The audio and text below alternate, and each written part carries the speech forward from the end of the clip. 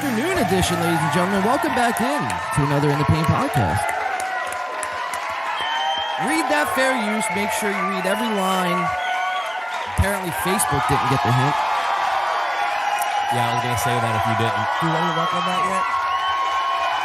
Oh, we'll get into it, man. Ladies and gentlemen, boys and girls, welcome into another In the Pain podcast. Let's go. Off your feet. Rally towels in the air. It's game 6 tonight, boys. Them red rally towels going. Wow. The Phillies can use it. How does the mic sound, guys? I got it's my first show with these new headphones, so it sounds Crisp. crisp. Very All right. crisp. All right, cool. I'm gonna trust you guys. Let me know if it sounds a little off. Ladies and gentlemen, welcome in to a Saturday afternoon edition of this In the Pain podcast. It feels great to be back, as always. We have a great show to get into tonight, man. Phillies game 6, Must win ball game. Phillies game. I feel like the audio is pretty low, I mean, it's low, but you asked if it think? sounded good. It sounded good. or maybe it's my monitors here. Let's turn it up. I could always. There you go. Yeah. Hello? All right, I think that's the problem. All right, enough of that. I just wanted to make sure we're good here. I'm not just talking because we've done that before. We've done whole intros and there's just like no There's always audio. something. And it's always gold the first time. And then, you do it over and it's like, fuck. Right. Well, listen, You can't do you it. see us at our most candid, so it's like Right. it's an extra experience. It's an added bonus. It's behind the scenes. We do have a great show set to get into tonight, or today rather. Another Saturday afternoon edition of this In the Pain podcast. YouTube, TikTok, Spotify. No more Facebook, unfortunately. Facebook. Damn, it's like that, huh? Facebook pulled me off, man. R.I.P., R.I.P. dude. I got completely nuked last week after last week's show. Well, it was during last week's show. And, yeah, man, just wound up getting nuked off the face of the earth. So that's kind of where I sit. We'll kind of get into that, though. We have, like I said, Phillies game 6. They're in Houston tonight. So, I mean, obviously, we're not going to be live on air. We're going to be watching that and probably going to be a couple drinks in. It should be a good time. But yeah, man, I mean, we have like I said, great show to get into. Let's say hello to everyone. We have Sir Mario sitting across the way here. How you John, doing, what's dude? up, man? Brandon, welcome back, brother. Yo, thanks. What a warm Good to be welcome. back, man. Appreciate it. I'm gonna go as hard as I can for you guys tonight. If you guys can't hear my voice, I'm feeling a little rough, a little under the weather. But I got some tea, some lemon tea. I got plenty of hydration here, and a little whiskey. Always fucking cures a cold, man. So I think I'm gonna be all right. I think you're gonna be good, dude, Yeah. man. Thanks for still trooping it out. Yeah, Of course, you're a trooper. Got to dude. be here, man. I'm looking forward to tonight's Phillies game. I feel good. I do. I think you have Wheeler going. You got Ranger Suarez going. So if you can steal Game 6, I think Game 7's up for grabs. Absolutely, man. I like your analysis, dude, and hopefully the tea and the gentleman jack and the dabs and everything else that comes along Clears with out the show. sinuses, dude. I got a whole thing going here. I gotta keep it off camera so I'm not being gross. But Yeah, if you have to if you have to clean your leakage, as they say, a step away. yeah, just take a step off. Nobody wants to hear me hacking on You could go. camera. Yeah, it's the only OnlyFans camera is back there. It's back there. It's yeah. That's right. That's the casting couch area. Yeah. That's an extra fee for that vid. We got the docking cam set to go, but it's only located on feet level, so it's just taking pictures and constant recordings of our feet. But then you Right. just get the noise of him blowing Dude, that's his a whole. nose. Dude, we're gonna corner that entire market. We talked about that already on the one show with Angela. We're gonna corner that market. Yeah, hit us What was up. that site that she looked up? What was that called? The feet pics. oh. The celebrity feet pics. Yeah, it was Celebrity feet Yeah, pics? celebrity Oh, wow. feet pics. Yeah, rank them like feet rank or some shit like that. But Who was number one? Do you remember? I don't remember. No, Oh yeah. Shit. unfortunately. Probably John Travolta. Welcome back into the seat, Sir Brandon, man. Yeah, After a thank long you, thank you. hiatus, it's been about 2 months since your last show, something like that. But Yeah, it feels good to be back. welcome back in, dude. How you doing? Big pimping, always. Not much, doing great. Glad to be here. Good to see everybody's face. Hopefully everybody's glad to see my face. Of course. Absolutely, Yeah. dude. It's always good to have you in the co-hosting chair. In the hot seat. I think I'm gonna drink out of this. That's my yeah. my conclusion. They're supposed to be Halloween decorations, but they kind of just fit our aesthetic. Oh, mine. Does yours have a little ruby? I think mine's lucky. Oh yeah. Oh, yours is lucky too. He's iced out. Look at that. Yeah. He's big pimping. All right. Yeah, that's big pimp. These are big Died pimp. died with his hand on the glass. How do I want to go?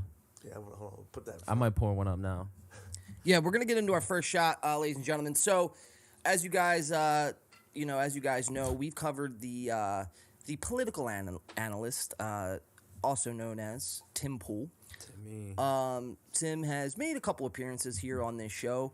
But other than doing political analysis and stuff to that nature, Tim also has been putting out music.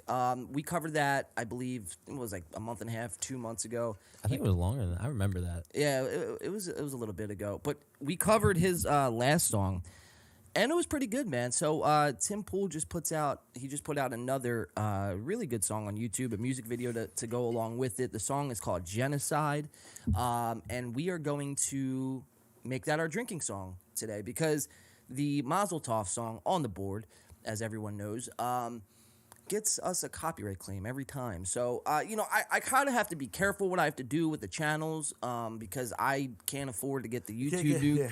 I mean, that would be bad. That'd be catastrophic. So we'll get into this drinking song, and then we'll get right into today's show, man. Happy Saturday to everyone. I got the Jim Beam going, dude. I bought you got these. the Jim Beam. I got the Jim Beam, Ice dude. cold. Look at that. Look at that. Wow. I mean, Hogging it over there. You know it's ice cold when you could see it on the camera. I mean, that's Frosty Nixon, dude. So yeah, I got the classic staple here on this show, James Beam, as we like to call him. Jameson Bean. James likes his beans. Yeah, man. We'll play some Tim Pool to start off this show, and then we'll get into it, man. We got about 4 hours here of live coverage of a lot of great stuff. We got little MGK coverage coming up. We got some Brendan Schaub making a fool out of himself, but what else is new? Obviously, we have Takeoff, who was murdered or was sacrificed, but either way, R.I.P. Takeoff. And yeah, we have a whole bunch more. Something's Burning with Burr Kreischer. Also, Burr Kreischer putting out his new trailer, The Machine, which is going to be set to, I think, take theaters probably after the holidays. Interesting. Then we have we're going to follow up on the boys on JRE, Burr Kreischer, Tom Segura, and Ari Shafir. Just getting out of October, so Sober October, as you guys all know, they do a Sober October every month. They do challenges, so we're going to follow up with them because obviously we are in November now. So we have a whole bunch to get to. Let me stop gibbering, and let's get into our first shot. We're going to pull up some Tim Pool, Genocide, Losing My Mind by Tim Pool, guys. Hope you enjoy. Take it away, Tim. Cheers, everyone. We follow until it's our turn to die. We're slowly marching to our suicide instead of living. Tell me what to do instead of dreaming. Let me die for you. If I could see the darkness in our minds and their tainted eyes, I'd make it right.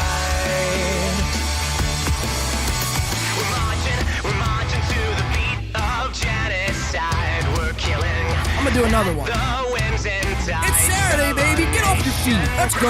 At the seams, making a Can't believe you got me drinking at 11:39. to see.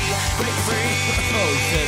from control reality. And fight your way from this.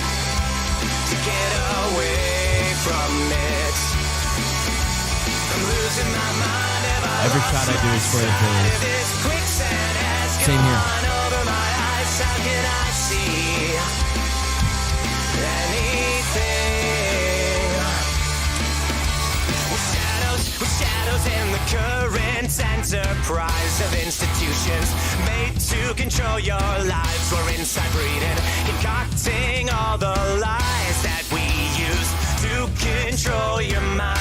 Break free from control reality and find your way from this.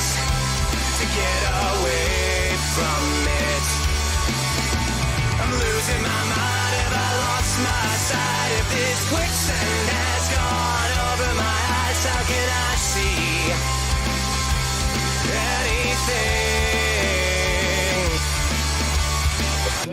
command on internal. Missile and internal DC. Pressurization complete.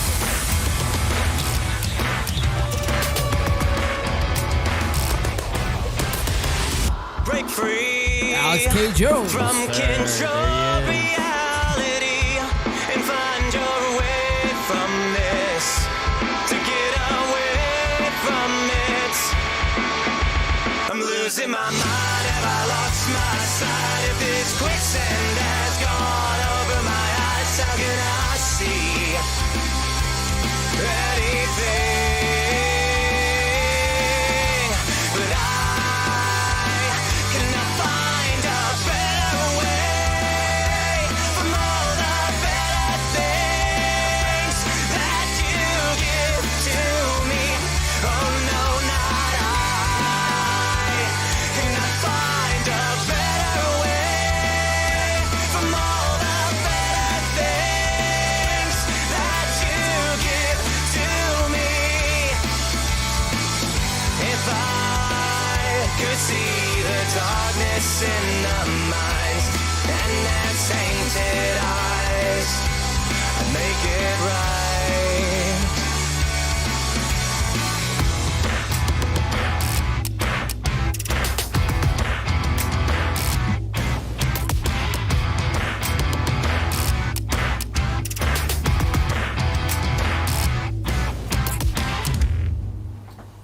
Wow, Tim Pool, everyone.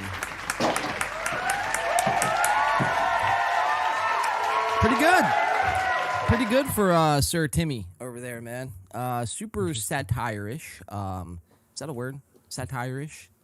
Super satire, I guess. Yeah. But no, man. I mean, the quality of recording is solid. I mean, it's a pretty quirky video, but it kind of fits who he is. So it's I think it's a job well done, man. It's kind of almost how like our generation looks at the media nowadays. Yeah, Like, exactly. You have to kind of satirize it, just laugh, or like if you just soak that shit in every day, it's depressing, dude. Dude, pretty yeah, dark. Yeah, It's fucking dark. yeah. It's super dark, man. It's super emo.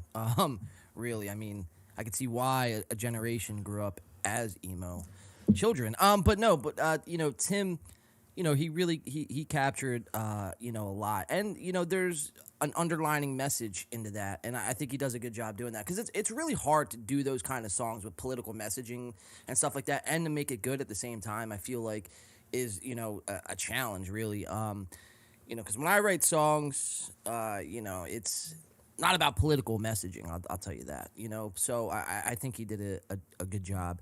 If I had to rate it, and I'm curious to see what you guys say, if I had to rate it out of 10, I'd probably say that'd be like an 8.5. Reminds me of like almost like American Idiot album. Like that could fit on American Idiot from Green Day. The overall context of the song fits very well with that kind of an album. I'll give it like an 8. I would definitely watch it on psychedelics. That's Yeah. my rating. That would be nuts. Yeah, that would go to my psychedelic. That's high praise. Yeah. Yeah. No, that's yeah.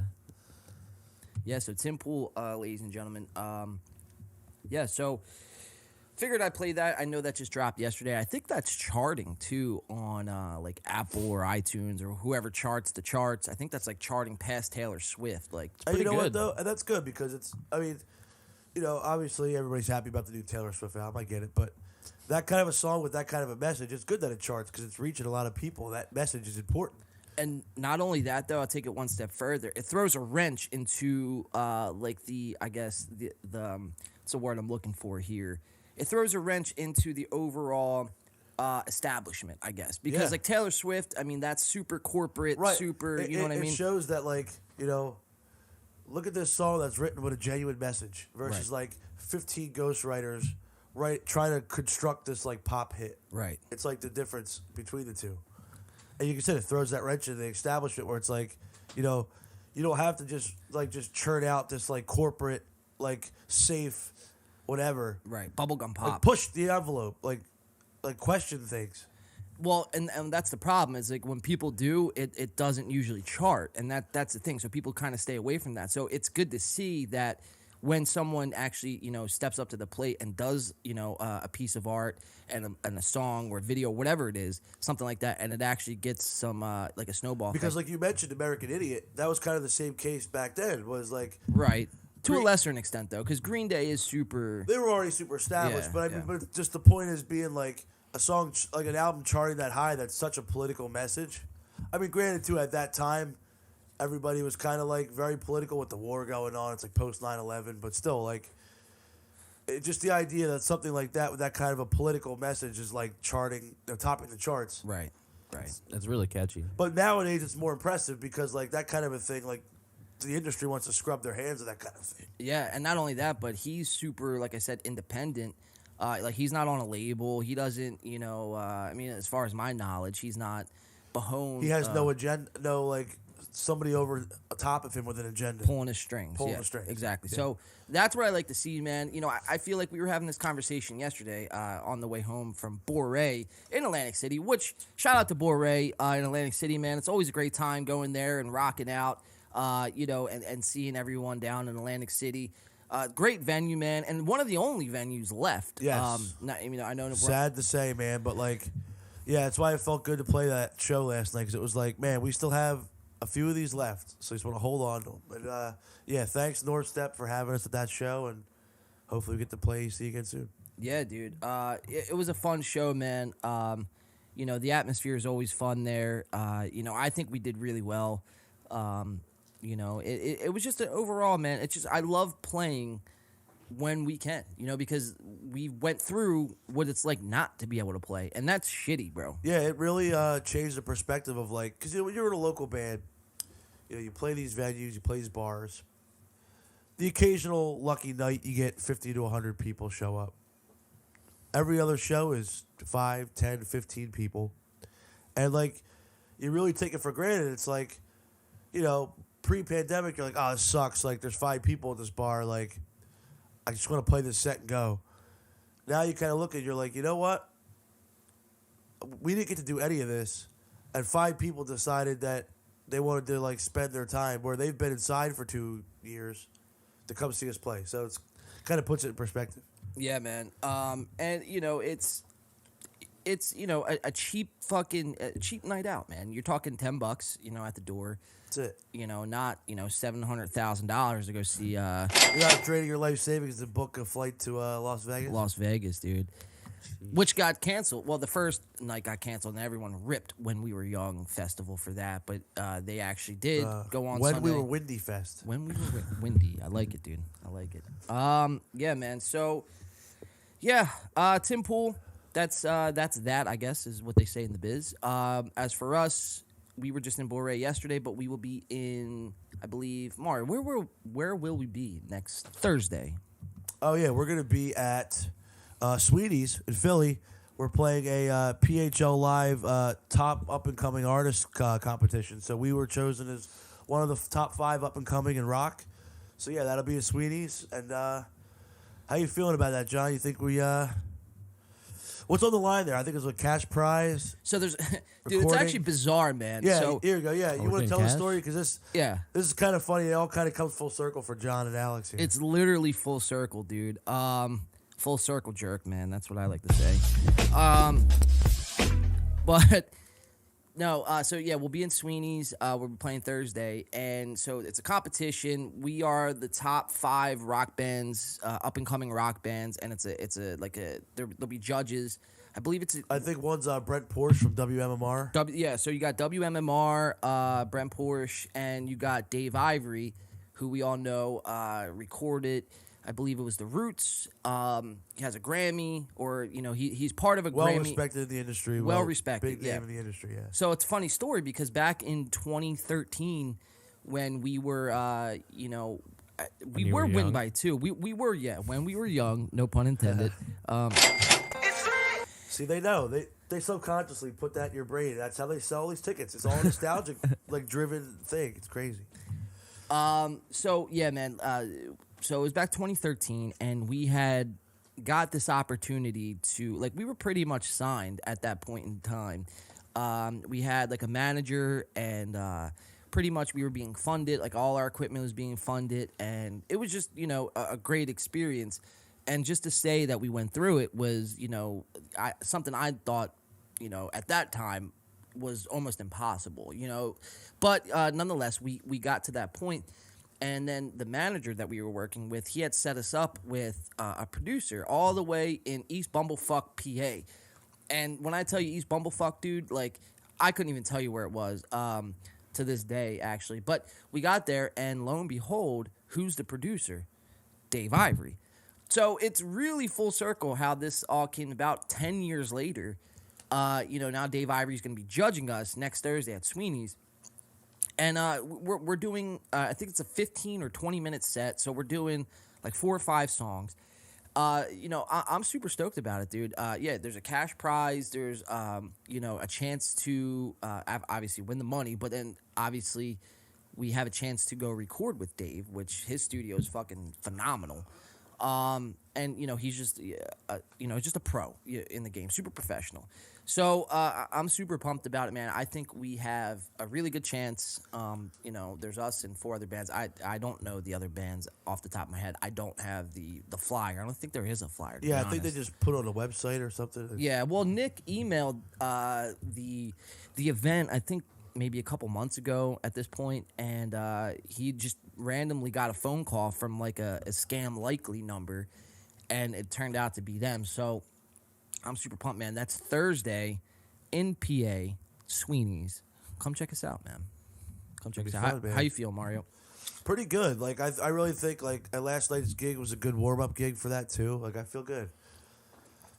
I'll tell you We what, gotta decide our set list. I was going to say you're doing the same set. That's like the hardest part I think right now is trying to figure out like what songs. If we have a 15-minute like shortened set, like what songs can we play that are absolutely going to be like, okay, this is who we are. Right. Like give the best like representation of that.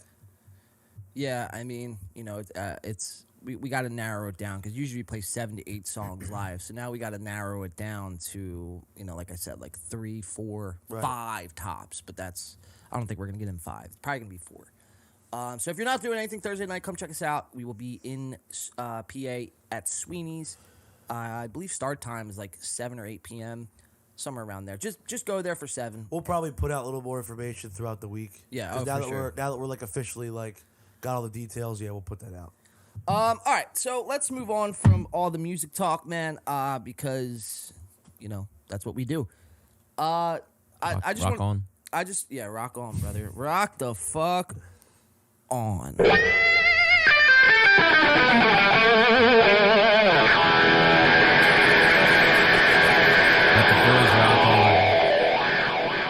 I feel good, man. I'm feeling more and more positive about the game tonight. So before we get into the Phillies talk,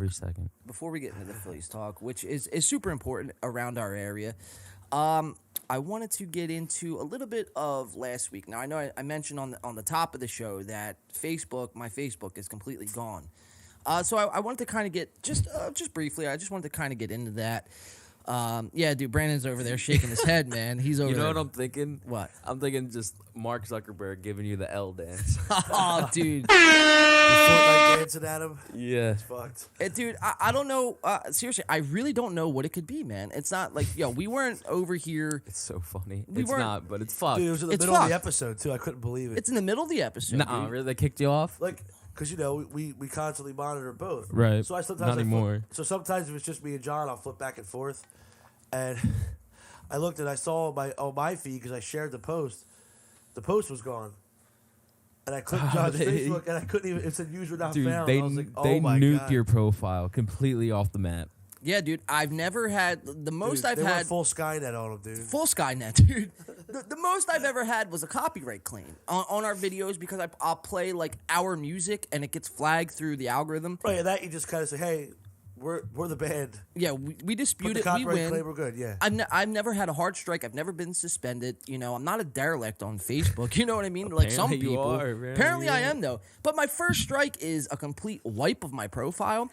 On the Yeah. same week, coincidentally, on the same week, I got creator status, whatever that means. I get. Dude, Dude, the well, push think and about pull is real. Well, no, I'm Dude, telling yeah. you, no, but you know what? I think you just figured it out because Zuckerberg, even before all this shit, Zuckerberg has done everything in his power to stifle artists' profiles. Yes. He doesn't want bands to like. If you ever noticed, like if you're a band and like you like try to share your YouTube link because they're not like interfaced with each other, that post will never reach the algorithm. No, ever. Or like when you post about like shows and like you get 5 or 6 likes, it's because he doesn't want your unless you're like a huge artist with a blue check mark. He wants it to just be a bunch of just faces, random, like just personal profiles. So like, yeah, or just like propaganda that fits his narrative, Right. and we found out and actually the problem is you're pushing you're pushing against that. So you're a content creator now and not a personal profile. gone. Dude, he made it easier for you. He was like, oh, good. Now I can just silence this content creator. Yeah, no, that might be seriously. I mean, I think we're onto something. That's there. what I mean. I was like, when you said that, the light bulb went off. I'm like, Because what else could it be? he doesn't want, yeah. Now, I read on their TOS, their terms of service, that impersonating somebody would get you flagged and banned and pulled. And last week we were on and we did the Halloween show, and I was in costume as Again, Donald Halloween. Trump. Yeah, Donald Don't Trump. even say it. Don't even say the T or D, the D, J, Donald Donald J, Donald J. Trump. Donald J. Trump. But no, I'm on I'm on live on air as a Halloween gag, and I mean that would be my only other correlation is that might have been, but it's like I wasn't acting like, and first of all, I wasn't acting like I was said person. One, and number two, I was only in costume out of a 5.5 hour show, maybe 5 minutes tops. It definitely wasn't that. If it was the accent or not the impressions. Your guys' impressions of Trump are just so good. They had to flag you. Right. But it had to be something else because you weren't like. I feel like impersonating is like if you're Creating a fake profile. yeah, like Donald J. Trump, and then you go on in the costume and Yeah. you're like This giving is a who I whole am. fucking speech. You know what I mean? Right. Whole haiku, but. Yeah, I honestly don't know. We man. gotta call get Zucks on the show. Well, I tried calling them. I tried emailing them, and they make it damn near impossible. It's so easy to get kicked off their platform, and it's like you gotta know somebody who works at Facebook to get back on. Because at this point, I don't think I'm getting it back. Dude, they didn't even say like 5 Why? days, No, 7 nope, they didn't give days. nothing. No, Nothing. they gave you an email. Nope.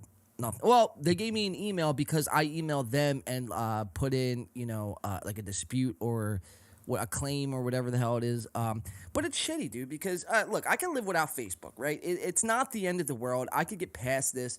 It's not like, oh, my God, what am I going to do? My life's over.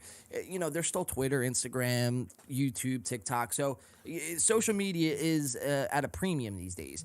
But it's just a simple fact, man. Look, this is the spot I go to communicate with family, with friends. I do business on there. And I actually had a Facebook marketplace sale lined up that I was going to proceed with on Monday. And my account got banned on Saturday. So I don't know. He probably think you blocked. He probably think I blocked him and Yeah. beat him, and I was messaging them too because I was like, listen, man, like, sorry for the delay. Like, I had these speakers, I just haven't had the time, but I'll get it to you Monday. And it's super fucking unfortunate, man. And for them just to do that, the way they did it is what gets me. I don't care that they did it, but first of all, you don't give me a reason. That's fucking sus. And two, you just pull me in the middle of a stream, like without like saying, hey, we're taking this down because of so-and-so or because of what you did. Here's a 7-day ban. Don't do it again. I could have lived with that. But the fact that you just wiped me off the fucking internet like I don't exist, bro, that's like 14 years of my life there. It's fucked, dude. It's real fucked, dude. And social media, these companies, man, they have no accountability, dude. They answer to nobody, and essentially they're just a leg and an arm of the government at this point. And I'm not saying I'm on here and getting banned because of what we're saying and shit. I don't think we're making that many ripples, but you never know at this point. You know what I mean? Because these companies, man, like I said, they just have no oversight and no accountability. So really, anything they do, they could get away with. It's at their whim. You're at their whim. Yeah, And they're I'm starting at to their own mercy. more and more things, too. Yeah, exactly. You know what I think it might be time for? What's that? An In the Paint Facebook. ITP Facebook. ITP. I like it. Yeah. Yeah, because I don't think at this point, Then we just share all the links and everything in there. Yeah, we could do that. well, or like an in the paint group. Yeah, group. Yeah, Do a group. instead of like a profile. I mean, because at this point, if I don't get my original profile back, I don't think I'm gonna be going back onto Facebook just because of the principle. It's like, fuck you, dude. Now you just lost my business. For whatever that's worth. You're not gonna be able to collect my data you fucking bitch. But yeah. So I feel like I had to get that out of the way, man. That was kind of festering all week. You know what I mean? Get it off your chest. Dude. What are you It gonna sucks. do? It is what it is. It is but- what it is. All right. I wanted to get that out of the way at the top here of the show. I feel like I accomplished that, so that's good. Good for you. Airing my grievances, as they say on the streets. But all right. So, Brand, yo. you haven't been on No. in about 2 months, man. Yes. So I think the last episode you've actually done was the fantasy football live stream Was it? with me, you, Adam, and then we had the Discord, which was kind of janky because we kind of set that up like super last minute. But nonetheless, we still pulled off the stream. Brees Hall first round. Brees Hall, who would have thought? And he's actually not a complete bust. Well, he is hurt for the year. Well, Yes, he is a now. bust. Yeah. Up until that point. Up until that point. He was the greatest running back of all time. Well, clearly. But yeah, man. So you haven't been on in 2 months, man. So I just kind of want to pick your brain and see where you're at. How's the fantasy season going overall? I know you're in about 3 leagues, 2 others other than my league. How's fantasy going overall for you? Not my greatest year. Yeah. Not my greatest year at all. I don't even know what my record is, and I know I'm. Jeez, it hurts, man. It really does. It's not a great year for fantasy. Gruesome Twosome is up on Alex. Fuck you, Alex. If you're listening. 15 to nothing. He keeps ducking us too. I had the Eagles give me 15. Here we got it up on screen, right? Yeah, here. I'm 3-5 in this league, so not horrible, not great. The big league that I want to do good in, I'm currently 2-6, going up against a 3-5 team, Philly, and what do you fucking know? He's got the whole fucking Eagles team on his squad, and he dropped damn near 60 points last night. Who do you have? Goddard, Hurts, Goddard, and A.J. Brown? Eagles defense. Okay. Yeah, So he's got a lot out. He's got, like, if the rest of his team does shit, we're still not looking bad. But the fucked part about this league is we're in the good division. We have 3 6-2 teams in our division right now. Oh, that's tough. That's a lot of ground to make up. Yeah, and we're the complete opposite of that. And the other division is shitty. Is like the top guys like 5-3. I just want to preface this by saying that, you know, you guys started out 0-6, man. You went winless after the first 6 weeks, but have since won 2 straight. Dude, it's not over. It's not That's over. a good start. It's All you got to do is string together a few wins, and you're right back in it. Yeah, man. You know, you don't have to look at, man, you know, I'm looking forward to week 15, 16. I don't know how we're going to get there. I don't know how we're going to get into the playoffs, blah, blah, blah, blah. But really, at the end of the day, possible. It's possible. All you got to do is win this week. That's all you have to do. So with that, man, I feel like it isn't impossible for you guys. But My other league, I already fucked up in this league. I'm 3-5 in this league. I'm never doing 3 leagues again. It's a little much. the most 2, Two, bro. yeah. I'm in Two's 2, and that's like Yeah. sweet Enough. enough. I put D Smith in last night. He got me 4.20 points, so that's cool, but it's not what I needed. And he had, who the fuck did he have? Somebody, but I don't know. Oh, he had Jalen Hurts. Only got him. I hate this league too. Yeah, the scoring is a little weird in that Yahoo league. Yeah, you can't really. And we got a defensive player, which I kind of like. Oh, the IDPs, yeah. So it's kind of cool because it kind of makes or break a game. Like if you have your defensive player go off, he can get you 15, 20 points. And Yeah. But I digress.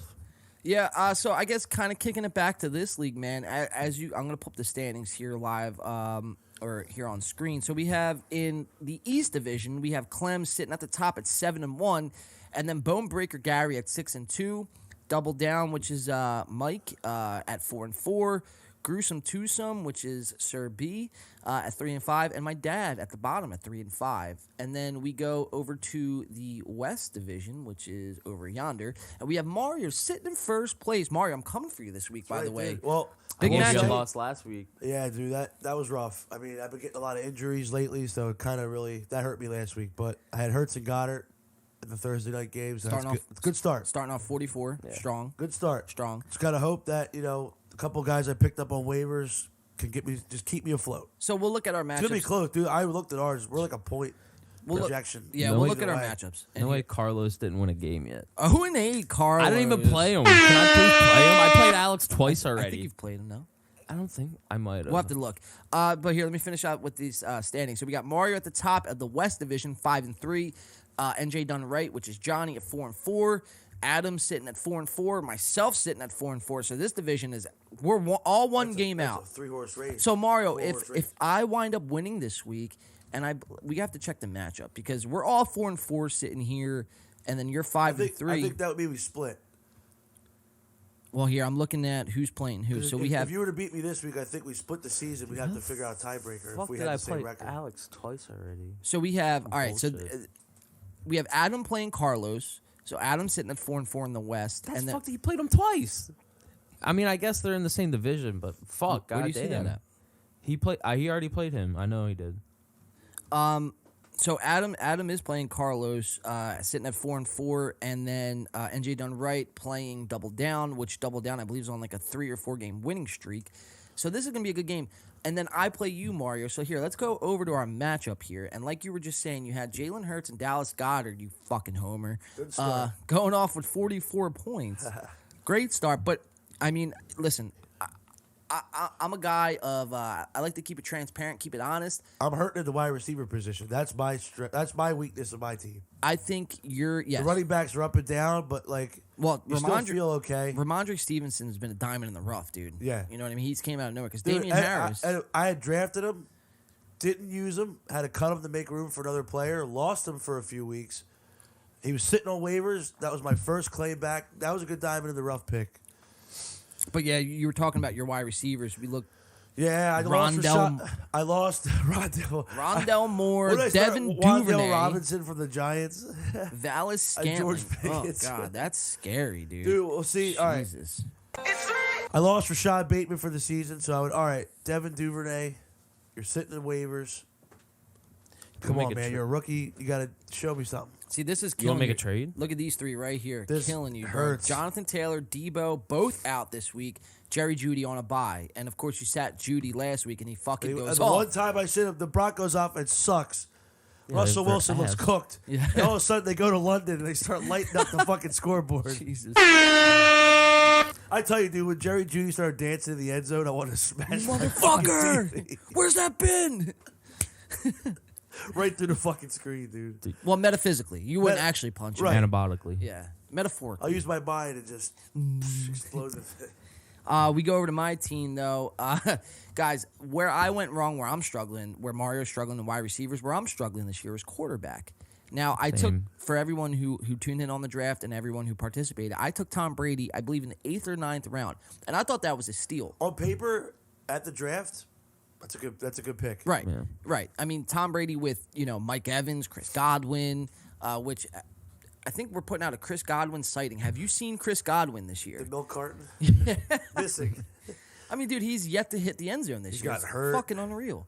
And then you got Julio Jones, which granted, Julio's a little older, a little banged up, but it's still Julio Jones nonetheless. I think it was the season opener or the second week. He looked good. He looked real good. And, He just got hurt. I was, very optimistic about the Buccaneers, but obviously, I mean, they're just a dumpster fire over there. I mean, we talked about it last week with him and Giselle now being officially divorced, and Antonio Brown chirping, fucking saying, pretty much just giving an open invitation and just letting people know that, hey, Tom, I fucked your wife. You know what I mean? So, Yeah, Tom, we were talking about that again last night too. yeah. Tom Brady just comes home. Bucks just lost another one. He's screaming at the offensive line, and he walks in the door, and he turns around, and his old boy Antonio Brown is just laying pipe to his wife, and he just looks over, and he just goes the other way. Calls his offensive what- lineman. Dude, that's what happens when you leave New England. You know what I mean? That's it. I mean, yeah. I mean, You well, think that was Belichick saying, "All right, let's make sure you send her to Tampa." see, I don't know, man. I She don't was know. a play in New England. He said, "All right, take her to Tampa. Take her to Tampa. We got to destroy this man's career." I mean, look, it's Tom Brady though. Like, I feel like he could probably just fuck any bitch on Well, on demand. And I don't even think she's that hot. You know what I mean? I don't really honestly know. Like, what she she's looks obviously like. good looking. We should do a fantasy league of football wives. Ooh. That's actually kind of cool. Yeah. Fantasy draft, football wise. I like that. Yeah, I don't know how he would do Score the scoring. system, Score, yeah. but yeah, that We'll it's just a do broad we'll idea. Just do a draft. yeah, we'll just do a draft. That'd be Yeah. hilarious. But yeah, man, if I would have told you back in the preseason that I was gonna go with Andy Dalton this week over So have you just Tom been streaming Brady, quarterbacks since then, or Well, no, have I've you been- kept Tom on the bench? no. Tom has been my starter. I went with Goff like for 1 or 2 games early on, but Goff Or has he since looked- fucking dude, he looked terrible. I had him well, in the other recently. league. See, I've been streaming quarterbacks in the other league because it's a 2 quarterback league. Well, that's fucked. Thanks, Angela. Yeah, that's for fucked. listening. That's fucked. Yeah, dude. So I what did I start with? I had Jameis Winston and Derek Carr. Ugh. Then I went to Derek Carr and Jared Goff. Ugh. Then they were both on a bye, so I had Jimmy Garoppolo and Zach Wilson. I actually like those I two tell you right better now- than the first two. And when I brought them both back, I said, "Oh my God, I'm going back into waivers and I'm picking them both back up. Yeah. I'm at least getting Garoppolo." Garoppolo's a stud. Yeah. Well, I got wouldn't say good stud, offense. but he's better than Derek Carr. Fantasy wise, he doesn't Yeah. put up a lot of numbers because he's not a deep ball thrower. He just Right. kind of facilitates and game manages. Right. But He could who throw for cares? 300, who 2 cares touchdowns. if he dumps one off for 5 yards? That's a Yeah. touchdown pass. It's a touchdown pass. Yeah, it's like He'll a- get you 250, maybe 300 yards. depending on who you're playing. Sure. Yeah. But yeah, man, I got Dalton going this week. The Red Rocket. Austin Eckler, yeah, the Red Rocket. Yeah. Austin Eckler. See, this is my strong suit of my team. I feel is DeAndre Hopkins, T. Higgins, and Tyreek Hill. I rely on them That's a solid receiving core. week in and week out. I just need T. Higgins to do something, bro. He's kind of been a ghost. And you as thought of he would recently. because Jamar Chase Is out. He's out for like almost a 8 weeks. month and a half. I think it was like 6 to 8 weeks or some shit. So yeah, it's crazy, dude. Yeah, so we'll see, man. I'm trying to formulate a trade. I got a lot of stock on my team, but I can't use it. Let's go to your team then. Gruesome twosome. All right, we'll go back here. I'm probably gonna change my picture too. All right, let's go to your matchup, Brandon, and then we'll move on from the fantasy topics, and then we'll kind of touch briefly on the Phillies and Eagles. So we'll go to matchup here. You are playing Clem this week, already up Second. 15-0. That's a good The start. second time, I don't play. I checked. I don't play Carlos. The luck of the schedule was not on my side. You don't play him at all, Nah, I don't play him at all. really? No, I think that's impossible. You at least have to play him once. I'm looking at the schedule. You at least got to play him once. I'll send you the schedule. It's no big Yeah, deal. yeah, yeah. We'll figure it out after. But all right, so we'll look at the matchup. On Clem's side of the ball, Lamar Jackson, Alvin Kamara, Caleb Huntley, Justin Jefferson, Drake London, Noah Fant, James Robinson, Packers D, and Young Ho Q. He's got. Why isn't he starting Travis Kelce? Whoa, That's an interesting choice. that's a very What's the interesting matchup? choice. Who's Tennessee. Who's the other tight end? Noah Fant. Oh, he's got Noah Fant. Okay. Yeah. I mean, no. No. no. It's Travis fucking Kelce. No, you have Travis Kelce. It's like me saying I have Dallas Goddard. I'm just gonna put him on the bench. Yeah, and start fucking OJ Howard. Yeah, Wait, why? David Njoku, like Can we somebody cut- that's on like Right. that B tier. They're Right. good, but They're not you have, Travis You have a Kelce. top 5 fucking tight end. Can we cut no this offense out to the B tier. so he doesn't see it? Yeah, we'll edit this out in post. He's got a lot of buys this week. He did have Sanders and on his bench with 13. See, I was gonna help. See, however, with Geno Smith, the Seahawks offense looks pretty good. No offense. I don't know, Mar. You're giving him too much credit. I'm Give just him too helping much him out. Well- Keep Travis Kelce on the bench. Yeah. True. Nah, no offense to shit, bro. Yeah, no offense, the best tight end in the league. What are we talking about? We go on Brandon's side of the ball. He's got Aaron Rodgers, Mr. Immunized, playing at Detroit. I think this is a get-right game for Aaron. I think he'll throw for 3 touchdowns. Dude, he's That's not mad. part- He's that's not gonna part of use the his season fucking where he's anger gonna- Yeah. to fucking go off. Absolutely. I think this is the game to do it as well. And you know who he's gonna throw him to? Tanyan. Robert Tiny, the connection. I like it. Yeah. There you go. Dalvin Cook, Joe Mixon, Mike Evans, DJ Moore, Jalen Waddle, Eagles D with 15, Dude, and did Justin you Tucker. see DJ Solid team. Moore's catch? Yeah, and I didn't start my him. God. I didn't Did you start see him. how The all first thing that I saw played when I out opened my phone in the afterward? morning. Dude, and then he took off his helmet. Wait, what happened? I didn't see all that. So he catches a miraculous touchdown pass. Crazy, yeah. Extra point wins the game. There's like no time left. He takes his helmet off on sportsmanlike conduct flag. They back up the extra point. Kicker misses. Pinheiro, Yeah. Eddie Pinheiro. Well, because it was like a 50-yard extra point. it ended up being like a 48-yard kick. with the That's how penalty. far it was? With the Yeah, penalty, with yeah. the penalty, yeah. Wait, why did he So- take his helmet off? Because he He was was celebrating. excited. Dude, Yeah. it was the last play of the game. It was literally a Hail Mary. And P.J. Walker just like launches one, and he's in the back of the end zone, catches it rips his helmet off. He's jumping up and down. They throw the flag. They back it up. It's like a 48-yard field goal now for the extra point. Pinheiro misses it. They go to overtime.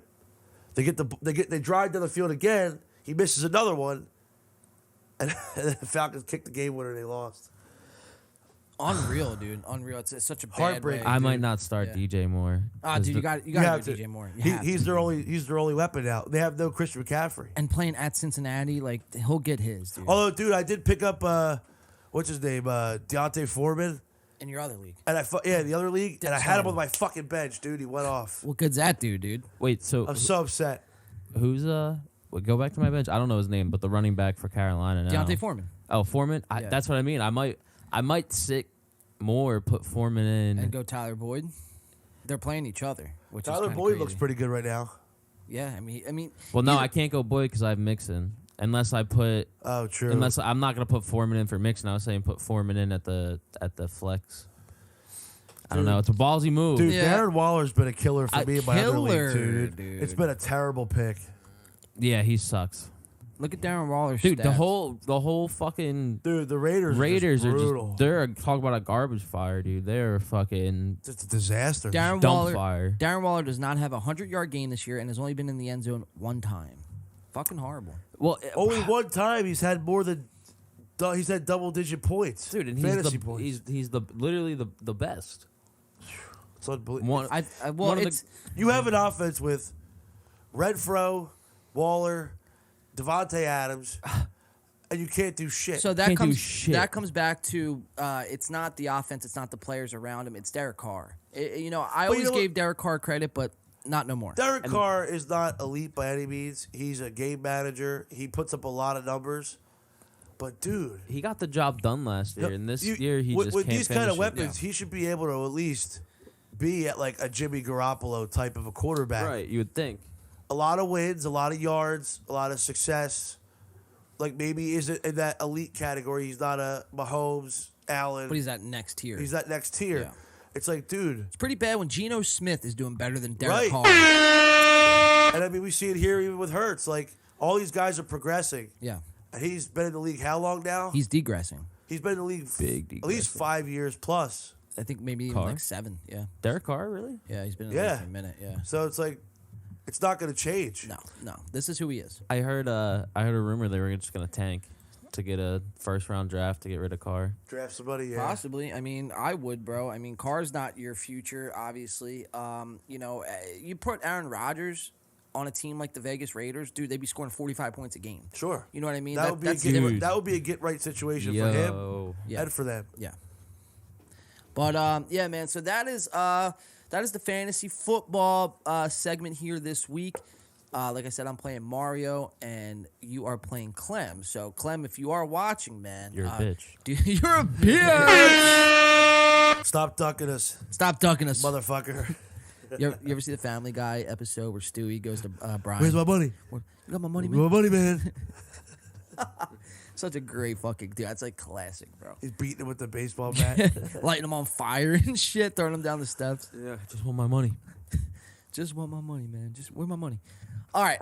Last week we were kind of getting into Mario and I were getting into how the McRib is overrated, and I think that anyone who really goes to McDonald's for McRib, I think you should stay far, far away from that person. I was this close yesterday to getting a McRib. Oh, dude. I just for the gag of it because we were talking about it on the show. Right. Because you know how like when like the Phillies and Eagles like win or they do things like they give you like McDonald's codes. Right. The Eagles is a Big Mac sack, so anybody that gets a sack on the quarterback, you get a Big Mac. So I went to McDonald's for lunch, and I'm like, all right, I'm not just gonna get like one thing. I'm like, let me get something else. So I was like, McDouble, McRib.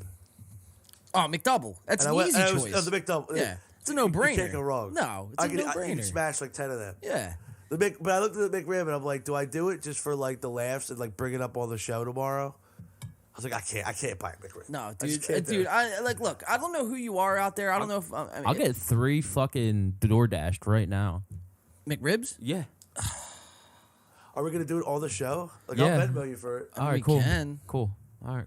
You want Dude, I fries? don't know, bro. McRibs Yeah, are... I'll do some fries. Time You just out. making lunch? Yeah, bro. I'm down. Time out. McRibs, dude, are flat out disgusting. Well, bro. we can dissect one tonight. Let's. I don't want to dissect one, Dude, bro. It's On horrible. the spot McRib review. I'm I down. already know the review. It's shitty. I'll- We don't have to put Dude, ourselves through this torture. Let me eat it and watch this video at the same time, and I'll let you It's know gonna if be I too get long. queasy. That's gonna be too long. It's gonna be too I'll do it for science. Science. Dude, the McRib, man, it's just fucking horrible, man. It's like pumpkin spice latte. It's like, you know. Now, see, a pumpkin spice latte, though, like we talked about it at the one show like prior where I was like, you get like a few of them for the season and you get your fix. Yeah, okay. A McRib, it's like, But I'm saying, we're over here trying to like, do we get it for like the gag? right. Well, my whole comparison is Yeah. that people just, they overhype both of those Oh, items. well, that to the case, max. absolutely, Yes. dude. How do you guys feel about the Shamrock Shake? Are you excited for that to come? That's also overhyped, but I like them. Overhype, yeah. I'm a mint guy, so I I like. do so like that's- some. yeah. I do like some big chocolate chip ice cream. Oh, fuck. fuck up some yeah, ice fuck cream. yeah. Yeah, man, but the McRib, dude, I don't know, dude. It's just a weird fucking thing, and it's not even real meat, dude. It's like, who knows what the fuck it is? It kind of reminds you of like, you ever get like the banquet dinners of like the Salisbury steaks? Yeah, Oh my. dude. I think Salisbury steaks is probably way better. It kind of than a looks McRib. like one of those. It looks like it, but Salisbury, I think, is way better than a fucking McRib. I mean, that's just me. Those banquet meals slap actually, dude. Those TV dinners. They gave Adam went to McDonald's, got like McDonald's breakfast, and they wound up giving him the wrong order, and he got a bunch of sandwiches, and he gave me a steak, egg, and cheese. Those are fire. Those are came good. back. I'm so happy, Those are dude. Those are banging. gross. The steak, Really? I had to take the steak off. This is I'm the not gonna only lie. fake steak that I like. Yeah, me Because too. me, I'm like such a snob with that shit where it's like, man, but the steak, egg, and cheese bagel from McDonald's, I don't know what. You know what? I know what do. it is. I know what it is. You know what would be good though if they just slapped the fucking burger patty on there. I would love that. That would slap. That would you slap. You could probably do that because the whole thing with the steak, egg, and cheese is their sauce that they use. It's a certain kind of like steak sauce. Yeah, like yeah. creamy. and it's like a something. little spicy. Or Little something. And it spicy, just yeah, makes yeah. that steak Yes. taste like a steak. Way better. It gives that savory taste. So yeah, you can The implement. onions too. They put the onions on it. And They put fuck, the- dude, yeah, dude, fuck it this slaps. steak. Yeah. It slaps, but you could substitute the steak of the steak, egg, and cheese out for a burger, like the burger I'm gonna patty. do that because that Yeah. sounds fucking awesome. Yeah. Oh yeah, and it's way better. You know what I mean? So here get a we have a double. video from the New York Post, out of all places. Now, me and Mario were talking about this last week. We kind of, I was kind of infuriated at the McRib being back and people overhyping it as usual, like people do.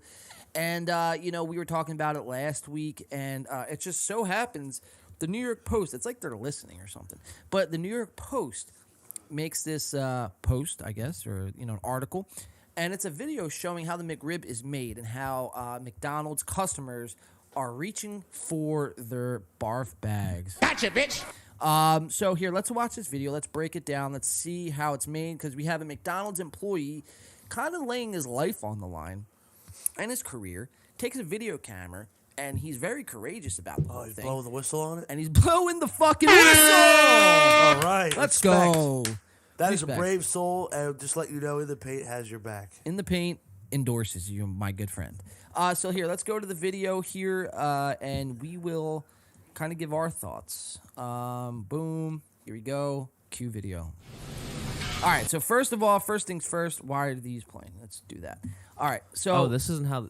This is just like them frozen. And this shit? is how they make Okay. them at McDonald's. Okay, So I've seen this. this, I mean, I don't know. This looks like I don't know what bricks. It looks like bricks. I mean, that's probably what their fucking burgers look like too. Yeah, they do. Yeah, They definitely do. But even still, it's like. they look like Legos. Look, McDonald's, I get it, man. None of the shit is good for you, but the McRib, I feel like they just fucking, this is all the leftover fucking bad shit, and they put it in that and then sell it as the McRib, and that's why it's so fucking bad. So here, let's continue. I wonder what's inside of it. I want to see the. Look up the ingredients. I want to see Of the a McRib. workers at the plant that makes them. Because they That's what don't- I'm saying, They don't yeah. make them in a slaughterhouse. They're making them in a fucking laboratory. Oh, yeah. All right, let's continue. So for audio listeners, all right, so now they fry them up. Wait, what? So it's a little time. Oh, it's not a time lapse, but it cuts forward in time. Now these are the McRibs fried. That's a rib? That's a McRib. Yeah, so they're selling this. Now, you got to keep in mind that they're selling this as a rib sandwich. There's nothing about this sandwich that is rib. That looks like a half-cooked, like, chicken cheesesteak wafer. Yeah. Like, you know when you have a frozen wafer for chicken cheesesteaks? You didn't finish frying it up? That's what that looks like. Where they get you is, dude, right? Because they could put any meat. You could put any meat on the McRib. Where they get you is at the end, and we're going to watch. Here, I'll show you. This is how they get you. So they're keeping it warm. They're toasting the buns. Right here, this is the sauce. Wow. You take away that sauce, you no longer have a McRib. You could, like... The sauce is good. Can't lie. The sauce is good. Well, it's barbecue sauce. That's all it is. It's just barbecue sauce. You could make that sauce at home with actual good meat. Yeah. Oh. Dude, that sandwich would be ridiculous. That's what I'm saying. Yeah, like an actual good like piece of rib, Piece of Ridiculous. pork. with some fucking with some pickles, some onions. Oh, my God. man. Get me Toast the hungry. bun. All right, so look. Ew, look at this. Watch this. Ready? Check this out. Oh, my God. Watch how flabby this shit is when he shakes it. Check this out. Watch it. Oh my God, that is fucking disgusting, dude. I don't know who you are out there, but if you like this sort of sandwich, man, you need to fucking go check yourself into a mental institution right the fuck now. Let's continue. Pickles, they line it up, they get it ready. And now we have some comments, some Twitter comments. So this is from Mike Sington. I have no idea who the fuck you are, but you have a blue check mark, so I guess we'll read your comment. Can this even be considered food? A McDonald's worker decides to reveal how a McRib is made. Let's read some more. Look at that, dude. Oh my God, that looks fucking gross. I guess it kind of makes me sick. I'm not feeling well, and this video did me no favors by Stephen White. Look how perfect they make that thing look on the promo shots. Now, that looks like a good sandwich if this was real rib. If this was real rib, this sandwich would be fire. It's shoulder meat. Shoulder meat. So pork shoulders. Or in this case, yeah. Of a like an actual fucking pig? Well, I don't know. I mean, unless it's supposed to imitate that. But yeah, that's usually when they say shoulder, it's like a pork shoulder. Elliot, where are you under the impression they were actually smoking and deboning ribs back there? I like it. Yeah, we keep our cows behind the drive-thru. But, The slaughterhouse is in the back. slaughterhouses just beyond the drive-thru. We got Morgan, Witch of the Moon. A McRib resembles food far more than anything an executive does resembles work. Okay, I like that. I mean, that's fair. Jeffrey Solace. Guy never grew up going to a public school, and it shows. All right, that one hits home. Look at this that guy. one though. definitely hits He looks home. like he's had a few McRibs in his life, huh? Holy shit. Wow. You ever go to school lunch and you get something that looks like a McRib? Yeah. Yeah. Oh yeah, dude. You know what the best was? The overly the overcooked mozzarella sticks were always the best. You guys ever have Bosco sticks? The little pizza sticks? Oh, yeah, pizza sticks. Yeah. Yo, McRibs are available year-round in Germany. They love them over there. Oh, dude, Germans are weirdos, dude. That makes sense. That makes perfect They're sense. freaks. They're freaky. Guys, yeah, so that is really the analysis on the McRib. I don't see myself getting one in the near future. I'd rather go hungry. If there was a fucking worldwide famine, I would not go near McRib sandwich. You couldn't pay me enough money to do it. I probably would if that was the only thing left to eat. I wouldn't, dude. I'd starve to death. I honestly would. Well, hey, over the next 3 hours, if you change your mind, You guys are gonna be fucking we'll do a slapping live them down. reaction on the show. Dude, if anything, I would take the rib off and just eat the bread and the pickles. That's gross. That's horrible. Better than McRib. No, it's better though. than the McRib. I get it. No, I see what you're saying, but it's like I would just rather not eat anything from McDonald's. I've been trying to consciously, because that was a big thing for me, man. Right? Because fast food is not only cheap, convenient. It's convenient. They put like some sort of fucking crack cocaine in there to make it come back. Oh yeah. But at the end of the day, every time I've eaten fast food, especially as of recently, and now I haven't eaten fast food in probably over a year, like fast food, McDonald's, Burger King, Taco Bell, I do eat fucking like Wawa. So if you want to consider that fast food, I guess. But it's just the way it makes me feel afterwards, man. one, it makes me feel less of a human being because I just feel like my fucking insides are being torn apart, and it's just like, ugh, it's just gross. It's like you're going to like do something you know you're not supposed to do, and you're like, you know it's something wrong, but you do it anyway. That's like what eating McDonald's or fast food is. Yeah, and it's just, you know, it just makes you feel like shit, and it's not good for you. So I'm consciously making an effort every day to try to not eat that kind of food, unless we do like a challenge here on the show. That's a little different though. But yeah, man. Do you hear that wheeze, by the way? I did hear that It's good wheeze. wheeze. That's smoker's wheeze for you guys. Yeah. Smoke weed every There day. it is. All right. So you want to go dark, or do you want to keep it on the light end? What do you guys want to do? I feel like we'll do the other one if that was the lighter topic. Yes. That's a The good like, whiter. transition. That's a good segue. So The Yeah. whiter topic. The whiter topic. The whiter topic.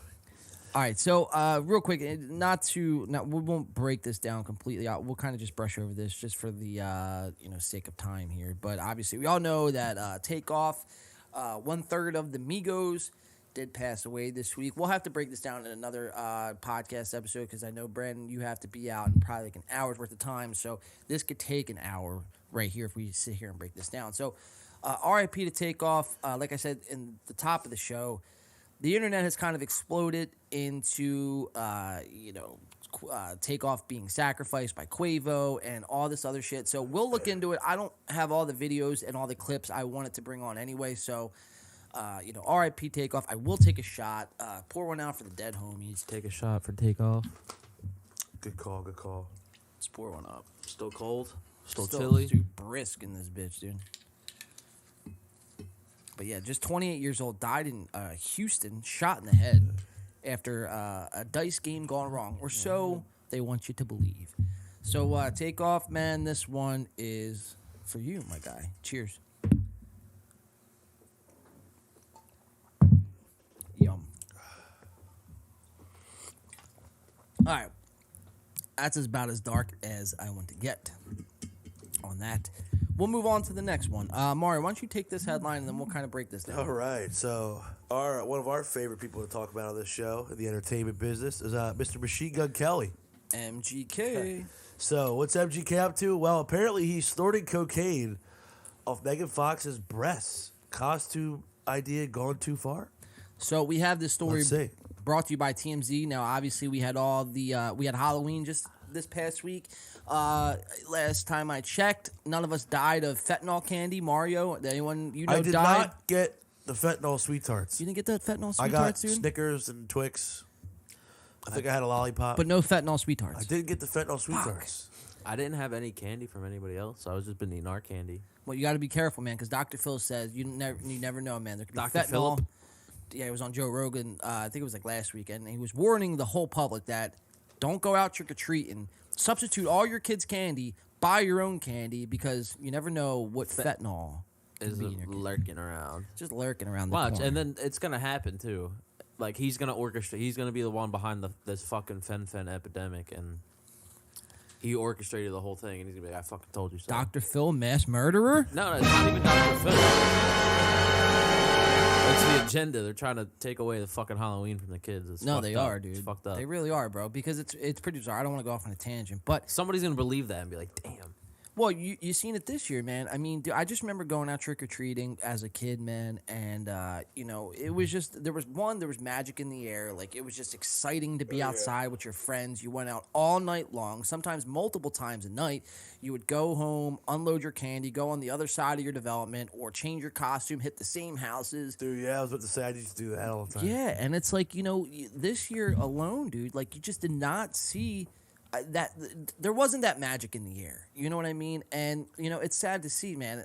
Like, the older we get, I just feel like the more holidays they're trying to take away. Like, over the pandemic, and I get it, there was COVID and shit like that, but even still, it's like they wanted you to stay home for Thanksgiving. They wanted you to stay home for Christmas.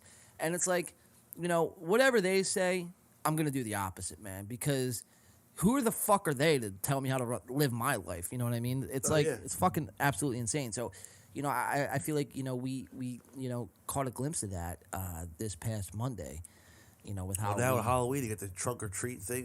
You just park up in a parking lot and everybody open the back of your trunk and Yeah, you'll take candy Take a out of a handful, trunk, yeah. but you won't go. It's bizarre, dude. I I mean, know. Listen to how that sounds, Yeah. saying that out of your mouth. You know what I mean? Like, it's just not the same anymore, man. So cocaine. So cocaine.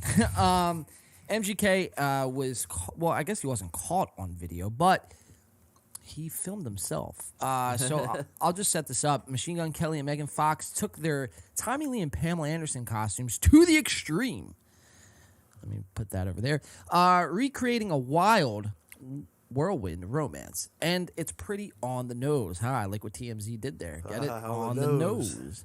The rocker and actress dressed up as an iconic couple for Halloween this weekend, rocking their famed 1995 look from when they attended the grand opening for the Hard Rock Hotel and Casino in Las Vegas, with Pam, which was Meg, in a pink dress, and Tommy, which was MGK. I love how they have to like associate out, like yeah. Pam was in the pink dress, which was Meg.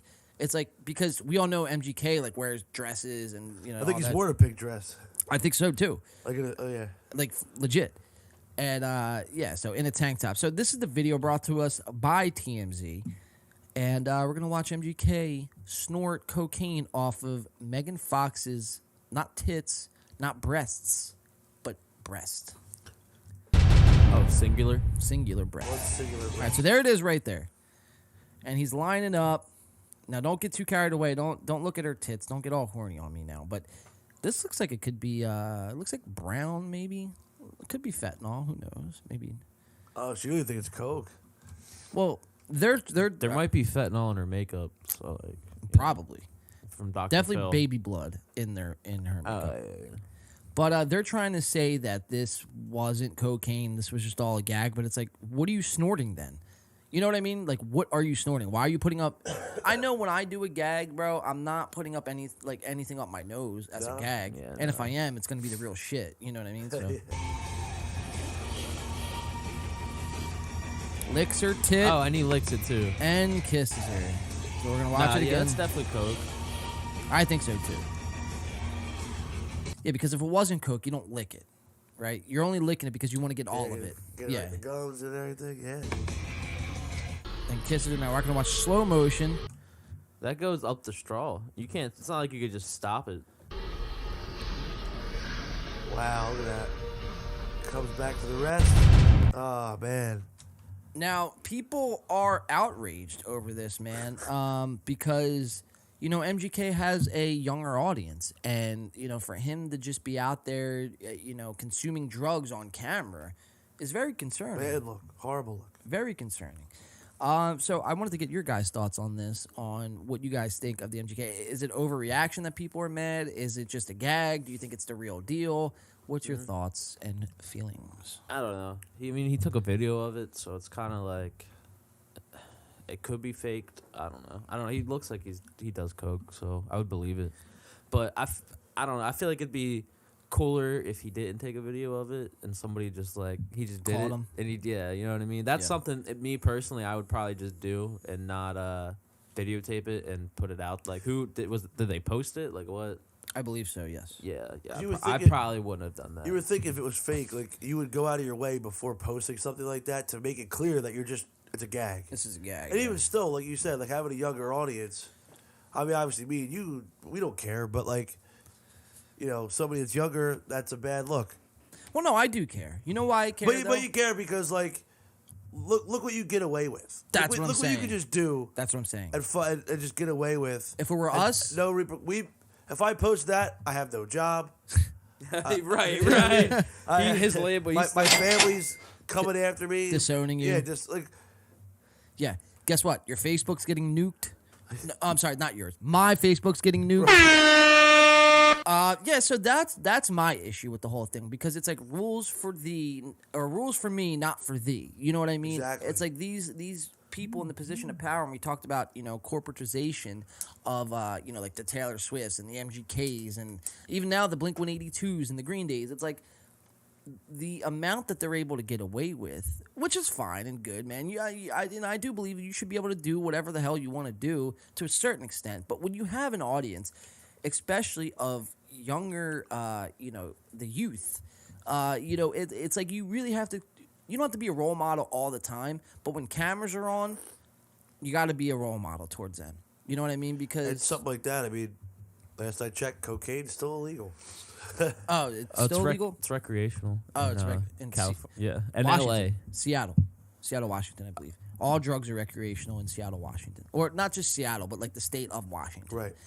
Yeah, that's probably where it was filmed. Oh man, I don't know. Doing illegal state, kids. I don't know, man. I don't know. MGK though, you know, who knows, dude? Who knows? I like to believe it's real. I mean, because like I said, it just doesn't make sense to just snort a random powder up your nose for no reason. Yeah, what could it be? If it's not cocaine, it's probably like pixie dust.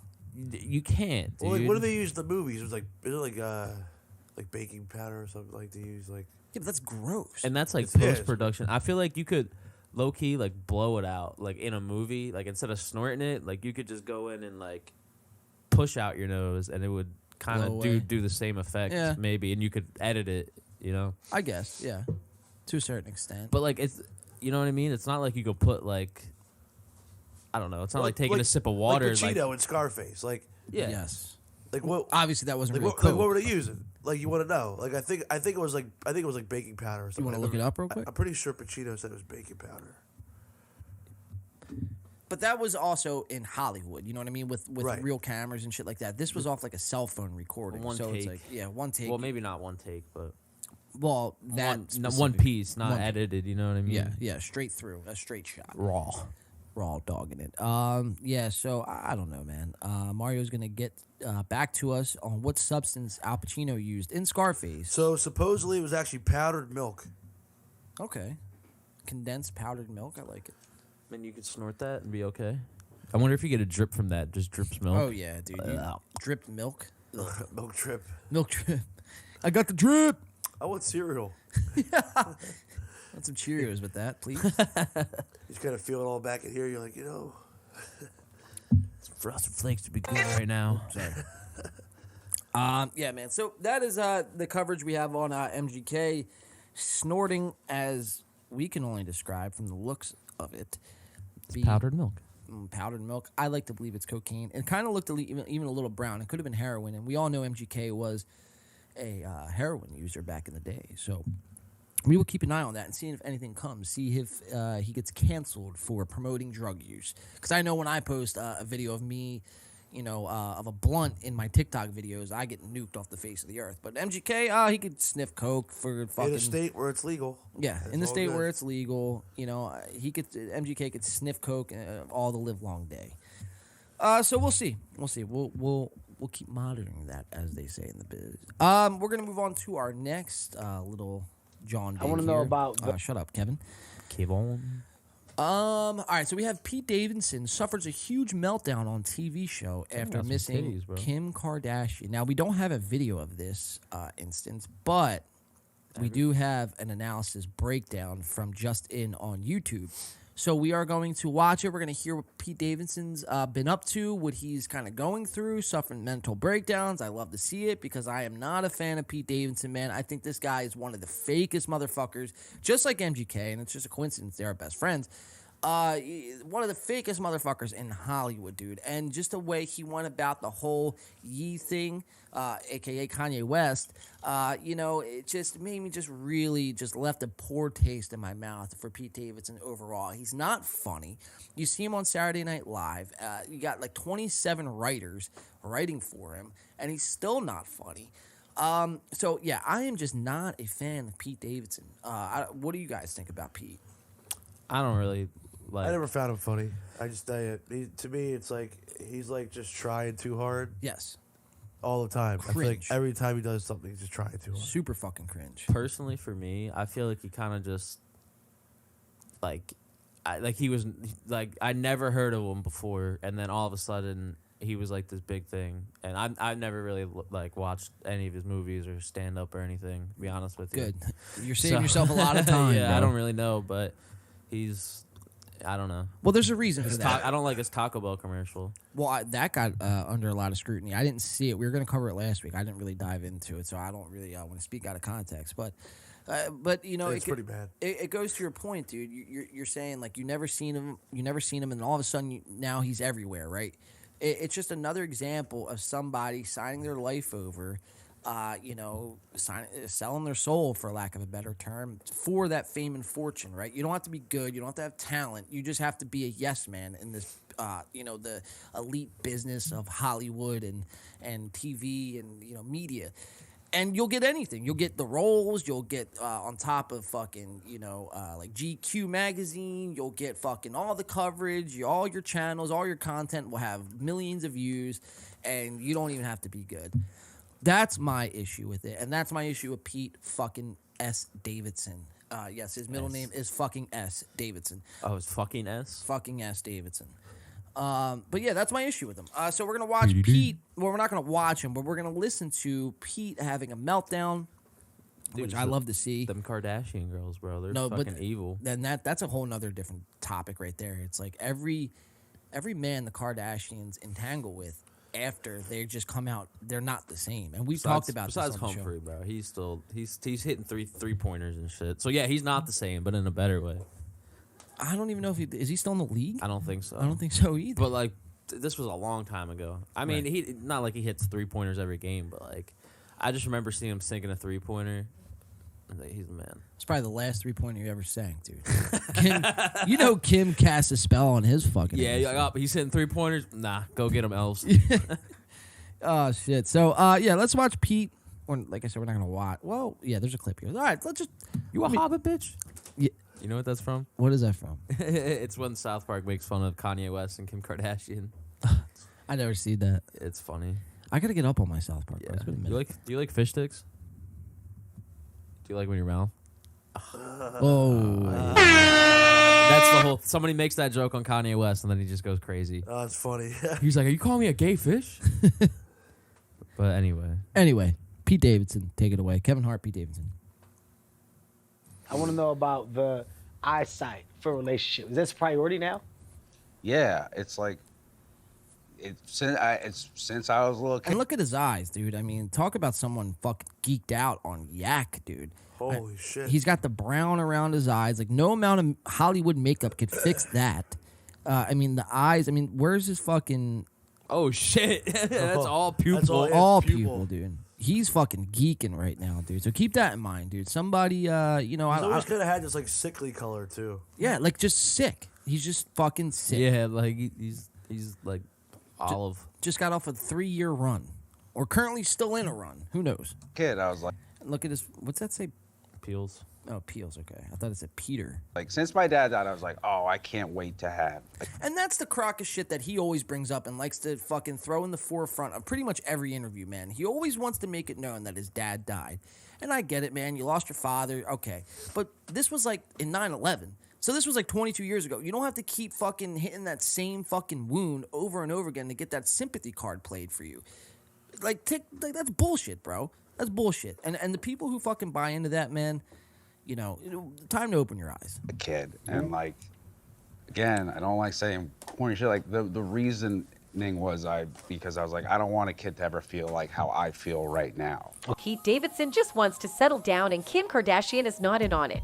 We thought they'd last forever, but sadly they broke up after Yes, 9 they months of broke up. controversial dating. What magic does she actually have? First, it was Kanye West, who is having the worst time of his life after the divorce with Kim, and now Pete is... Oh, that's a low blow on Kanye. Like, this segment had nothing to do with Kanye, and they just, wow, that's a dig, dude. Right under They- the bus. They brought Kanye just can't catch a break. That's so funny. Oh my god. Even when Pete Davidson's out, he's still living in Kanye's head rent free. It's unbelievable, dude. What And a nightmare. What a crazy situation. Oh, man, fuck. What a crazy situation, though. Look at that. Look Yeah. at that face.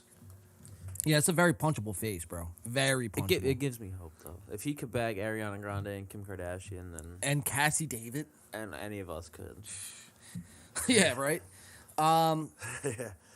Yeah, Words of encouragement to all you young kings out there. Yeah. Don't He's give up. suffering a massive breakdown after briefly dating the celebrity. Yes, man, massive breakdown. I love it. I love it. Keep breaking Just down. recently, the question is Pete OK has been going around online. The ever-beloved comedian/entertainer, who is known to be one of the best in Fucking snug bastard, dude.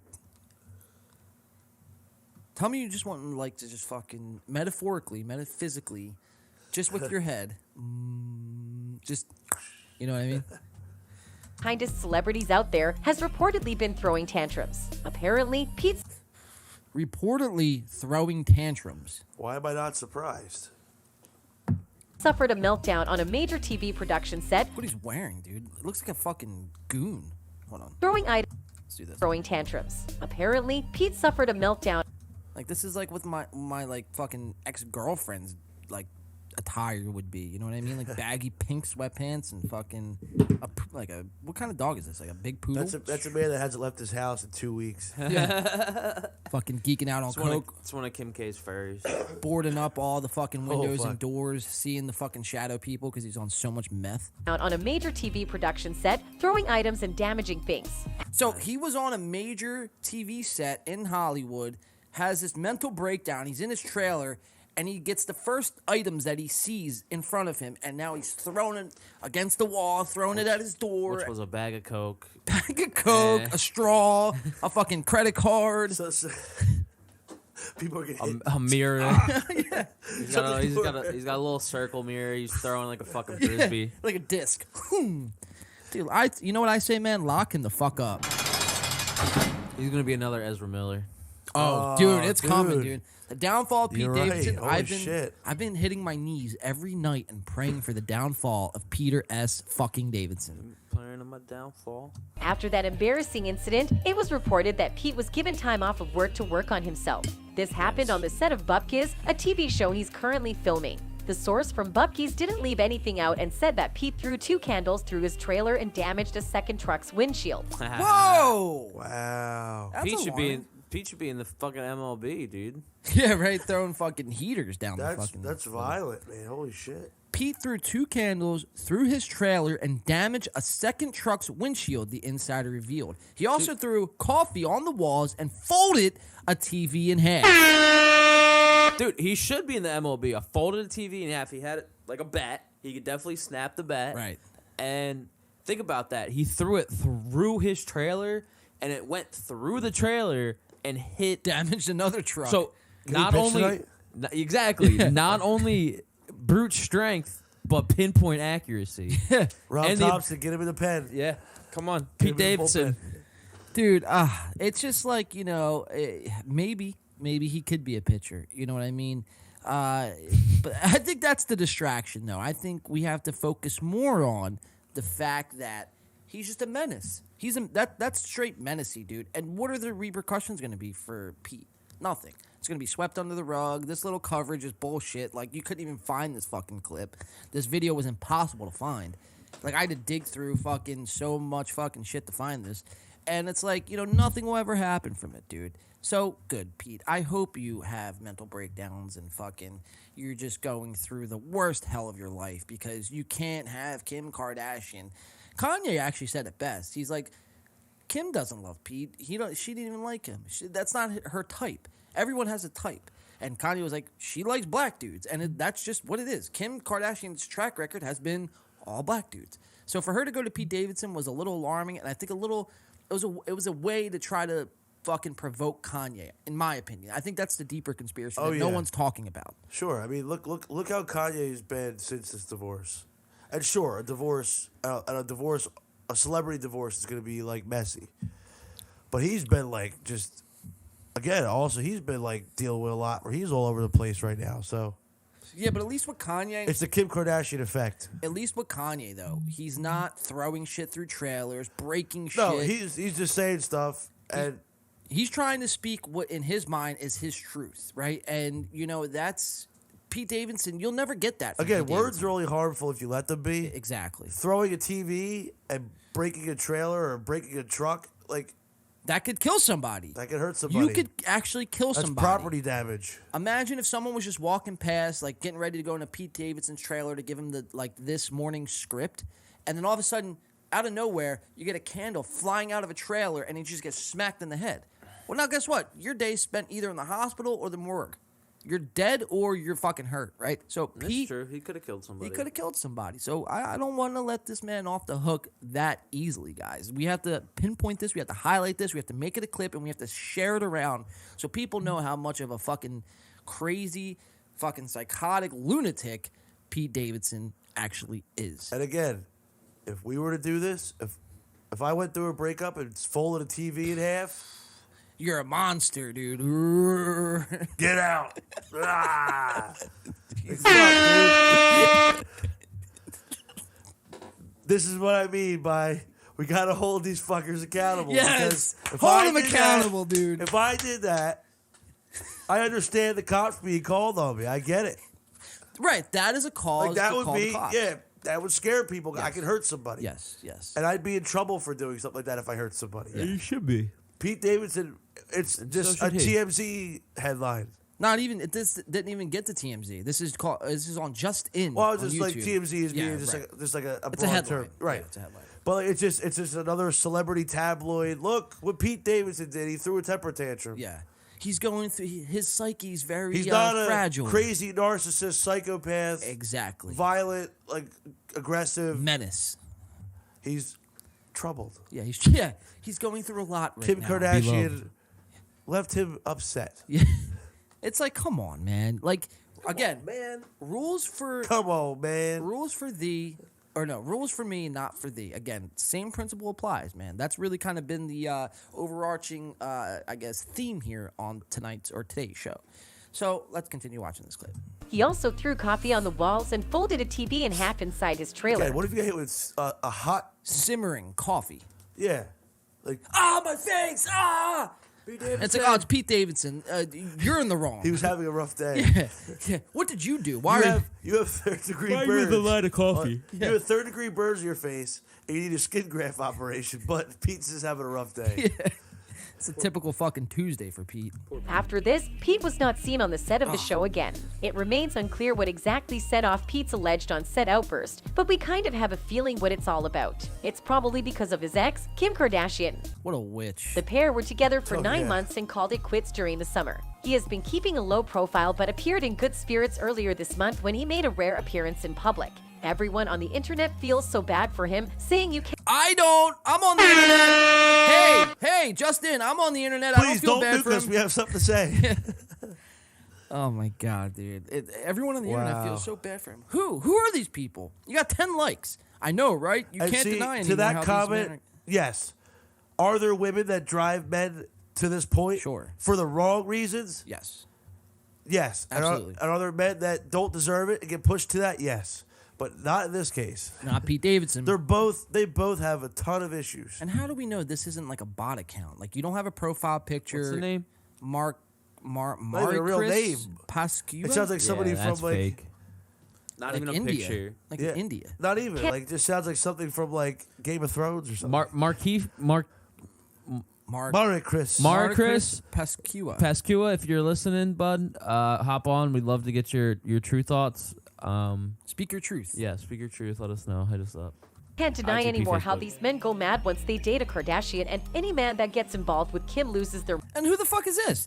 Is 250 slow FS Sport with no picture again, 23 likes. Okay, any man that gets involved with, okay, they already kind of read this, but still, it's like all these fucking accounts. Like, these aren't.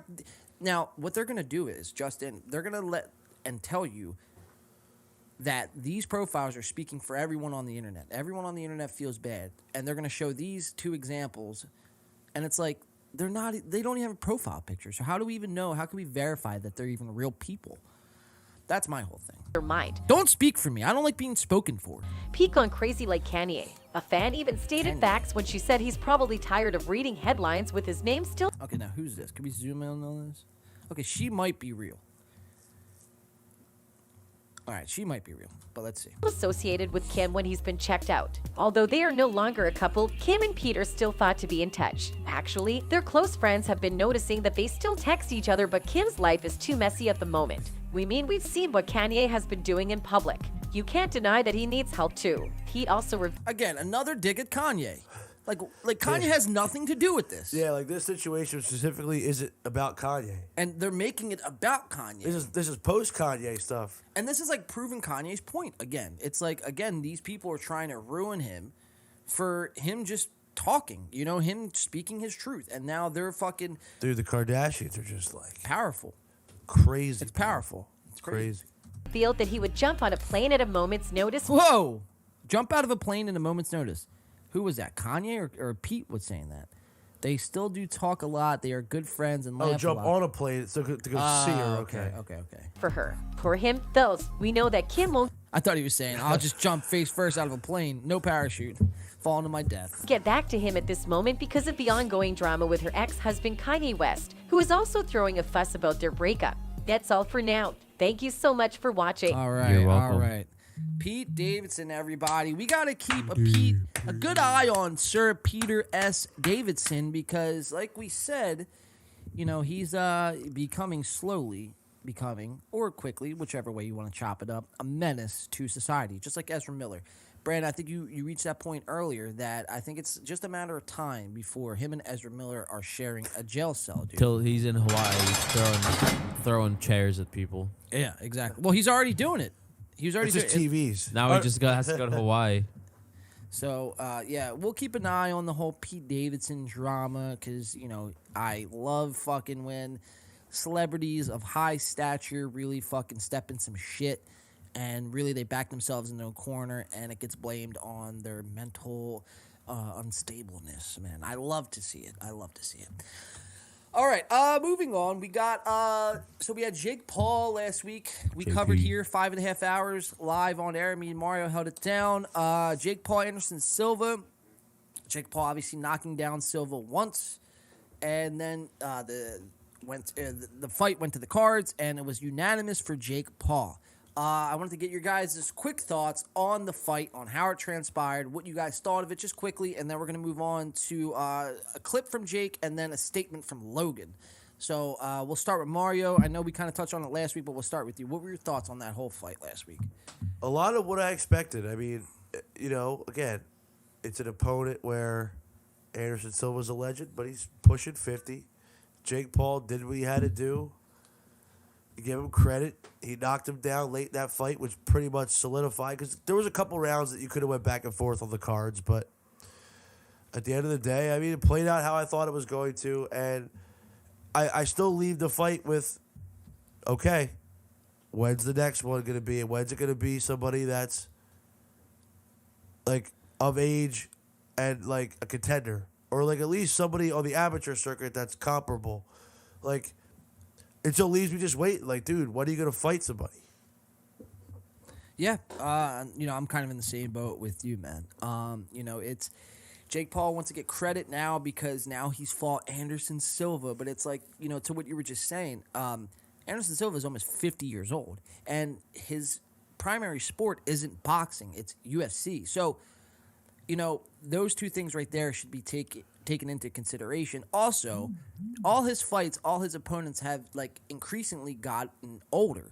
So we start off with Nate Robinson, mid-30s, Ben Askren, early 40s, Tyron Woodley, late 30s, now Anderson Silva, late 40s. So who's he gonna fight next, dude? George Foreman? Yeah. Fucking, Frank Muir? Like, yeah, what are we talking about here, dude?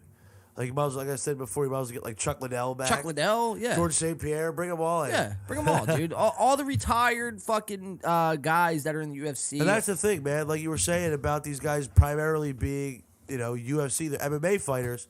When you're an MMA fighter, you're not just focused on striking and punching. You learn a lot of takedowns and pinning people and stuff. Jake Paul is a boxer, specifically a power puncher. So that's all he's focused on. He doesn't have the best footwork. No. He doesn't have the best head movement. He's not really that fast. He just has punching power. And he's fighting guys that don't have that punching power. They can hold their own. They'll stay away. they'll keep him at reach with the jab because he's kind of a bigger guy.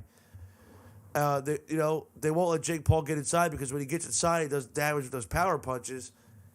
Now he opens you up and he just puts you to sleep. It's like, that's the formula.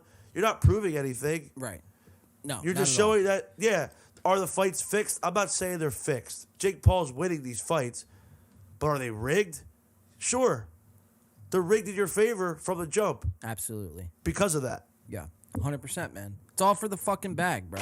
Do it for the bag, Mario. Come on, man. What do you Get your bag and get out. Jeez, That's dude. all they've been doing. No, it's Although pathetic. I heard on this one, he lost a lot of money. I heard the same thing. I was really man. happy to hear that. Me too, bro. Me fucking too. I was getting all like giddy about it. Yeah.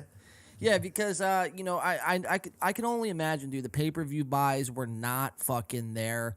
Now, granted, I think they had close to, if not, they did sell out the arena, but I'm not quite sure if you guys want to fact check me on that. But even still, it's just, it's bizarre, bro, because it's being sold to us as this like big boxing event that it's one for the ages, but like we just were hitting on, dude. We covered one of those on this show. That was a real boxing event. Deontay Wilder of the ages. Tyson Fury, and that's something for the ages. That was a modern day, like, you watch those classic fights, the 70s, 80s, and 90s. That was like the modern day version of that. Like, those guys have a great trilogy. Every fight was good. Yes. This is just a circus. Well, you say it all the time, dude. It's a mockery to the sport. It's a mockery to boxing because it's not about the boxing. It's about everything else. It's about the endorsements, the pay-per-views, the entertainment. I get it. You got to make your business. I'm not saying don't get your bag. But give us a product that's worth paying that pay-per-view. Exactly. That's all we ask. That's literally all we ask. And if you do that and you start beating guys with that caliber and you work your way up the ranks as a boxer, I'll give you your respect. I'll come on here and eat the crow. I don't even care. Absolutely, yeah. Absolutely, dude. I'm exactly with you. I give Logan his props when he went to WWE. I'm like, you found something that fits. You found your niche. Yeah. Absolutely, dude. That's cool. What were your thoughts, man, watching the fight? Did you even watch the fight? I didn't even watch any highlights. Maybe I might have watched like a little highlight. I watched something about Jake Paul saying like, if you think it's fixed or rigged, you're high on disrespectful or some shit. Yeah. But well, isn't that somebody who fixes fights would say? You know what I mean? oh yeah, 100%. So, but yeah, I mean, overall thoughts, I guess, just on another Jake Paul win. Yeah, I guess I'll just ask you that. Let me ask you this: did you expect Jake Paul to win, and did you expect Jake Paul to win in that fashion by a unanimous decision? Yeah, and honestly, yeah, probably. I don't think he was gonna knock Anderson Silva out, so I knew it was probably it was going the distance from the beginning. Yeah. But yeah, no, I'm not surprised though. Now if he like fights, he called out Canelo, so if he fights like Canelo and he beats Canelo, I'll be surprised. He's called out two fighters. So now we remember the bet that Jake and Anderson had going into the fight because we all know Jake. What was it? So Jake Paul is famously now known for before the fights going in and making a bet, placing a wager on the fight. If he wins, the opponent has to do something. If the opponent wins, Jake has to do something. We all know Tyron Woodley had to get a I love Jake Paul on a tattoo tatted on him. If Tyron lost, Tyron did lose, he got a I love Jake Paul on his middle finger. This fight, however, with Anderson Silva, if Anderson won, Jake would have had to rematch him, but in a kickboxing style fashion. Right when they said that, I knew, all right, Jake's going to win. Yep. Because I don't see Jake Paul doing anything that doesn't involve punching. Exactly. No kickboxing, no MMA. Right. So then we jump over to Jake Paul's wager, which was if Jake wins, and it was this whole like unity speech, and it was like, if I win, you and I come together and we start this like, I guess it was this UFC like fighters union with UFC fighters getting better pay, getting But then you mentioned like, even boxers too, boxers, making sure everybody gets like fair pay and benefits, and right? Which we all know Jake has been basically outspoken a union for it. Right, Jake's been outspoken about that, especially towards people like Dana White, directly, like kind of almost trying call him a bitch, calling him a bitch, yeah, trying to like stir the pot a little bit, but yeah, so obviously Jake won, so I guess we'll have to see what comes from that, but you know, I think that's really everybody's mood on the fight, like what you guys are saying. Like, no one's really surprised Jake won. No one really thought Jake was going to knock out Anderson because Anderson is a seasoned vet. Right. That being said, he's also almost 50 fucking years old, almost 25 years older than Jake Paul. So, you know, man, look, all we ask is that Jake just, when you do these fights and you throw these events, at least sell it. Like, make it a good sell so I want to pay the money. Like, this fight, I mean, there was no animosity in the pre-fight on all the interviews. They were, like, lovey-dovey with each other. Oh, man, I respect you. You're my best friend. I love you. It's like, what the fuck am I watching, bro? Yeah, you're watching them sign the check. Yeah, nonsense. Basically, metaphorically speaking, they're watching them sign the check and just having a laugh to the bank. So, yeah, man. So we get a little tweet here from Logan this past week.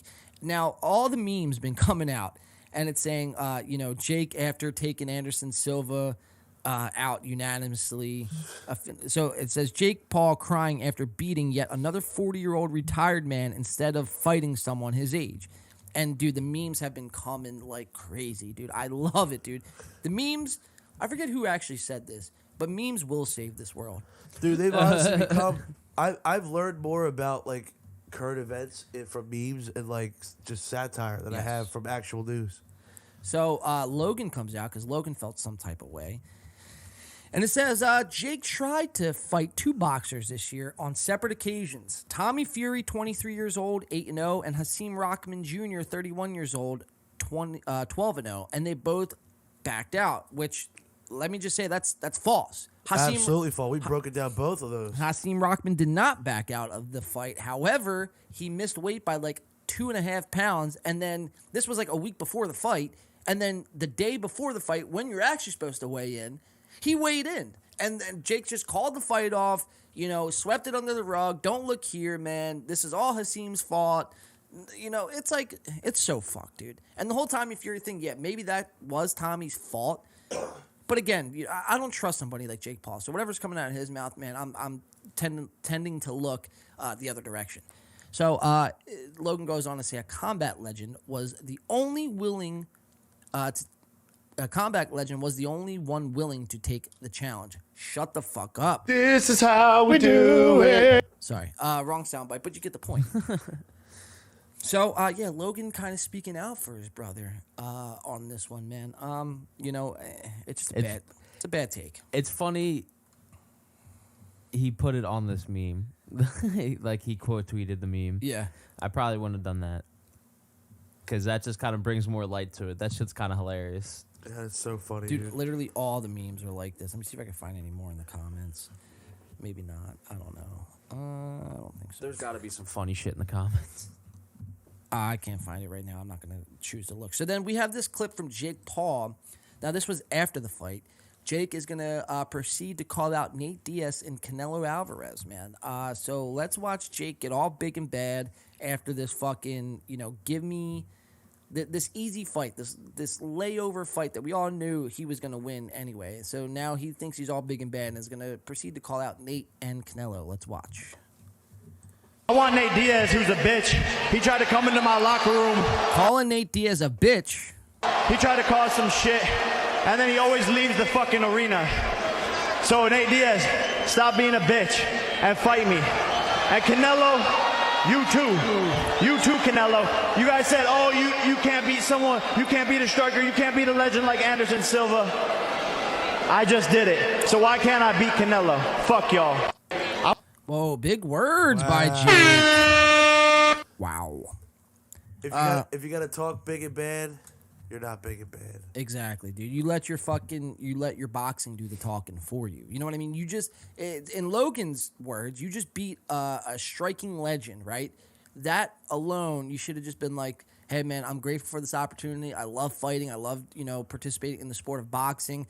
And I'm open to any challenger that comes my way. I am obviously undefeated, and I think I am the best. But I like, you don't provoke anybody and call them a bitch and this and that, bro. It's like you're not even that good. You're not good. You're not on that level to be able to talk to those guys like that. You're just not.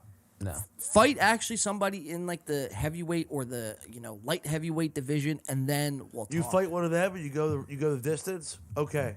You earn my respect. Even if you lose, you earn my respect a little bit. Now we've seen people over the last week, like Logan Paul, Joe Rogan, which we're going to cover here in a little bit, Brendan Schaub, and a whole bunch of other these I guess I don't even know what to call them, lamesters, I guess. But they're all coming to Jake Paul's defense. They're all coming to Jake Paul's defense and saying that if you think the fight's fixed or rigged, or if you don't give Jake Paul the credit he deserves, then you're just a fucking hater. You don't know what you're watching. And it's like, am I really going to be taking like the advice from Brendan Schaub? So we're going to watch this clip. And this is on Reddit, brought to you by... shut up, Brian. The homeless cat on Reddit. Or numerous homeless... I don't even know. Is this the profile name right here? I think it's the whole thing. I don't even know. Highlight numerous cat. Highlight numerous homeless cat. Okay, highlight numerous homeless cat. Brought to you this clip. We're gonna watch. The clip simply reads, "The internet has haters."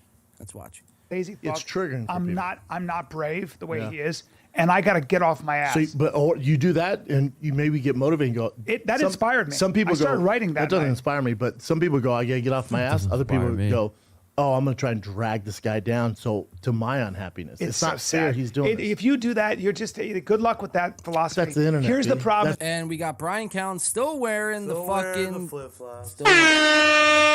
Nothing's changed. So they're talking about haters and how if you're a hater, you'll never have anything, you'll never be happy, you're just gonna be sad, miserable in your mom's basement, you're gonna be fucking this, that, and the third. And it's like, dude, why again am I taking advice from somebody in flip-flops who just fucking, they don't know what they're talking about, bro. You know what I mean? That's really what it comes down to. They just talk the talk, bro.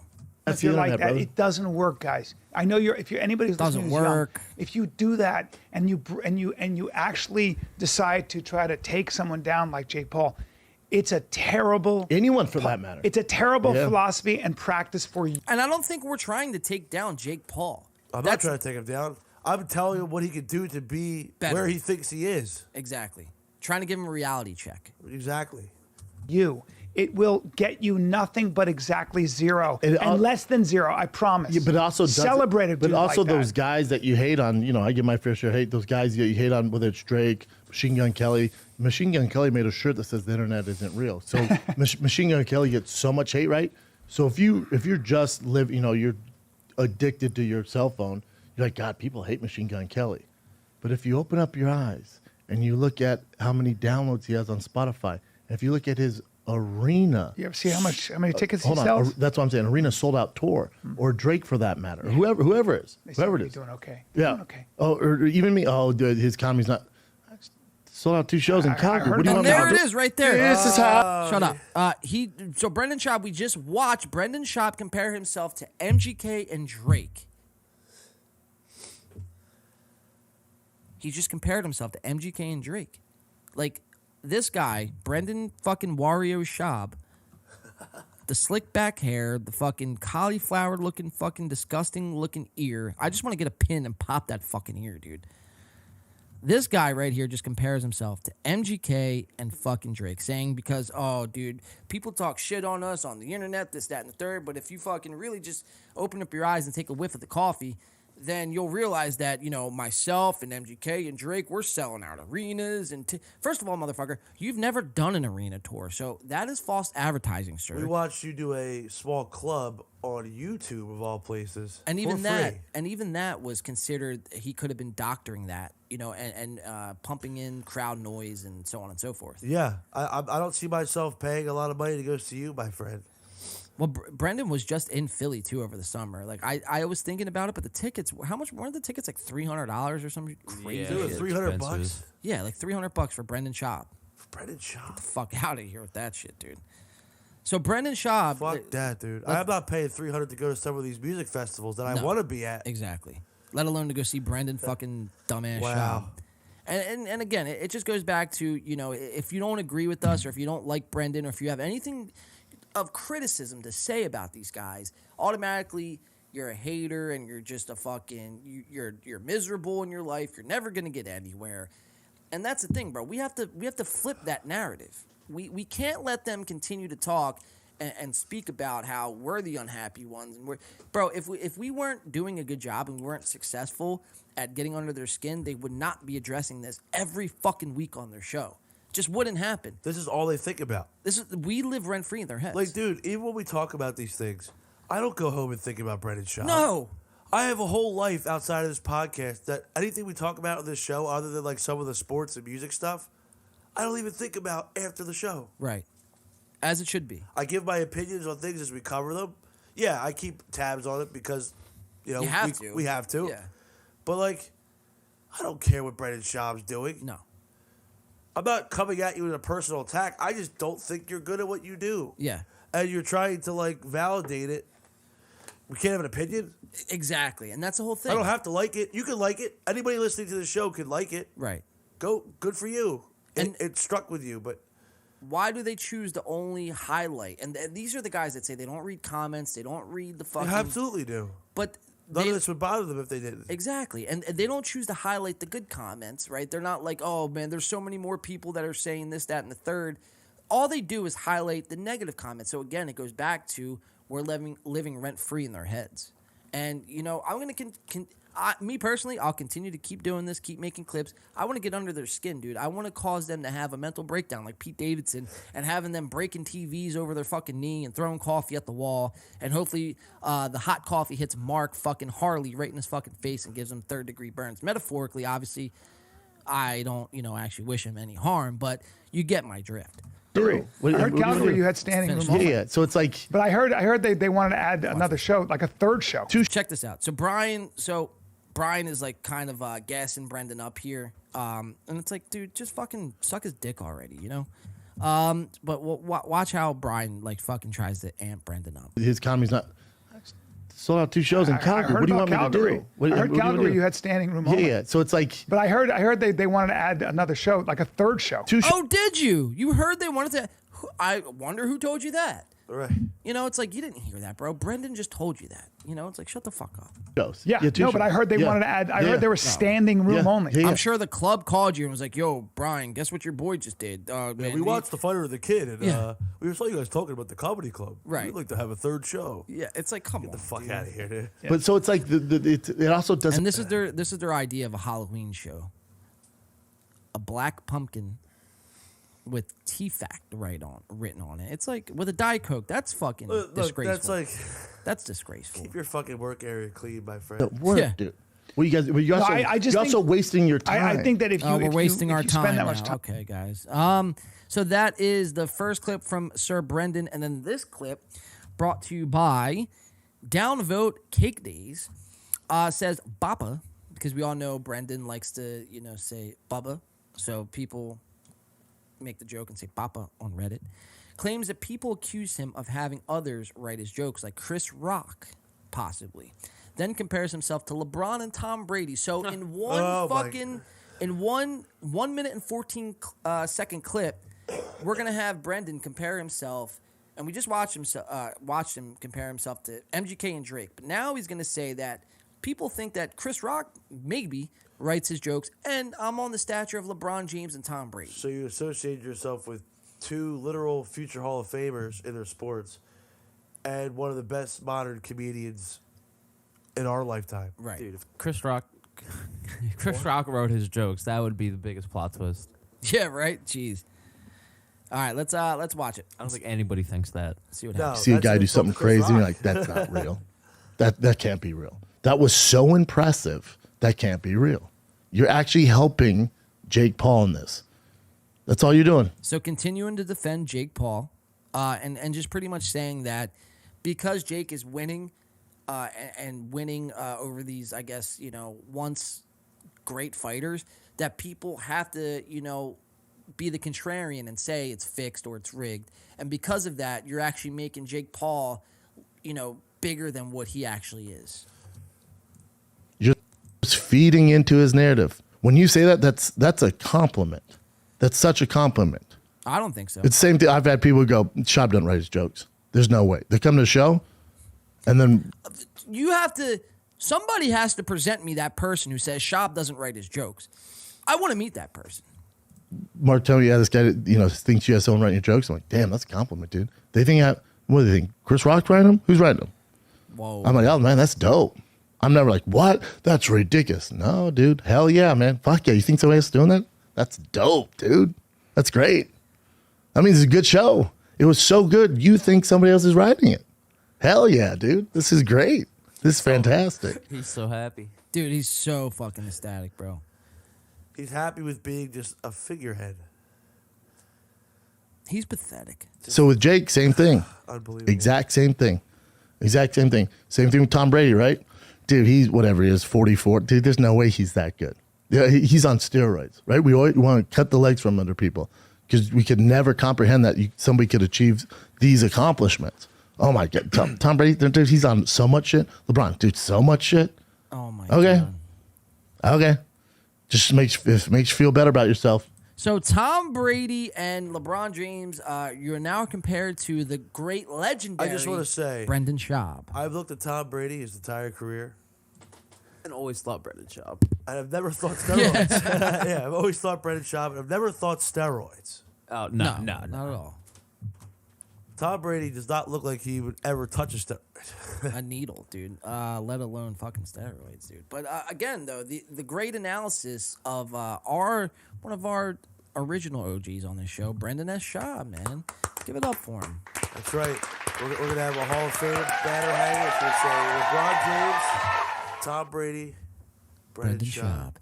So we watch in 2.5 minutes or so, we watch Brendan, like I said, compare himself to MGK, Drake, makes the comparison that Chris Rock could be writing his jokes, and then compares himself to Tom Brady and LeBron James. It's never a dull moment, man. I think before we go to break here, let's watch, because I know, B, you have to get split in here. Splitty dippity. You got some real life responsibilities to take care of. Per usual. All right.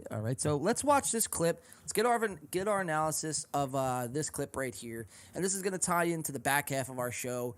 And then we'll go to break. We'll come back. We got some Kanye West, Kyrie Irving. We'll kind of tie that all together, put a bow on it, and then we'll get into our podcast coverage segment at the back half of the show, which we have Something's Burning this week. We got Tim Dillon, Bill Burr, which was, it was okay, but Bill Burr's still very fucking cranky. He's just like an old man now. And then we got, like I said, we're going to be following up on Joe Rogan, Ari Shaffir, Tom Segura, and Burt Kreischer on how their sober October went. So, Burt, like I said, this past week just dropped his new movie trailer called The Machine. So if you know anything about Burt Kreischer, the act that sent Burt Kreischer to stardom was his act called The Machine. And it's this story about how he's in Russia and he goes on this train and he's, fucking drinking on a field trip. And he goes off with these like Russian government officials or some shit like that. And he's drinking and these guys call him The Machine. And this is where he gets his nickname. That's kind of like the condensed version, I'd say. But so Burt actually is now filming and producing and acting in movies. And just dropped, like I said, the movie The Machine, and just dropped the trailer. I hope we don't get flagged for this. I don't think we should, because it's just a trailer. It's fair use. Joe Rogan played it on his podcast. So we're going to, let me just make sure I have no copyright claim. All right, we're good to go. All right, so let's watch it. Burt Kreischer and The Machine. Burt, take it away.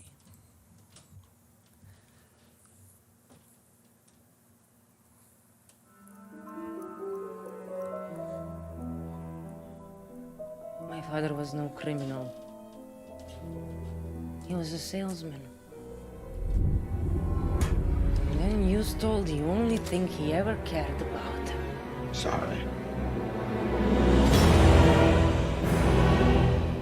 It made him say, fuck honest living.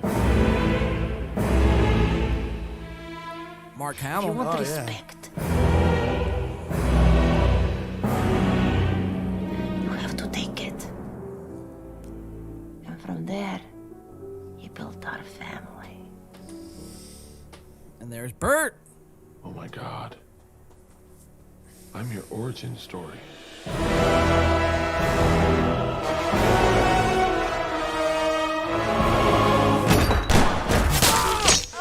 gonna be sick now. You throw up, if you throw up, I'm gonna throw up. Don't throw up. Don't throw up. I'm sorry. I'm sorry. It's fine. It's fine. Did you just put it in your pocket? I didn't know where to put it. And there it is, the machine, everyone, coming soon. So Burr Kreischer now dipping his toes into the acting world. And the machine, I don't know what to think about this, man. I mean, look, the production is fucking obviously top-notch. Legendary Studios, great studios. It's a great studio production, guys. Great studio. There it is. But hopefully I don't get flagged for impersonating anyone. But, you know, Bert, you know, like I said, dipping his toes into the acting, you know, landscape. And it really gave me, like, Seth Rogen vibes almost. Like, this is a very Seth Rogen movie type of thing. This, like those movies he makes for Netflix. Yes, like funny action, you Yeah. know, movies. You know, so you know, is this something I would go see? Probably not. Is this something that maybe if I'm like really bored, I have nothing else to watch. There's no sports on. We're not doing a podcast. We're not playing a show. Like this is like. If this and the McRib were the only two things available as So food, you would have movie night with a McRib? yeah, yo, you want to do that? Fucking stream it live. Fucking Yeah. We'll have a McRib movie night and watch the machine. See how many McRibs we can put down. Get fucking McRib eating contest. Yeah, get what's his name in here? Fucking the asshole that eats all the hot dogs. Oh, Joey Chestnuts. Joey Yeah, Chestnut, yeah. Yeah, man. So the machine, guys. Quick thoughts before we go to break here. What did you think of the trailer? Again, like you said, the production quality. I mean, you got Mark Hamill in the movie, so it's like, so you know, it's pretty top notch. I'm curious to see it. I mean, I remember of what I liked of Burr Kreischer, that special I thought was pretty good. Yeah, I'll check it out. I mean, especially if it's like free on streaming. I don't know if it's going to be. So it's theatrical. You said? I think it's going to be a theatrical release. Yes. Okay, so I mean, I'm sure that'll probably end up on streaming services right after. Sure. I'll check it out. Yeah. Yeah, man. So Burr Kreischer, the Machine Brand. What did you think? I don't know. It looks kind of. I don't like the Russian acting for some reason. I think it's kind of. I don't know. We'll see. I'd watch it. I'd watch it just to review it. I think that's what has to be done, guys. I think we'll have to all watch it over a round table of McRibs, and you know, we'll be watching the Machine. I don't know, really. Like I said, the production was pretty good on it, but other than that, man, I'm gonna go into it with my expectations pretty low. And just because, like, you know who Burr Kreischer is as a person, it's like you can't take him seriously. You know what I mean? So I don't know. That's just kind of my 2 cents with the whole thing. But all right. So I know, Brandon, you have to get splitting. Mario, you have to clean some leakage. I'm gonna have I'm dying, dude. I'm dying over here. It's like I'm smoking 2 packs a day. It's starting to sound like Clem over there, dude. Oh boy. Brandon, good luck this week in fantasy. You got Screw Clem. Yeah, you got Clem, and then you know, hopefully you could pull that out. Uptown 69ers. 4 and Go 5. knock off the top dog, dude. Yeah, and then not for nothing, you got to beat Clem, dude. At 7-1, you got to take him and give him a second loss. So 100%. good luck in all your leagues this week, dude. Have a good weekend. And, Thank you. You too. Hopefully, good luck too. Come back on soon. Yeah, thank you. Hopefully, it's not another 2 months. Hopefully. Sick, but sick show, man. So we're gonna go to thank you. break. We're gonna go to a quick break, about 5-7 minutes or so. I'm gonna smoke a quick cig. We're gonna clean up a little bit, get everything back in order. We're gonna come back. We got some Kanye West, Kyrie Irving on the other side of this, and then we got, like I said, Something's Burning. We got the Tim Dillon Show with Bill Burr, and then we got Joe Rogan with Ari Shaffir, Tom Segura, and Burr Kreischer. Let's play some of our music here as we go out on this break. Mario, what song should we start with here? Let's do. Yeah, we'll do Win by 2 music. Here we go. Let's do. You know what? Let's do. Play Time on My Hands. Start with Time? Yeah. All right, we'll start with Time. We're going to start with a little Time on My Let's Hands. start right from the beginning. First music video we ever shot. I'll let this start, and then we will head to break. We'll be right back, guys. Do not touch that dial. We'll come right back.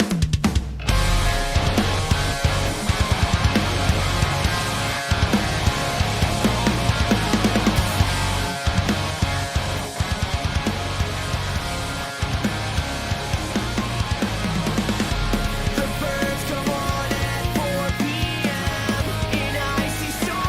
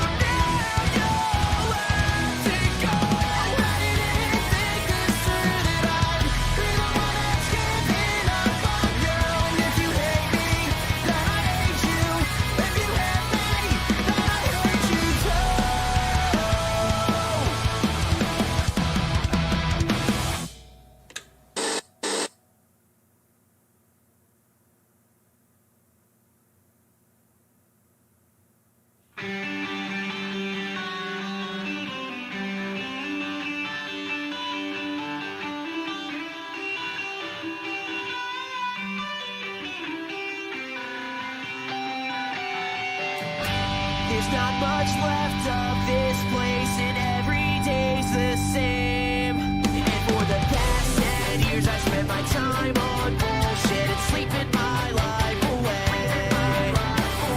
It's good to see you're still marching to your own beat. You always said we never fall in line. And beating us kids back from the old street could make it up this side. But things are different than they were in the 90s. My spinal fluid problems and everything I see. The friends that I had told the same to the IV, and honestly it doesn't surprise me. We never got a chance to say out loud. Maybe all we do it all me down. So tired of everybody running in circles, looking out in my face through I'm clinging to my youth now that I'm older, stuck in the past as I try to move forward. I'm having some trouble with finding composure, but maybe growing up will help with finding some closure.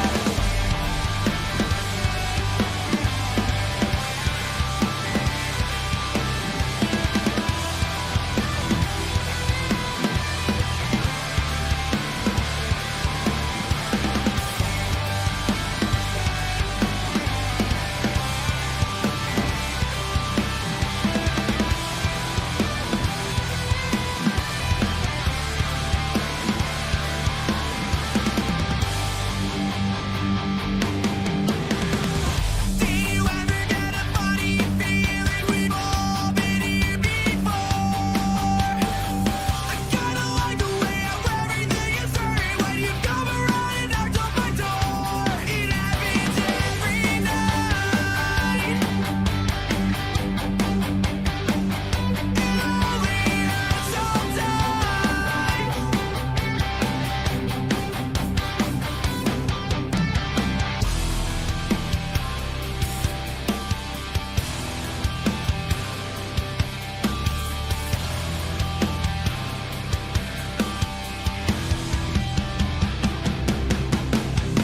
The streets are running dry, chemicals in the sky.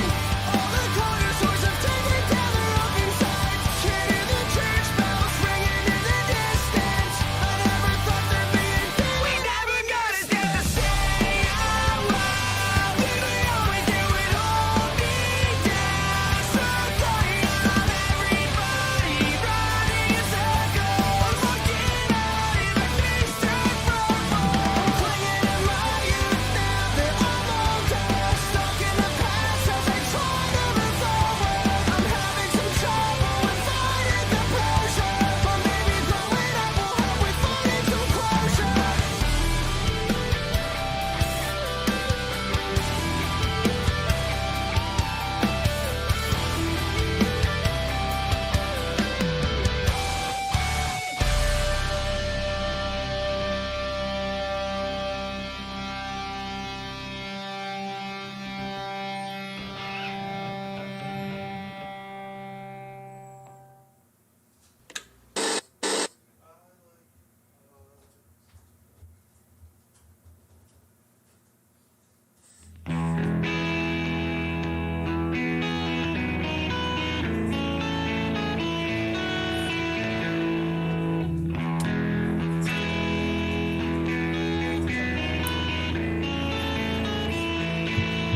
It happens every morning.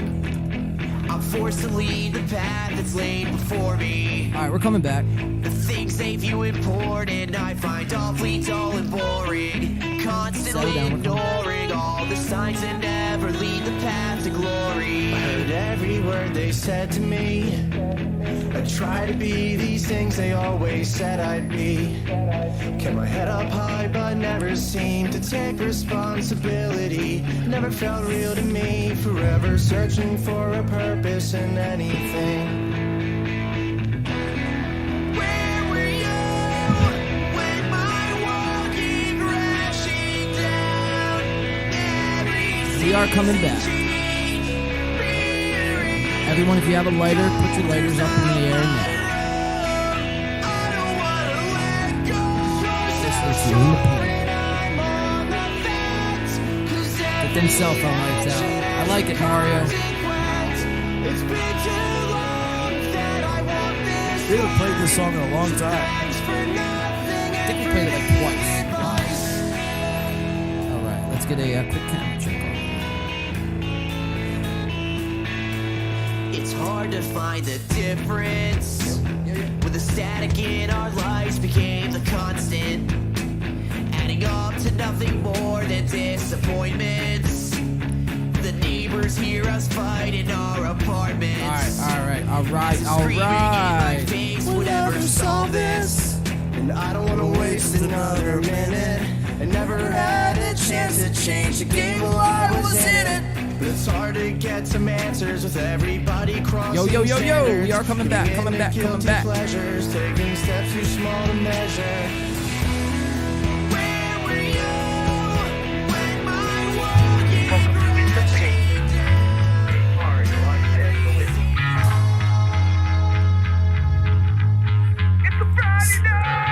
Saturday afternoon, baby. Let's go in the paint. Phillies game 6. Let's go. That's right, let's go Phils. 1, 2, 3, 4. Woo! Come on, baby. Game 6. World Series. I feel good, man. Wheeler on the mound. Let's go. Hey.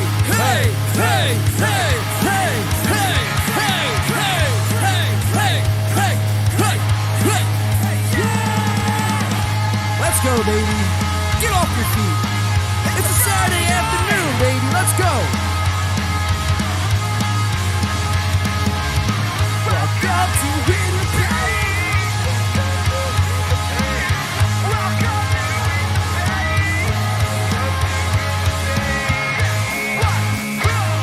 Fuck yeah. That calls for a drink. We're back, baby. Let's go. Back half of the show in full effect. Welcome back in. Let's do a shot. How's that sound, Mario? How you making out, bro? You holding on, bro? How you I'm doing? hanging in there, dude. The whiskey, the cure for the common cold right here. I like to hear it, man. You are a fucking real trooper, dude. Fucking holding it out, man. We're here coming up on the 3-hour mark, just about 2.5 hours, actually. But Mario is dealing with a little upper chest cold, as they say. So shout out to you, Mario, man. You're really holding it down, dude. I'm glad I still get to be here today. And like I said, guys, bear with me. If I sound like I'm going to keel over, I'm okay. Just got a little under the weather. Fair enough, man. And then shout out to Brandon. First episode back in about 2 months. Shout out to him. Really holding it down. He had to take care of some responsibilities, real life responsibilities. Our life isn't just sitting here on the internet all day, although I would love it to be, but it's not as of yet. So until that day, we will have to sitting on the internet all day reading comments. No, what am I, Brendan Schaub? All right, guys, let's get into our shot, our second half shot, and then we will get into it. What do you want to do for a shot song, bro? We don't have any shot songs lined up. Actually, I got one. Surprise me. I got you. Ready? Ladies and gentlemen, thank you for tuning in to the Saturday afternoon edition of this In the Paint podcast. Phillies game 6. I think they do it tonight. Let's go. I think they're going to do it. Game 6.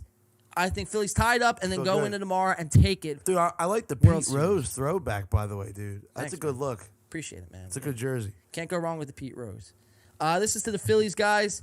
And the Birds, still undefeated, man. That's right. We're lucky to be Philly fans right now. Got the 2-screen it the other night. That was pretty cool. Hell yeah. But to that, I say cheers. Alex Jones song, take it away. I don't like them putting chemicals in the water that turn the friggin' frogs.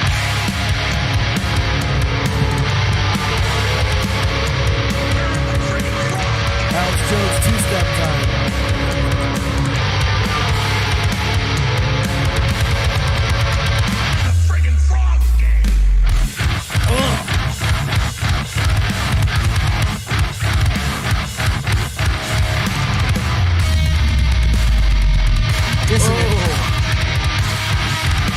I feel like Pete Davidson was smashing TVs right now.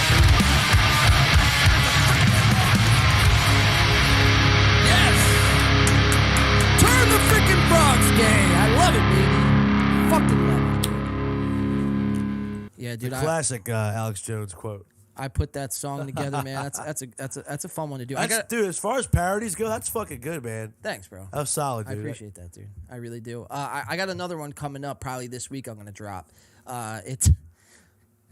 It's Vladimir Putin playing the piano and and it's a Donald Trump parodying over it. Obviously, oh my god, they were both like etched together. So I think it's gonna be pretty fun. I got one coming up probably this week. So, guys, we are back. Thank you for hanging with us here. We're coming up on the 3-hour mark. Thank you for hanging with us. This show has been up. The show has been down. The show has been left, right, all around. We've covered some Pete Davidson extravaganza. We covered the MGK cocaine gate, as they say. We've covered some fantasy talk, gave our thoughts and analysis. Mario, we really break the Phillies down. So real quick, Mario, let me get your quick thoughts on what you think the Phillies are going to do tonight, Game 6 in Houston. Zach Wheeler on the mound. What do you think is going to happen, Mario? So we've seen the last couple of Houston World Series where the opposing team has won on the road to clinch. So that gives me hope. Obviously, you can't invest all into that, but it's good to know. As far as what the Phillies can control, Wheeler's been nice and rested. I know he's been dealing with the fatigue, but he's got to be able to give you at least 5, if not 6 or 7 good innings. Yeah. Keep the score close. If you can keep it to no-run baseball for 5 to 6, 7 innings, I feel good. Because the one thing the Phillies have to get back to doing is playing small ball. Absolutely. They're focusing too much on trying to hit home runs Yes. and living and dying by the solo home run. You're leaving base runners stranded. You got to play small ball. Just put it in play.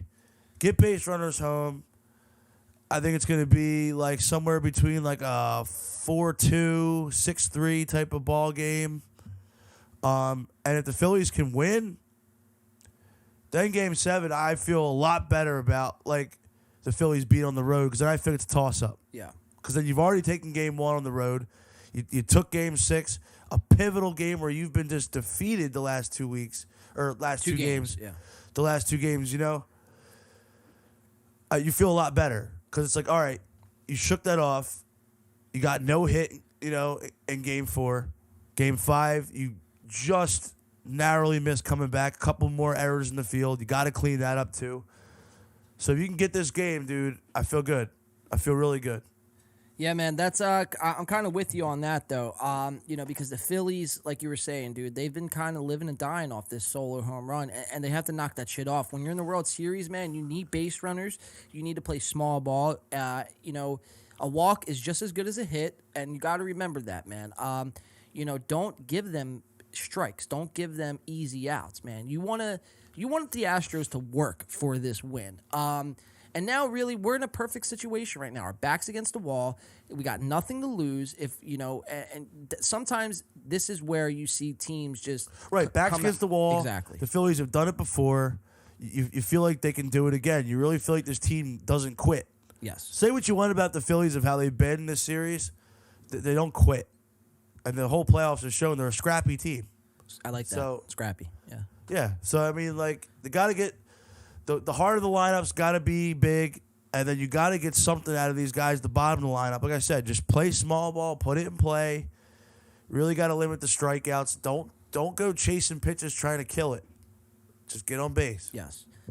Yeah, so plate discipline. We'll see, man. Obviously, we won't be live on air to monitor that, but we will either come on next week, either super fucking happy because they won the World Series, or we'll be, not that we're going to be miserable or disappointed, because our expectations, man, and this is what gets lost sometimes because Phillies fans, Philly fans in general get, criticized of just being over the top, obnoxious, and again, I don't like being spoken for. So when people say that, I'm like, yo, you're obviously just polling the wrong fucking Philly fans because my expectations, first of all, I didn't think they were going to make the playoffs at the end of the year the way they were slumping. Then to turn around and go beat fucking Atlanta, and then to beat the Padres, and then to beat, who else did they beat? They beat one more team. Cardinals. The Cardinals. Well, first it was the Cardinals, then Atlanta, then the Padres. And Atlanta and San Diego, you beat them handily. Right. You beat the brakes off them. Yes. And so we shouldn't even be here right now. No one's expectations on. If you would have said to me in the beginning of the season that the Phillies would win first of all, the Phillies would make it to the playoffs, make it to the World Series, and win at least 2 games, I'd be like, yo, you're fucking high out of your gourd, dude. Yeah. If you would have told me that in September, I would have thought you were high out of your gourd. Yeah. So, I didn't think they were gonna. I thought they were gonna lose that spot in the wild card to the Brewers. So did I. They were just going back and forth. Who's worse? Who wants it? Yeah. Yeah, it was a toss-up, man. So the fact that we are here and we are even cheering for a World Series victory, it has been a successful season, man. The Philly season has been, absolutely unreal, given the fact that they, fired Girardi, early on in the season, then went on a run, and then went on another slump, and then now we're here. So, Mario, did you pick who you think's going to win? You know what? I mean, look, dude, I'm riding and dying with the Phils till the last out. I think they pull it off tonight because you're literally backs against the wall, and I really do think that the Phillies are going to change their approach to the plate tonight. It's going to be much better. And if Wheeler can just get through, I said 5, 6, 7 innings of, minimal hits, no runs, 1 run, dude, I think we're in good shape. Can I get a score? I'm going to go 4-2. 4-2 Phils. I like it, dude. I like it. I'm going to kind of stay on the same boat as you. I think Wheeler does get it done. I think he does at least go 6. I think the Phillies bats do come alive tonight. And I think they're going to put up some runs. I think it's going to be about a 6 or 7 to about 4. It's going to be a little bit of a high-scoring game. But okay. So I'll say 7-4. Phils win. I like that. Game 7 tomorrow in Houston, man. And then really at that point, all you could hope for is a chance. And, I think they're going to do it. I really do believe in this team. I think they are the team of destiny. And, I guess we'll have to only time will tell, man. So that game's about 8 o'clock first pitch? Yes. 8 o'clock first pitch, guys. Obviously, we'll be off the air. But like I said, next week, we're either going to be happy campers and have gone to the parade and, just be celebrating nonstop all week. Or we're going to come back on here and, look forward to the Birds capitalizing and finish out their season strong. Because right now, like I said, it's a great time to be a Phillies fan. And if you're a soccer fan, the Philadelphia Union are in the That's MLS like an hour Cup. from now, I think. Yeah, they're in the MLS World or the their championship. So it's a great time to be a Phillies fan in general, dude. And that's all you could really ask for is just for them to be in a position that they're in now. So and I do think the Eagles, barring any major catastrophic injuries, I do think they could at least go to the Super Bowl. Depends who they play, but I think they could take it all the way, dude. I mean, Dude, right now, lights out right now. I mean, the NFC alone, in a wide open conference where there's a lot of teams that are with middling records, the Eagles are by far the best team in the NFC. You can make an argument for the entire NFL. Okay, fine. You give me the Bills, you give me the Chiefs. Okay, I get it. But even still, you put those two teams on a neutral field, they get to the Super Bowl, say they play the Bills in the Super Bowl or whatever. I think they can do it. Absolutely. All right, so I wanted to pull something up here real quick. So, sorry. I hit the wrong button. But it had dramatic effect. Yeah. Yeah, sorry about that. All right, so I posted on my story. So this was this was right before we went live on air. I posted on my story. I did a poll this for Game 5, and it was a lopsided Phillies, pretty much the same kind of poll. So as you guys can see here on the screen, it says, do the Phillies win Game 6? Now, I did a poll the other day for Game 5. I said yes, no, and then it was Thursday, so I said I'll be watching the Eagles game, or I just hate sports in general. Overwhelmingly, we got an overwhelming yes. So that was good to see. I think the wind just knocked over the entire poker set. Oh, well. As long as it didn't unplug anything. No, I think you're good. Just got a ton of poker chips to clean up. Ah, fuck. Oh, well. I'll clean it up. But anyhow. Ghosts. Yeah, seriously. Coming in trying to steal my chips. Windy. It's getting windy. It's getting when we were young level windy in here. Oh, yeah. See the curtain? We got to call off the podcast. That's it. We're done. All right, Mario. Good show, dude. See you later. All right, so I posted a poll, and like I said, we got an overwhelming vote of yes. Now, today, right before we went live on air, I made another poll, Do the Phillies win Game 6? Yes? No? I'd rather not say and stop making polls. So let's see if we can get a live poll result update here. Let's see, scene. All right, I don't want to do that. I did vote yes, just so you know. You saw me first. I don't know how I could view this poll. Anyway, Well, here, hit yes. Hold Just take your own poll. It should show the results. How do I go back here? It's not working. Hold on, let's try this one more time. All right, I can't. No, it's not letting you take your own poll. All right, so I can't click it. So we'll go here. Let me get out of this real quick. Go Instagram. So, all right, let me give you the updates on the poll. And poll results. We got a total of, so far, 10 votes. And we have 7 yeses, 2 nos, 1 I'd rather not say. So, I mean, that's a good sign. People still believe that they can do it and still can win. So you like to see it, man. Hopefully, everyone who voted yes, hopefully the Phillies give you what you voted on. So, yeah, guys, like I said, man, Phillies Game 6 tonight.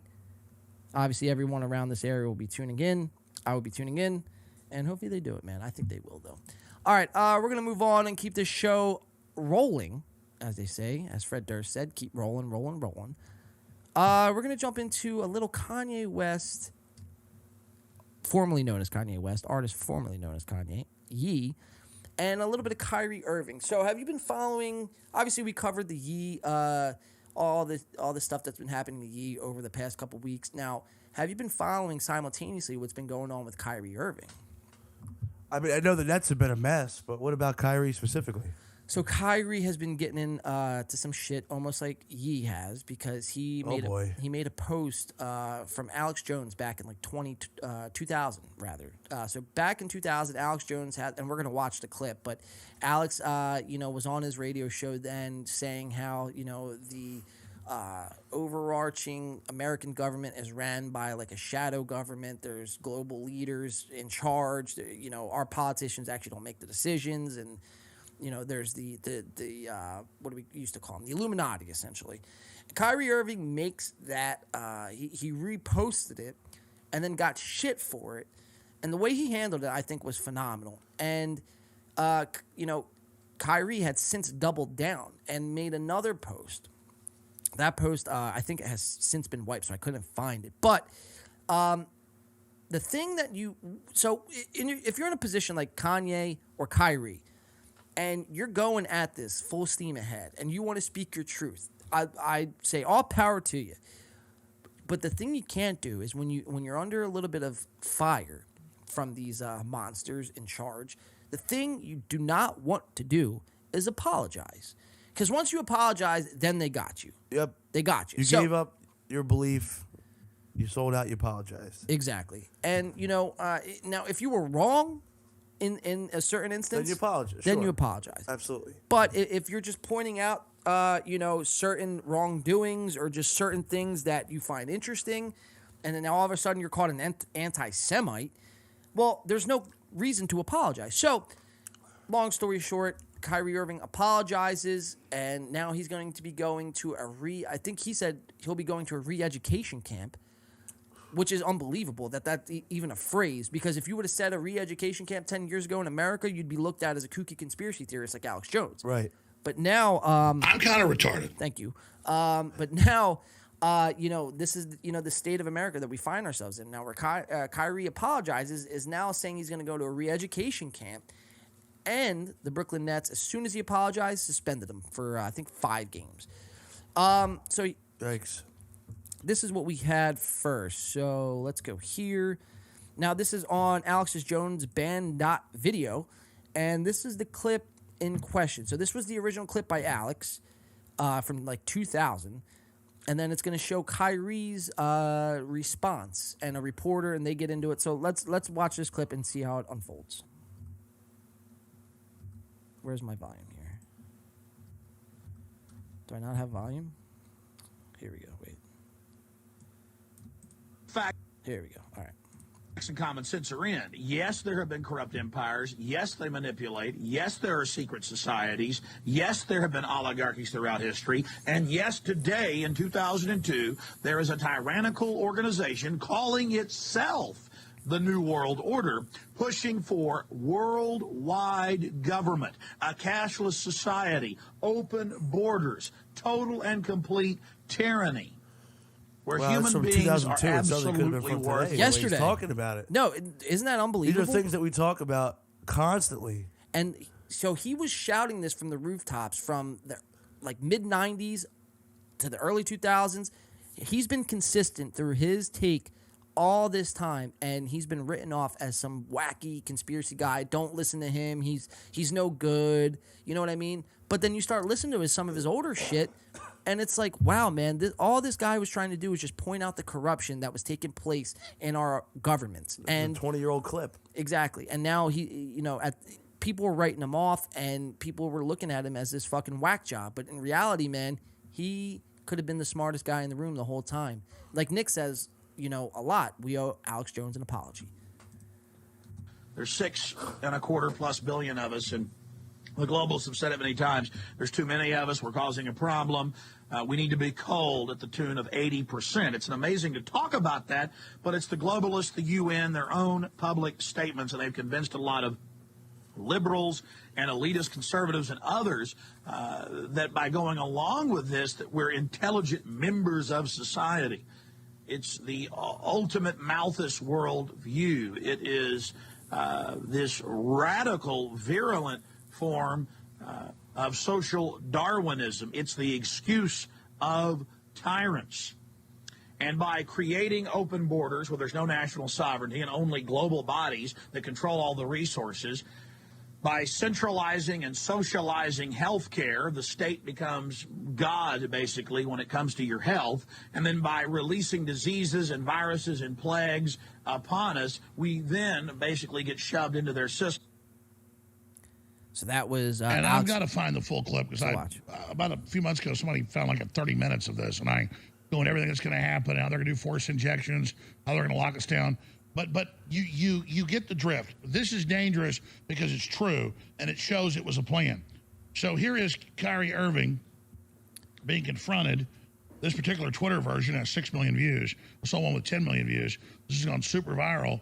And they just keep attacking him and talking over him. Here's what happened.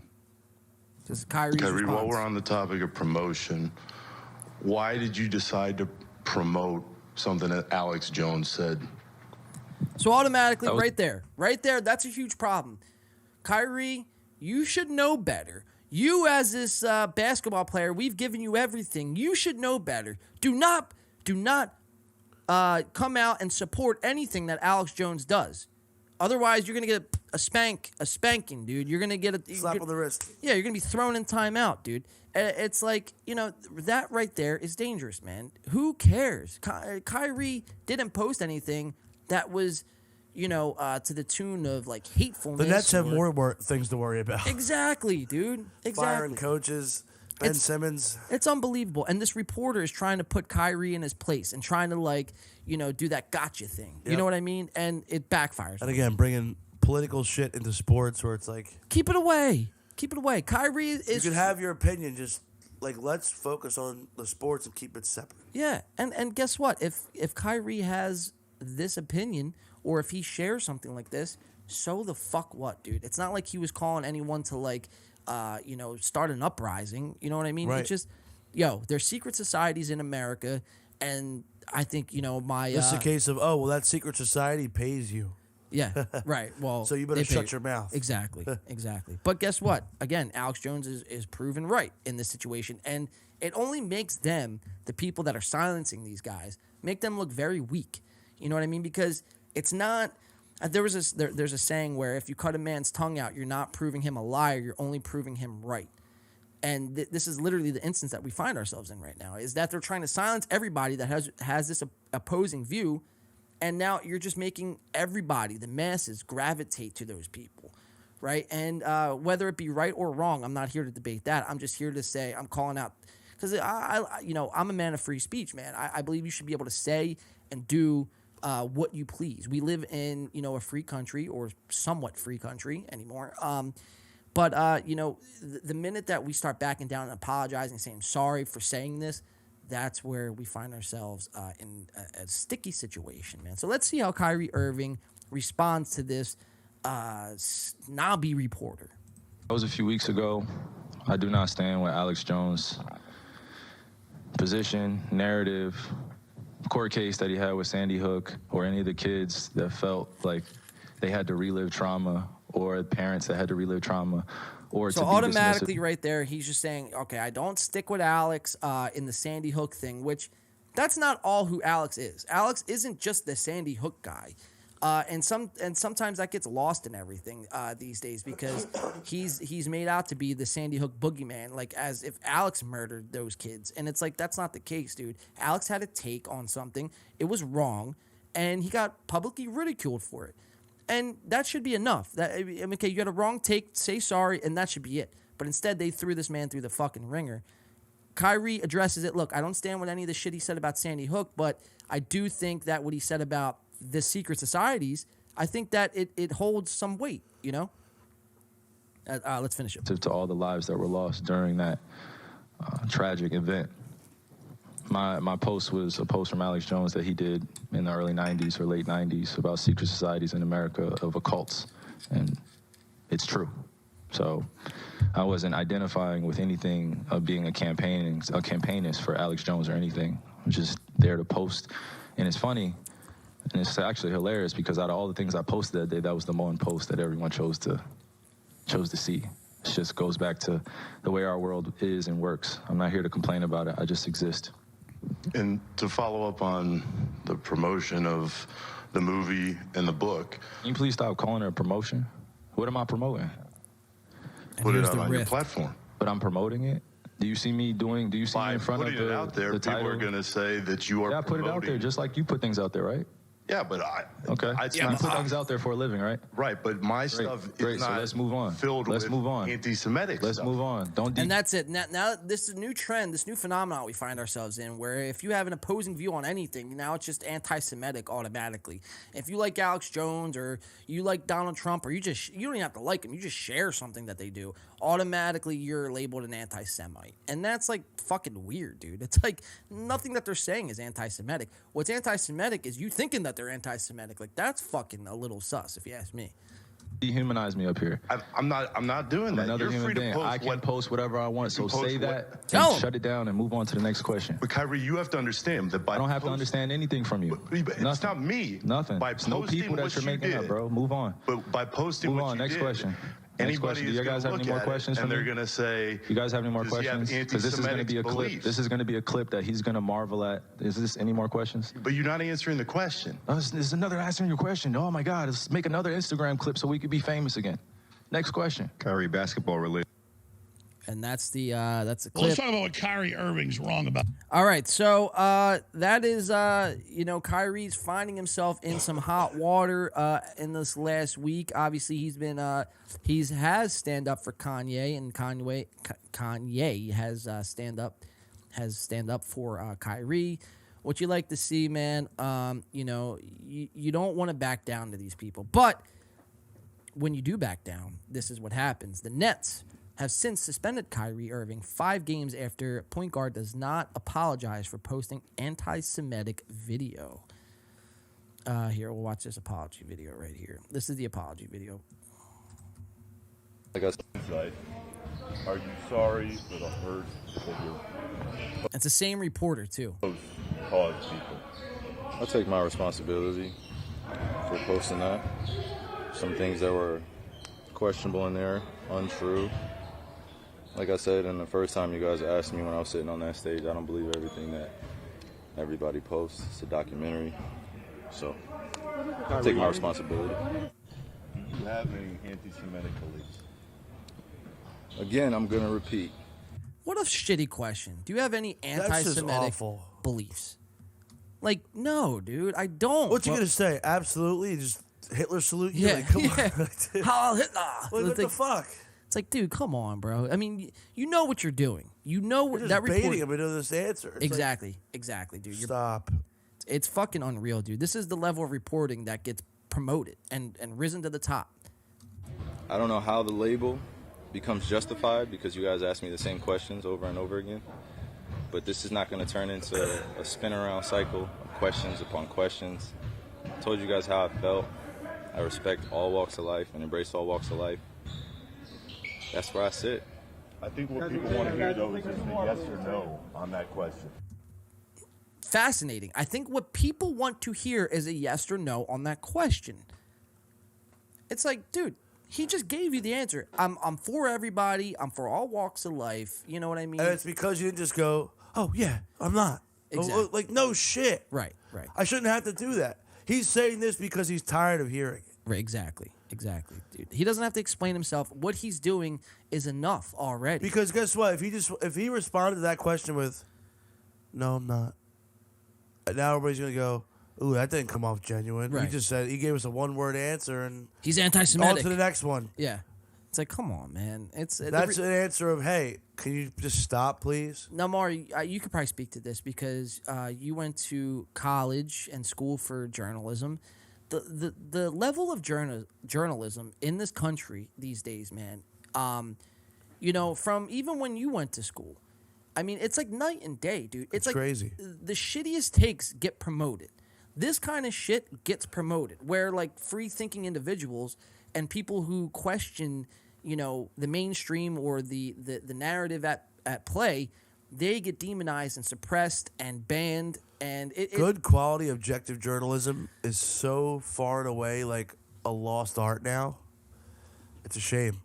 Now, was that, when you were going to school, were they promoting this kind of shit? Were they like kind of telling you guys like, hey man, like, you got to really kind of just be shitty and, make everything a social justice fucking thing?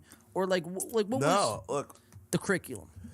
Dude, when I was in school, like, you wanted to learn to be an objective, source of the news. You look at things. Obviously, there's things you have to have when you say you write a column. Say, like I was a net sports writer. There's certain things I have to put in the column about this article about Kyrie, but I'm not going to give my opinion on the matter. Whatever he says in a quote, that goes in there. A little background, the lead of why he's under hot water for what he said, that's all fact, that goes in there. Never once do I put, well, I feel... Right, because then it becomes... Or in my opinion, because then it's not a news article, then it's just me... It's an opinion piece. I'm giving an opinion piece. Yes. And clearly it shows that, like, it's supposed to be objective and everybody just putting in their little narrative, getting their little, like... The way these questions are being worded, I get it, like, you're trying to get down to the matter, but you're also just baiting him into an answer. Yes. Because that's like... Yeah, if he says yes or no, okay, he answered the question. But if he says just, like I said before, if he says no, now everybody's going, oh, well, he one-worded us, trying to move on. He's not being genuine. He just wants to shut me up. Of course he probably feels that way. He's probably got a lot to say. So for him to give kind of a little bit more of a response of like, come on, guys, like I'm tired of this. Like, I get how it looks sharing this or whatever you feel about Alex Jones and what was said in this, but it's not. You're looking too far ahead into this. Right. Looking too much into this. Do you think objective and good journalism, do you think that is completely dead? Or do you think that, could come back in a way? And if so, if you do think it come back, how do you think Well, it it's comes funny. back? It can, because journalism isn't even a dead art. It's just evolved into a digital space. And now with social media, as long as you have an account and something to say, you can be a journalist. Right. You can you can post things that you discover, and you can write about your opinions. But then like that's the space for that. You're giving your opinion, people can disregard or not. Like that's why the whole thing with people getting nuked off social media is a hot topic, because like, do you consider that journalism? Do you consider that just like a free space to think and talk? I mean, theoretically, with the social media age, you should be able to evolve journalism and continue it in a digital format to where it reaches a lot more people faster. You're getting good quality reporting. You're getting good quality like information, but it's just so much fluff and bullshit and agenda-driven stuff and all kinds of clickbait. Clickbait, yeah, because that's what sells. It's brutal. Yeah, that's what sells, man. And that's the scary thing, because now we find ourselves in a position where the truth doesn't matter. And the race to the truth used to be what was big. So, like, exactly. when I was going to school for journalism, like, the key was to try to get to a big leading story and be one of the first publications to get that out there, because now you're, like, at the forefront of it. And, wow, people are all eyes on you. You brought, a good informative, view to this. Now it's, no, I just want to race to get anything out there. And if it's clickbaity, if it's got a good clickbaity title, they'll take something that's such a small thing in context and blow it up to a headline. Exactly. And it's crazy. Well, because now it's like not even the article that sells. Now it's like strictly the headline is what sells. Like, Yeah. that's what's going to get people to click, man. And, it's dangerous, dude, because, you take in consideration that all of our attention spans are like slimmed down and dumbed down to where people don't even read the article. They just read the headline, and that's fact for a lot of people. Think of it on like a much smaller level, like not something serious like politics or whatever, but like for sports. Say your like third string offensive lineman gets hurt, or two of them get hurt. The headline says, roster shorthanded next week. It's going to be a tough game because, An injury bug. Injury bug bites team week before biggest game of the season. Right. Well, now you're thinking, holy shit, I lost half my starters. Right, yeah. And you look at the report in the article, it's like the practice squad's gone. Two of the backups are hurt. Yeah. And you're going to be a little thin in the roster depth, but your starting offensive line's fine. Right. So it's like that level. Like I've seen that kind of shit too. And you click it, you're like, oh my god, dude, holy shit! And of course you want to read it because you're like, and then you find out it's a fluffy article. It's a fluffy. It's fake news, everyone. Ladies and gentlemen, do not read the fake news. But no, dude, I look. They always say, man, the pen is mightier than the sword, right? And we have a First Amendment where the freedom of speech, no matter what, really. So I think, man, if we can get back to a place, and I think you're starting to see it, what needs to be done, in my opinion, we need to create a counter culture, you know what I mean? And not have to rely on the Twitters, the Facebooks, the YouTubes, the Instagrams, and go to more of these, quote-unquote free speech platforms. I know a couple of good ones. I mean, you got, obviously, Rumble, and I know Trump has one that's Truth Social, where things aren't as censored, if at all. So, I think the same applies to journalism, though, where you need to kind of get away from the New York Post and the New York Times and all these other things. Now, the only thing, I guess, against that is that print media is just a dying breed in general. It's been that way for a long time, yeah. So, that opens up a whole nother topic for discussion, but as far as digital media and digital content and video and, memes now, it's like there are things that are in place where there can be a counter discussion and a counter narrative that, takes place. And I think that single-handedly can take us as a whole to a better place, than we are today. So let's finish out this Kyrie clip, and then we're going to jump into our podcast coverage segment here at the back end of this show. Yes or no? I cannot be anti-Semitic if I know where I come from. I cannot be anti-Semitic if I know where I come from. I sort of wanted to hear the word I apologize, or in your mind you said I didn't mean to cause any harm. Were you apologizing or did you not apologize? I didn't mean to cause any harm. I'm not the one that made the documentary. What are the specific things in the documentary that you don't believe are true and that you don't believe represent your own morals? I think some of the criticism of the Jewish faith in the community, for sure. Some points made in there that were unfortunate. And I absolutely hate. Shut up! I got a quick ad at the back end of that, but Yeah, so that's Kyrie Irving, man. He's in some hot water, suspended for 5 games. Like Mario was saying, the Nets have bigger problems to worry about than, Kyrie Irving sharing an Alex Jones clip. Obviously we still have Kanye West still going on his tantrum about the Jewish media and the Jews this, the Jews that. It'll be interesting to see moving forward. It's just amazing what, a month can do, dude. Because Kanye West went from being, one of the, I think, only, black billionaires, especially in the entertainment, field, to now, just pretty much, there was an article today how Kanye West single-handedly ruined his empire in a month.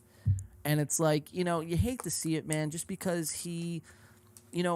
like I said, in his mind, he's speaking his truth. So, to deplatform him and to take away everything that he has earned, I think is wrong. But then again, it shows, those corporations and everyone, the powers that be, it shows their true colors. And, you'd rather them be revealed as these fake fucking organizations that say, hey, man, we're ride or dies. But until you say what you think is true, you know what I mean? So... Again, rules for me, not for thee. So with that, Mario, we are going to jump into our podcast coverage of the week. I don't want to take it too heavy there. We could talk about that all day long, all the live long day, as they say. Well, end on a light note here. Yeah, I want to keep it light, but I feel like that's important, man, because we do like sports. Obviously, I got the Brooklyn Nets hat on today in support of Kyrie, rather. Obviously, I'm not a Brooklyn Nets fan, but it's the closest thing I have to a Kyrie Irving jersey. But I just feel like it's important though, as a sports fan and as people that we are in digital media and we have experienced censorship and getting nuked off social media platforms. It's like the second we don't talk about it is the second that I think we admit defeat. Yeah. It's defeating the purpose of what we're doing here. Exactly. By taking us off. Exactly. All right, Mario. So we got 3 podcasts to cover. We might only just cover 2 because usually we get pulled for doing the Joe Rogan podcast. So we'll save that for last if we do it at all. But we have 2 right here off the top. Which one do you want to start with? So we got Something's Burning, which we covered 2 weeks ago with Angela. And that's Burr Kreischer's cooking show. He brings in comics and they cook. They eat. Do you want to put a bow on Kreischer and finish him up real quick, and then we'll get to the next one? Since we have the machine and we already covered the machine, yeah. So all right, let's start with Kreischer. Something's Burning, and this is one of our OGs again, the cackling hyena herself, ladies and gentlemen, boy. Whitney S. Cummings. Podcast drama, Mark Anderson. Still one of my highest viewed TikToks, that one we did the Whitney Cummings clip. Oh, yeah, that one went pretty fucking viral, dude. Mark Anderson said, let's get into the podcast drama. That we will do, sir. So let me ask you, man, what would you rather see first? Something's Burning? I think that's what we're going to start with. Because it's Tim Dillon and Whitney Cummings, and that'll set up the Tim Dillon show with Bill Burr. Yeah, let's do that one first, then we'll do Tim Dillon's show with Bill Burr. All right, let's start with Something's Burning, and then we will move on. Let me pull up my notes here. Now, last week was a kind of a dumpster fire because, like I said, I got nuked off Facebook. My Facebook account is gone. So if you are listening to this, follow me on Twitter. You can find the link below. Follow me on Instagram. Follow me on TikTok. Same with Mario. But Mario, the only difference is still available on Facebook. So I will be sharing the link to our episodes on Facebook. So if you guys aren't on YouTube yet, you just head over to my Facebook page. Hop right on. It was just a real bummer, though, because I had all my notes last week that were in my messenger, my Facebook Messenger. That sucks, dude. And it's like, what can I fucking... That's how we do our show prep. That's how we do all our show prep. That sucks. Yeah, dude. It was bad. All right, so let's jump into it. We'll go Something's Burning, Tim Dillon, and Whitney Cummings. Let's roll the intro. Kind of a bizarre intro. Burr is just talking to the camera very oddly. So let's watch Burr Kreischer take it the fuck away. Hey, guys. Brand new episode of Something's Burning, and I got big guests. Guests so big that I wait for them. Whitney Cummings and Tim Dillon. Right now they're holding court with my daughter and wife in the other room. Whitney picked up my daughter from school. Tim and I have been gossiping about comedy, pretty aggressive for the past 30 minutes. And I just sit here and I wait. It's what I do. Humility. Humility. Know your place in the business These are two of the biggest names in comedy and in podcasting. Did I know them when they were nothing? Yeah, I knew them when they were nothing. Do they remember that? They do, deep down inside. Do they treat me like that? No, they don't. Whitney, come on. And so, what was that saunter? And you could hear Whitney coming in with fucking, like, as they say, coming in hot, right? That's about as hot as it gets. Now, we know Whitney. We watched Whitney over the pandemic, man. This woman, man, she was out of her fucking mind, dude. She was dyeing her hair pink one day, blue the next day, pink and blue the next day. She was fucking going through something. We watched her on Joe Rogan with Annie Letterman admit that she took ketamine as a daily supplement of like an anti-anxiety fucking medication, which was pretty bizarre to admit while you have pink and fucking yellow hair. Again, things that you can do and get away with because of your stature. Rules for me, not for thee. There it is, Mario. That's really been the overarching theme of today's show. So we're going to watch Whitney do a little bit more of just being, herself, really. But it's kind of, it goes more than that. We watch Whitney admit that she was going through a mental breakdown. Now, she's going to blame it on marijuana edibles. Now, Mario, somebody who has taken edibles, doesn't send you into a mental fucking spiral, right? If anything, it keeps me from that. It keeps you grounded almost, right? And it like... And I don't know, man. If she's in the K-hole quite a bit, that might be leading to some psychosis. Yeah, I mean, call me crazy, but somebody... Doing drugs is bad. Doing drugs is bad. And somebody who admits to taking ketamine and has a mental breakdown, can't you attribute that mental breakdown to, I don't know, taking ketamine? Or at least that be like, hey, that's probably like prime suspect of what's going on here. Yeah, if you're a detective, it's like, hey, prime suspect Barring number one. you just having some chemical imbalance, that's how you are. Well, that could be true. Right, too, which is also fair. But, so we'll watch a little bit of that, and we also watch the bickering. Now, Tim Dillon and Whitney Cummings, they're like very, how do I want to say this? Very sassy, I guess. They're very, they try to be elite, right? They're trying to be elite within their friend group. This podcast is going to prove that. I mean, while they eat fucking, it's not calamari, dude. What the fuck am I looking for? What's the it's caviar, right? Caviar. Caviar. Can I have some caviar with my champagne, dear? It's like literally something Whitney would say. But we'll watch Tim and Whitney kind of bicker back and forth. Now, the fans, I think, picked up on this in the comments section, but it's super subtle, and I just want to keep everyone. I just want to bring this to everyone's attention that when two comics are going back and forth like this, and they have a smile on their face. They're professional comics. They're trained to have smiles on their face. They're trained to laugh. Just because they're laughing does not mean that they're having a good time. It simply means that they're in an awkward position. They don't know how to get out of it. And the only way they can, see any light at the end of the tunnel is by putting a big, fat, fucking fake smile on their face. So with that, I will leave it, and I'll turn it over to Bert, Whitney, and Tim. Take it away. What show is this? Is this a spinoff of Something's Burning called Whitney's show that is called Burns When I Pee? You nailed it. These two are probably the most fakest two in the industry I've ever met in my life. But I digress. And ladies and gentlemen, also on the show today, let's see this saunter. And welcome to Segura Couldn't Make It. Welcome to Tom would have made this show better. Oh, and Tim looks pretty bad here, dude. Looks very bloated. A little disheveled. Little acne breaking out. I mean, he don't look good. He's having a rough go right now, yeah. Very rough go. We all know, well, you know what? I'll save that for the Tim Dillon show. But yeah, Tim just does not look good here, man. Two different color strings am I seeing here? Or am I tripping balls? Is that one I guess I'm tripping balls. Whatever. Tim, you don't look good, man. I'm worried about you. You've had one too many McRibs, my guy. Why don't you fall back on that? Better and put more money in it if you'd ever thought of it. All right, sit down. Let's eat. Hey, something's burning, something's burning, something's burning, something's burning. You guys are two of my favorite millionaires. Like you guys unabashedly enjoy money, and you Have fun. I look at your lives and I get jealous. I wish I could be more like you guys. But I know where you both came from. Yeah. So that's what makes it so enjoyable. Right. So today... Where am I from? Virginia. Oh. Yeah, of course I know that. That was surprising. Yeah, well, I have a picture of you on my phone of you playing basketball. So, yeah. I would like to speak to HR. Why?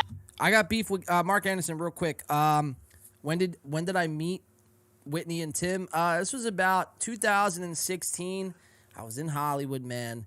And, I had heard a whisper around the corner in Hollywood on Sepulveda Boulevard. And all I heard was, "Psst, want some ketamine?" And I look over, and it's Whitney Cummings just cackling away, high as shit on ketamine with fucking purple hair. And I was like, what's up, Whitney? I mean, I guess we're doing this, huh? And me and Whitney actually sniffed ketamine together. It's a long story. I won't really get into it. But now, Mark Anderson, yeah, I mean... Man, look, I was home in New Jersey. I was kind of bored. I did live in LA for 2 years, so I mean, fact check me on that. I bet you can't. Who's to say I didn't meet Whitney? But yeah, do I have a beef with ketamine? No, I don't personally have a beef with ketamine. My problem is when you promote it as if it's like, ibuprofen. You know what I mean? Because Whitney talks to a wide audience, right? She talks to young women. Like we watched earlier with MGK snorting fake Coke or real Coke or whatever. It's not the act of him doing it. It's not the act of her taking ketamine. It's the act of her promoting it as if it's okay for everyone to do Or the it. common person. When me and you would lose our jobs, lose our families and friends. Livelihoods gone. Yeah, it's not okay, man, because and we watch a lot of these comics when they talk, Joe Rogan being prime example number one. He talks about the promotion of mushrooms and LSD and DMT, which I personally find benefit in my life by taking. But what I won't do is promote it as, because this is a mistake that everyone falls into. Everyone does mushrooms and psychedelics, and they automatically assume that everyone in the world have to do it. And this is how we could cure everything. And it's just opening up a whole new fucking... like third eye. Yeah, like existence. Yeah, dude. And it's like, everyone isn't made to do psychedelics or ketamine because guess what? If the normal person did, they would go through a psychotic break. And we watched that through Whitney over the pandemic when she was fucking going through her psychotic break. So that's my beef. Isn't with ketamine, it's with Whitney promoting ketamine as such. Let's get back into it. Of me in high school. You have a picture of me in high school on your You in phone? high school. Old school Whitney. The hungry Whitney. Yeah. The Whitney back in the day. Yeah. We're talking, that would be a Whitney. Do you ever wonder what it would be like to date Whitney in high school?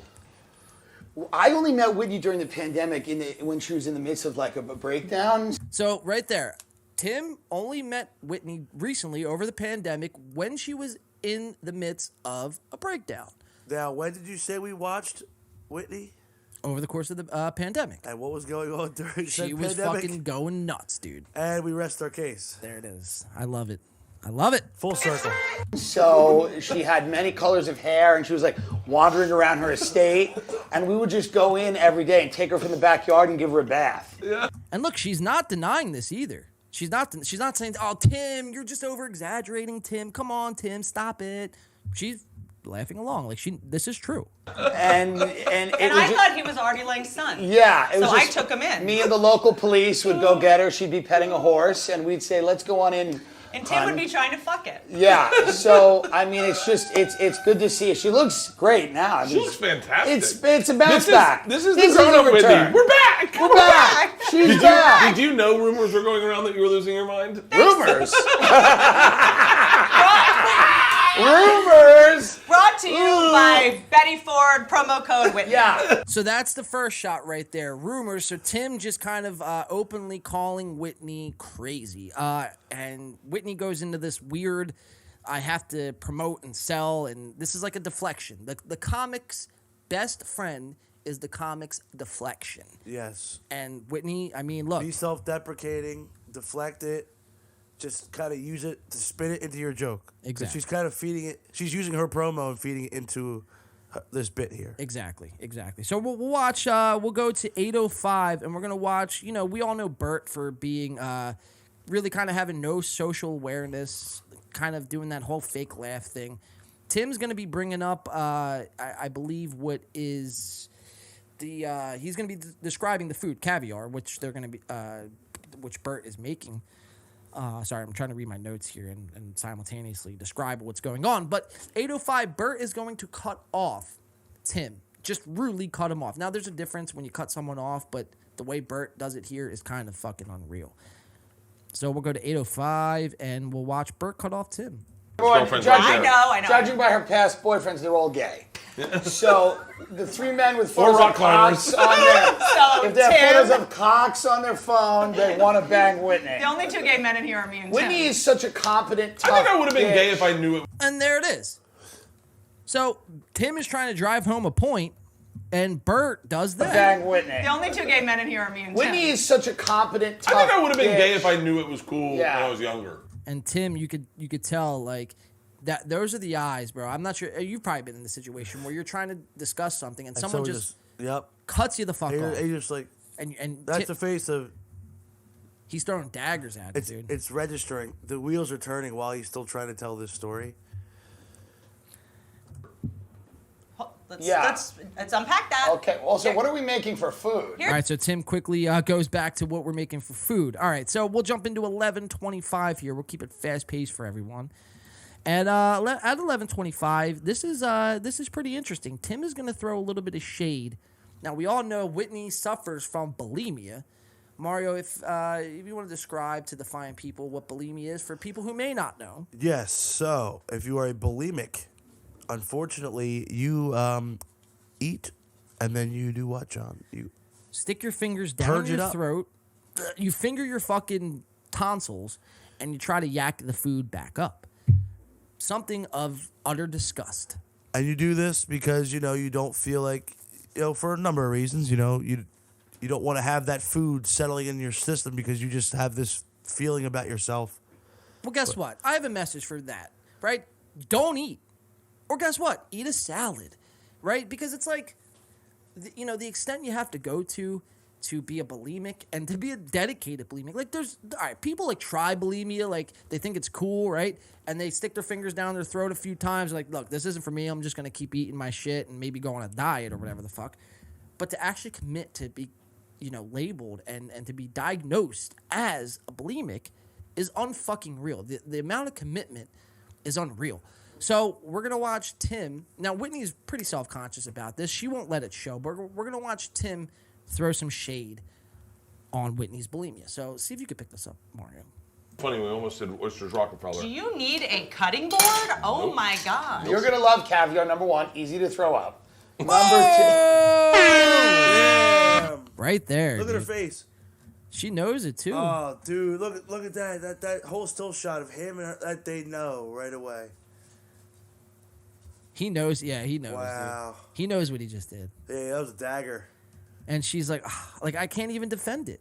That's why, look, I'm not a huge fan of Tim Dillon, but I'm starting to come around to him a little bit. You get it. I get it because he is one of like the only, I guess, quote unquote, edgy comics that we have in this game. I will say this whole segment so far has been some of the more edgier things I've heard a comic say in a while. Yeah, and that's what we And like to see I from missed our that comics. that's what exactly comedy was. Exactly, not this safe fucking social justice bullshit. And everybody's got to have a podcast. Yeah, right. Just saying. Right. Yeah, it's because it really feels like a lot of like these comics. That's kind of what they focus more on now. Like they're not as much as doing a comedy special or like quippy one-liners. It's more of just like, hey, we can do like this like 2 to 3 hour podcast and that can be funny and people will be engaged in us just having a conversation. No, see, I don't think that's it though. I think they don't see people could be engaged in our conversation and we can make it funny because they don't do that. Right, because they're really just doing it for. It's all just clout. And it's all just money and clicks and clout. There and it is. There's really you watch these. There's no substance. No behind it. substance, dude. No substance. But my point is, their mindset is we can just sit and talk about whatever, and people will be engaged in it because they like us and they think we're kind of funny and it's safe and nobody's getting offended. It's safe. It's safe, right? It's a safe space. When really like podcasting and talk shows and talk radio, like, when you're interviewing somebody or when you're having a guest on your show, you don't want to just, you don't want to set them up for the easy questions. Like, oh, so when did you get into comedy? What's your, There's a difference between being like fair about it and being safe. Exactly. Like when you're a comic, you're a podcaster. It's kind of no holds barred, and then certain things you just can't say or do. It's off limits, right? They're off limits. That's just how it is. But now we've gotten to a point. Safe is none of that at all. We've gotten to a point where it's like almost everything's off limits, and where 99.9% of any other podcast Whitney would have gone on, no one would have brought up her bulimia, right? Or they would have been working in comedy again. Tim has this weird relationship with Whitney because Tim is one of Joe Rogan's fucking guys. So therefore, he knows he could do this. I mean, even just talking about being gay as it just being like a part of a comedy bit, some people could hear that and be like, you're mocking the LGBT community or whatever. Blah, blah, right. Blah. Like, well, Tim is actually gay. Right. but I'm saying even like Burr Kreischer, like. Well, right. And I'm sure with Tim being gay, it's fine because it's like you're talking to a gay person, it's okay, but. Well, apparently, I mean, I say that in quotes. Tim is gay, but I've actually never seen him with another guy. I mean, there's actually a lot of conspiracies, quote unquote. I mean, he is. Fuck, I don't give a shit. Yeah, same. I don't give a shit either. I mean, I all power to you, Tim Dillon, but maybe what I would like to see, and maybe not that I would like to see it, but maybe just to verify. Like to know about it. Yeah, well, I wouldn't want to know about it, but look, I guess what you could do to kind of put all the internet, haters, like you like to say, fucking, in their place, is you post a picture, Tim Dillon, of you sucking a fart out of another guy's fucking, mud cheeks or whatever the fuck. You know what I mean? Because until that point, man, you could say you're gay to all the live long day, but we need to see proof, Tim. We need to see proof. That's all I like to say. So we'll go to 2044, and it's funny enough, we're talking about gay, stuff here. So we'll go to Weird Gay Talk begins. Tim's ears perk up, and he goes in for a joke, and it bombs. So we'll go to 2044 and watch that unfold. Let's see. We'll put this here. Can we get back to you saying you would be gay if you were born in a different time? So Bert said he would be gay if he lived in like a past time or whatever. Bert said, I'd actually probably consider being gay, and then this is what happens. There's a lot of things that I think, had I not grown up in Florida with the norms that were like society, I would have been very open to. Mark Anderson, yeah, that was a rude interruption, dude. Fucking Bert has no social cues, bro. That's my whole thing with him. He just does things on a whim. He's probably on fucking 127 milligrams of Adderall, and he just flies out of the fucking whatever He's comes out another of one his that's mouth. constantly cackling, too. Oh, dude, he's the worst. Him and Whitney, dude, they're the worst. And we'll read some of the comments right after this. But here, let's watch this unfold. Buttholes? Well, I don't know. I tell you what, I definitely enjoy hanging out with dudes a lot more than chicks sometimes. Yeah, but I think that's most. That means you're straight. Yeah. Oh, really? Mm-hmm. And Bert's like bummed about that. It's like, oh, really? I'm not gay? Fuck. You mean to tell me fucking I don't have a chance of getting a fucking cock up my ass today by Tim Dillon? And maybe this was a weird fucking like a mating call. Is this the dinner beforehand? Is this to take me out to dinner first? I think so. I'm gonna bring you on my cooking show. I think that's what we're watching. But then Tim, the gay one, says. So Whitney's the wingman. Whitney, yeah, you could say that. She's the wing woman. Or you watch Tim. He's gonna try this joke. It's gonna fall flat. Oh, here she goes, dude. Here she goes. Oh my lord. Oh boy. I bet you Elon Musk's Falcon X could fit right into that fucking mouth of hers, dude. Holy fuck. But watch Tim. He's gonna bomb on this joke. Yeah. Sorry, I know. It is heartbreaking. Do you enjoy men? In what capacity? Like if they have a prescription pad. Oh, the bomb! I love to see the bomb. Oh, it's lit, baby. It's definitely lit. Look, she knows. Well, he knows too, dude. Like, so you ever try a joke, bro? Like, you ever try something past its like expiration? So like, there's a window when you could do a joke, right? Anytime after you try that joke, it's just like move on. It's done. It's done.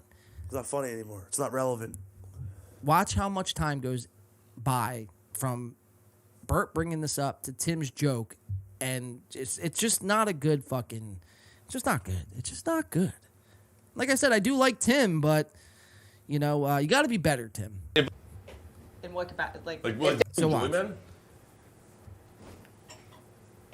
In what capacity? Like what? If they have a prescription pad. if you're no if you laughs. Yeah. And they were like, yeah, no laughs. So like, here, you want to give context to like what he means by that joke? I think you should, Mario. Okay. I mean, if he has a prescription pad, what can you get with a prescription pad? Viagra. There you go. There it is. So, yeah, I mean, yeah. No, it didn't land. No. And they just kind of both were like...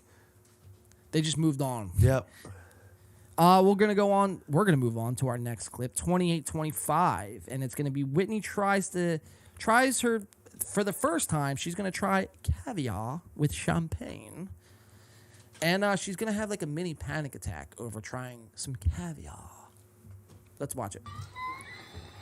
Tim loves it, by the way. Tim's going to town. Try that one. Tell me what you think, Whitney.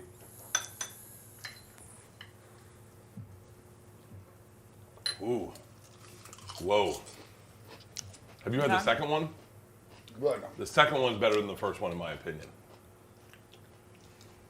I think I have COVID. Are you not taking anything? I think I have COVID, she says. COVID. No, I taste it. I feel like I taste the pancake. It's delicious, but it's making me think I'm not tasting. That maybe it's just. Then delicious. try raw dog it. Get a spoonful of seeds or the eggs. Okay, that is. Watch. I had one just alone. That is a pungent taste. With this, have you on the second one yet? I don't know if that's for me. Why? That is the Whitney Cummings of caviars. You love it or you hate it. I love the second one. I like the second one the most so far. That's too strong. The third one, one's pretty awesome. Do you taste how strong that is? Yeah, I love it. It's great. Like she's like mine? sniffing That's it. too much for me. I'll take it. When you first had caviar, were you like, oh, that's fishy, and you got used to it? That's fishy. That's definitely fishy. The second one is very wharfy to me. Yeah. Yeah. Whitney, what the hell did you think? You're trying the eggs of a fucking fish. What did you think it was going to taste like? Fucking McRib? Steak? Yeah, McRib. That's called Is that what they make McRib? It's called a callback. Yeah, is that Mario. what they make the McRib about? I mean, unbelievable. Hey, we're going to try some caviar. And, like, what did you expect it to taste like, man? Like, I mean, I don't get it. I really don't. I really don't. Like, you don't think before you speak? Yeah, I mean, like, Bertie was just looking like, yeah. He's like, well, give it to me. You're Give me a surrounded by second, yeah. two fat dudes. They'll happily eat it. They will happily eat your caviar. Your fucking leftover caviar. Well, did you have the second one? No? I'll eat the second. Yeah, he's like eyeing it up the whole time. Like, Yeah. Huh. You gonna eat that? Yeah. I think she continues to panic a little bit more. If not, we'll move on. It's great. I love the second one. The Blinch evens it The out. second one on the Blinch, to me, is the move. Yeah. It's the second one and the Blinch. Because you need a little. You need the kick. This is fun to do if you get pulled over by a cop. You're doing this Look in at the her. car while he asks. I'm so sorry. She's like I'm in the middle of a freaking out. conversation. I'm doing a tasting. All right. I have a The feeling. inside of her mouth is Yeah. like grossing her She's out. like freaking the fuck out, dude. It's calm down, But Whitney. like the last one the best. Have you had the last It's one not yet? going to kill you. All right, so we'll go on to 34-34. And up to this point, man, the show hasn't been good, man. I mean, the conversation has been stale. The food has been bad. Whitney's not into the caviar. Tim Dillon's not landing any jokes. Burt is kind of stuffing his face, just kind of talking. Burt's mind's anywhere else but doing this podcast right now. And Whitney's going to call out the elephant in the room that this podcast she thinks is completely bombing. Let's watch it. And look, Mario, I know we've done 155 episodes now of this podcast. There's definitely been times on this show where I know you know and I know, look, this isn't a good show. Guess what? We'll come back next week. We'll do a better show. How many times have you said something where I'm like, or well, you say something where you're like, oh man, like that didn't land at all. Didn't land, yeah. And I'm like, and you listen back and you're like, shit, dude, I could do that better. But guess what? What's one thing that you would never do, even knowing that our show isn't going that good? You wouldn't fucking say it out loud. No. No, you just keep going, and then you put that one aside. You go to the next one, and you learn from it. Right. You learn take it as a learning experience. Whitney, though, is, I mean, I don't know. Again, no social awareness. She's just going to call out the elephant in the room that, hey, guys, I don't know if you guys know this, which, by the way, they both do know it. If she knows it, they definitely both know it. Guys, I don't know if you know, but we're not doing so hot here. /burning. This is the least I've talked or done anything in a podcast in my entire fucking life. Is that true? I feel like we're kind of bombing. No. Whoa! Whitney. At least she's being honest, though. I like the honesty. I do. Respect it. I think it's the going back to the normal hair look. Yeah, you could take her serious. You know what I mean? She just kind of went back to, okay, I'm checked back in. Okay, yeah, we are bombing. It's unreal. We are not succeeding here. This isn't one of our hottest podcasts. It's not our finest hour.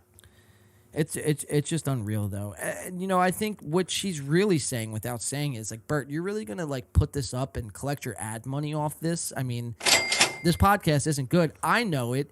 I know you guys know it. But maybe the audience is dumb enough where they won't realize it. Maybe they don't even get to 34. But guess what? We're going to sell them the ads. We're going to make our money. And we're the best comics That's right. ever. Pad out that extra half hour at the end. Yeah. Unreal, dude. All right, let's keep watching this. And we got a couple more clips from this show, and then we're going to move on. No, are you being fucking Really? serious? Oh, good. Fuck, yeah. She's always too hyper nervous. Yeah, you. But I think you're critical. Okay, then would you argue? I'm like one of those people in this business. I'm so dumb. I like try. Yeah. I know, but that's so gross. I know. As soon as I stop trying, I feel like I'm gonna get the career I want. I wish I had tried more. Like All right, so we'll move on here. I think that was it for that. 48-10, Whitney has an outburst. So we all know we know Whitney as being what, Mario? The cackler. Oh, yeah, she is the cackling hyena. Cackling hyena. I didn't know where you were going with that for a second, because she's a couple different things. Yeah, I set that up pretty bad. I did set that up pretty bad. That's my fault, dude. But we'll go to, let's see, where's it at? 48-10. Whitney's going to have an outburst. Let's watch it. I like when people have outbursts on shows, dude. It's just, I mean, that's why I love watching these shows, for the outbursts. Lemon zest makes it. That's right. Lemon zest really is something people underuse. You know what I do? When I do spinach with garlic and oil now, I always add lemon zest. Oh, wait, whoa. Watch her this. I'm going to zoom in. You know what I do? When I do spinach with garlic and oil now, I always add lemon zest. It's so it fucking really is good. She looks like, her face right now, look, you ever... I've said this before on this show. The eyes and the face tell 1,000 fucking stories. That's right. Her face right now is screaming, I'd rather be anywhere else but here, but my manager promised Bert's manager that I'd make an appearance and something's burning when he booted the show back up. And, you know, she doesn't want to be here right now. I mean, even look at Tim's face. I mean, he's kind of borderline. Like, you know, if there was no food, I'd probably been gone fucking 25 minutes ago. If we were talking about what we're cooking, yeah, I'm out of here. I'm done.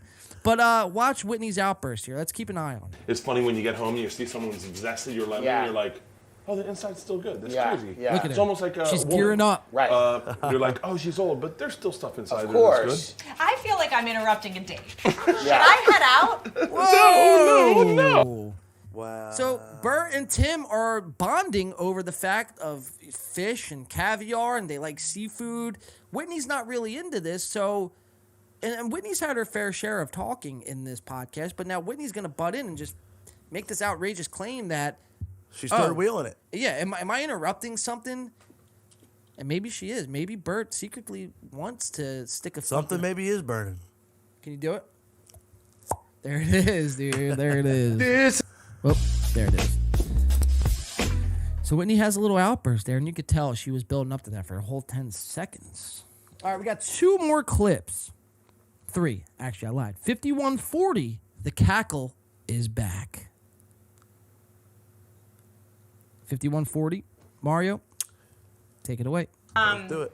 Okay. 400. Like, who are we? Like, if it was a year ago, you guys would say, or 2 years ago, Whitney Cummings is number 1. She's gonna die. We thought you were gonna kill others. We Another really subtle believed that you were dig. gonna kill others, and That is the most audible laugh Halston's ever had on a podcast ever. Austin was there some of the time. He saw something up close. That was wild. He was like, he walked back, he was shaking. He was like, I know. I can't go to her house anymore, man. Imagine being me and like having random things come up on your Discover She page. said once, she goes, why don't we make like a... So the cackle is back in full effect, and we're going to keep it moving. 54-20. Again, remember I talked about earlier how Tim and Whitney, Tim was kind of fucking throwing some shade on Whitney. We're going to keep watching. Well, that was a really not so subtle dig. We'll watch more digs by Tim Dillon here to Whitney Cummings. Take it away. I bet lakes in fucking Idaho. Yeah, with water aquifers. I don't even know what that is, Are Tim, you? but Hold I on. fucking I'm do. sorry. This is between me and your fans. I'm doing business. If there was a PodCon that had everyone's podcast studios built and people could come around and fans could take photos on your podcast set without. So Whitney has this great idea. You know how there's Comic-Con and Disney-Con and DC-Con and all these cons? Whitney has this great idea. Let's do a PodCon. But instead of the podcasters like Joe Rogan and Tim Dillon and Tom Segura and Burr Kreischer and all the others, Mark Norman, instead of them being there, we're just going to build their set, and the fans could just wander in there aimlessly and take pictures, and that would be just as good, you know, than meeting the actual podcaster. Like, look, Mario, if you or I weren't here and we just replicated this set and put it into the PodCon, like, you as a podcast fan, would you like go check that out? Like, okay, cool. I walk by it. Oh, that's the end of the paid set. Cool. That's it. Okay, yeah, what? So I'm going to sit down in the chair and just put the headphones on and be like... Yeah, it's like, where's Mario and cool. John? Yeah. Like, You know? yeah, like, what makes you, like, too good to meet people? I mean, I get it. Like, even at a Comic-Con, like, you have a panel of people that come and sign autographs.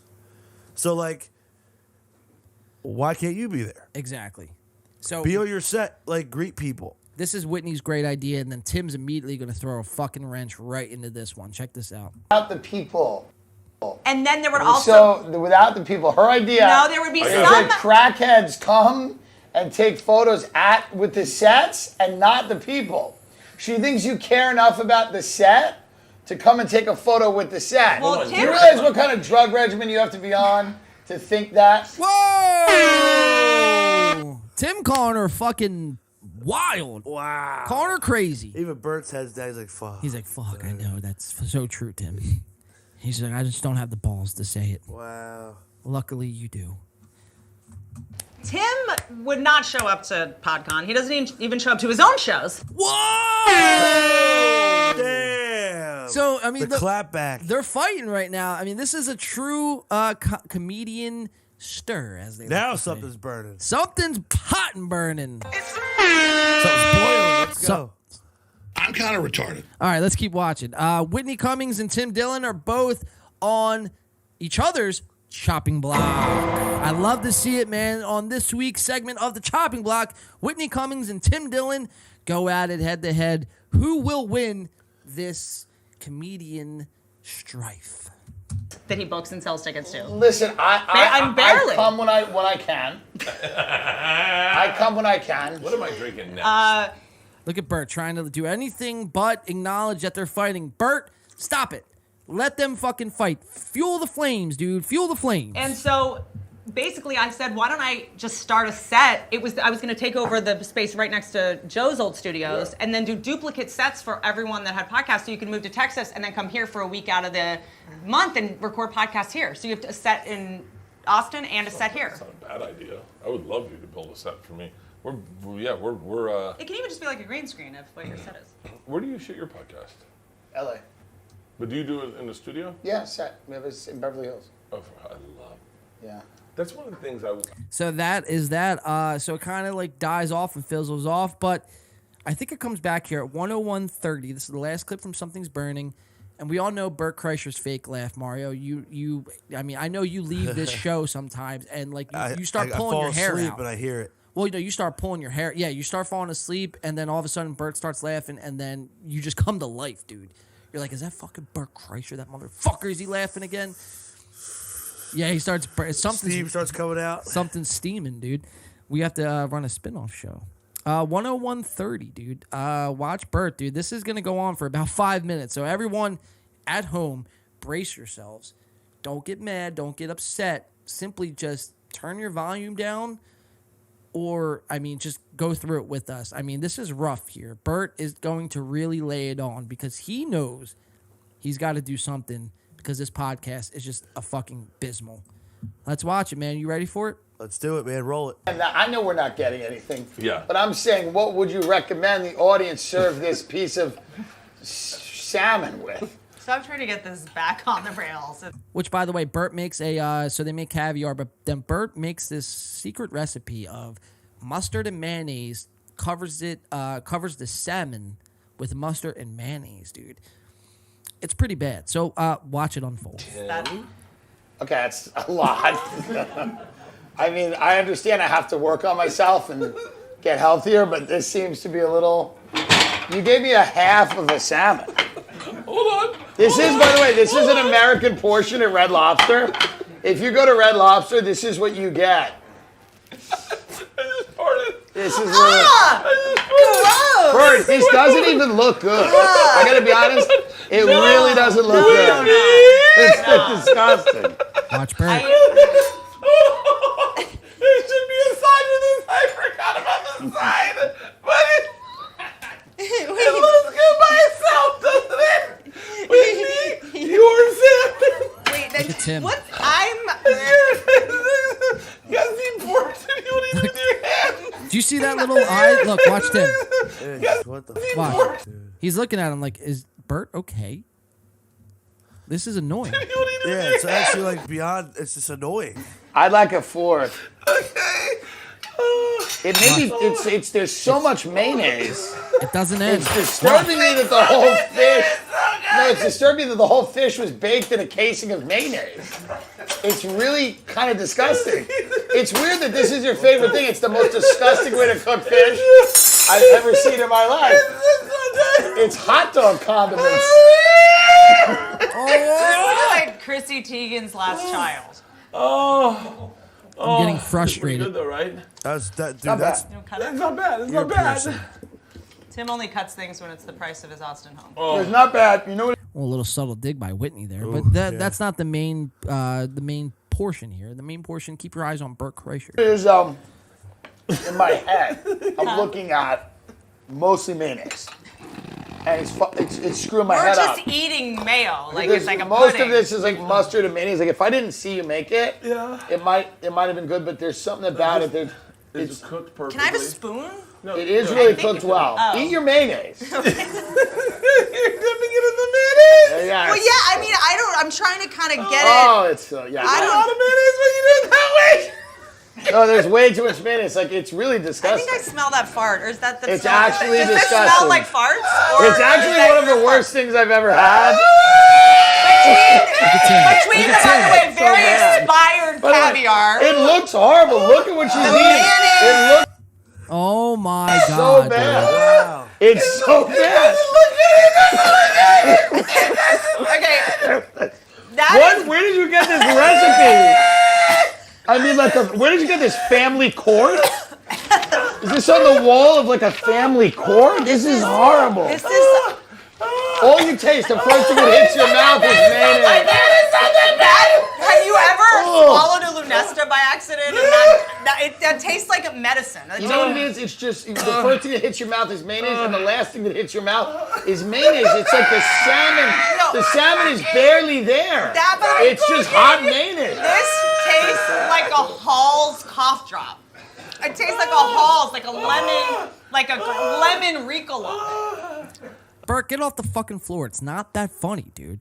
I mean, how rude. I mean, look, I started this clip at 101.30. We are now at 104.45. Well past 3 minutes of Bert. Of howling, cackling. Of cackling, howling hell, dude. I imagine when people go to hell, this is what hell is like. Oh, loop. You hear that? Yeah. This is how you just slowly suffer for all eternity. Is Bert Kreischer's obnoxious, fake laugh. It tastes like lemon. It just. And he's not done. He's not done.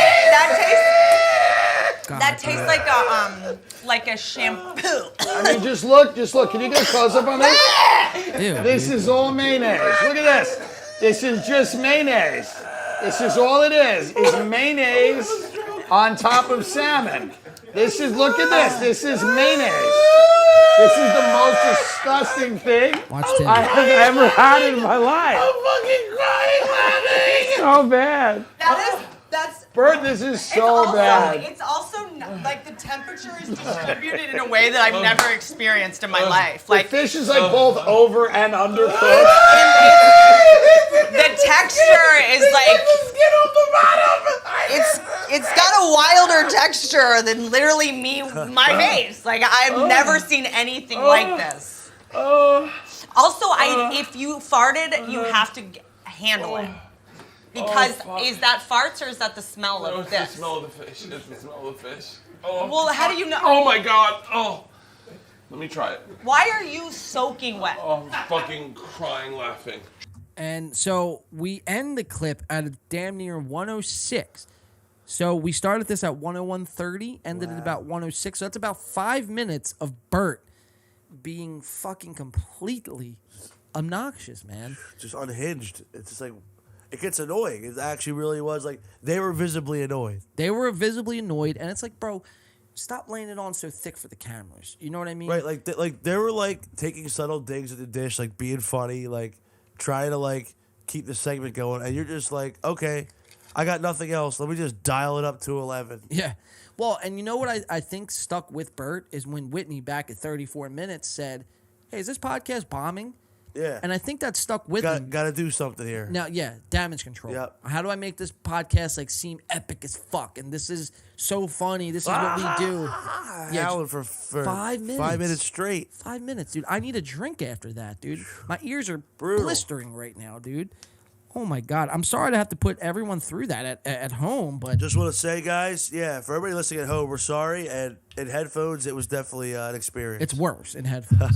Trust me, I have these new in-ear monitors, as you guys could see. I'm trying to gravitate away from the headphones, and this is like literally in my eardrums. I mean, guys, I can't describe the pain that is going. Look, I've played sets. I play out live. I'm a drummer, so I play drums, and my hearing is pretty fucked because of that. But I'd rather have someone come up right next to me, hit a China cymbal right next to my fucking head, just like every time, than listen to Bert's laugh for fucking 5 minutes. For 5 minutes, bro. Holy fuck, dude. I mean, it's like, control yourself, bro. Control yourself. That's all I gotta say. Dude, could you imagine, right?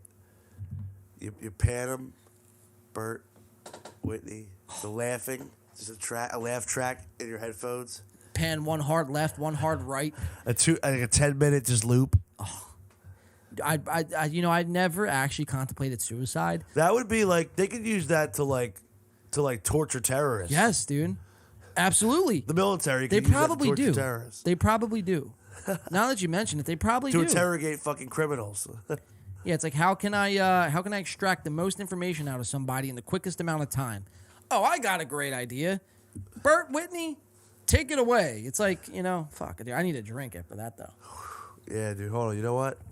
I'll pour one, too. That's No brutal. chaser. Give me a little guy.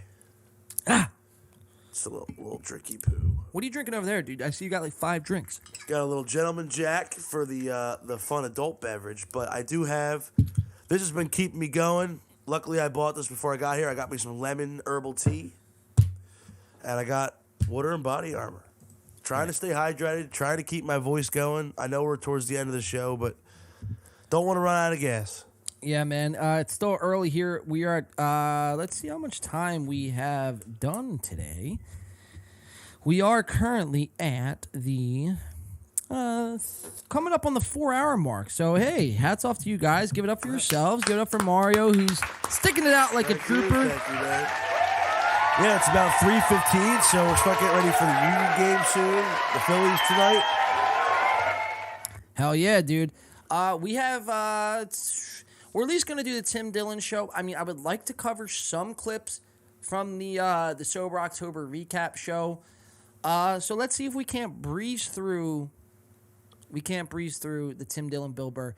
Mainly what I want to point out in this podcast, the Tim Dillon show featuring Bill Burr, is Bill is just a snobby asshole, dude. He's very cranky. And you could tell Bill is medicated, right? Because when Bill wasn't medicated, dude, he was unhinged. Things were flying out of his mouth that he just didn't give a fuck about. And that's what made Bill Burr, dude. That's why I love this comedy, man. Same. He would let it fly. Unapologetic about anything he says. But now we watch Bill heavily medicated on SSRIs and, very tame. He's very tame now. And not only tame, but like the littlest things get under his skin. And it's one thing if, okay, you're annoyed, like we were just annoyed at that clip. But it's another thing to lash out at the host of the show that you're guesting on to promote whatever the fuck. Major disrespect. It's super disrespectful, dude. So let's watch it, man. We are going to watch the Tim Dillon show with Bill Burr, featuring as a guest. And this is the first time, actually, Mario, we've actually had Bill Burr on this In the Paint podcast. So, yeah. So, wow, it's the first for Bill Burr. First for Bill, dude. I would have thought we had him on by now. Well, he's hasn't really been doing the podcast. Now, he does his own podcast. Right. But he hasn't really been doing the podcast tour. And him on his own podcast, like, it's like hard for me to listen to, especially, like I said, when he's all medicated up.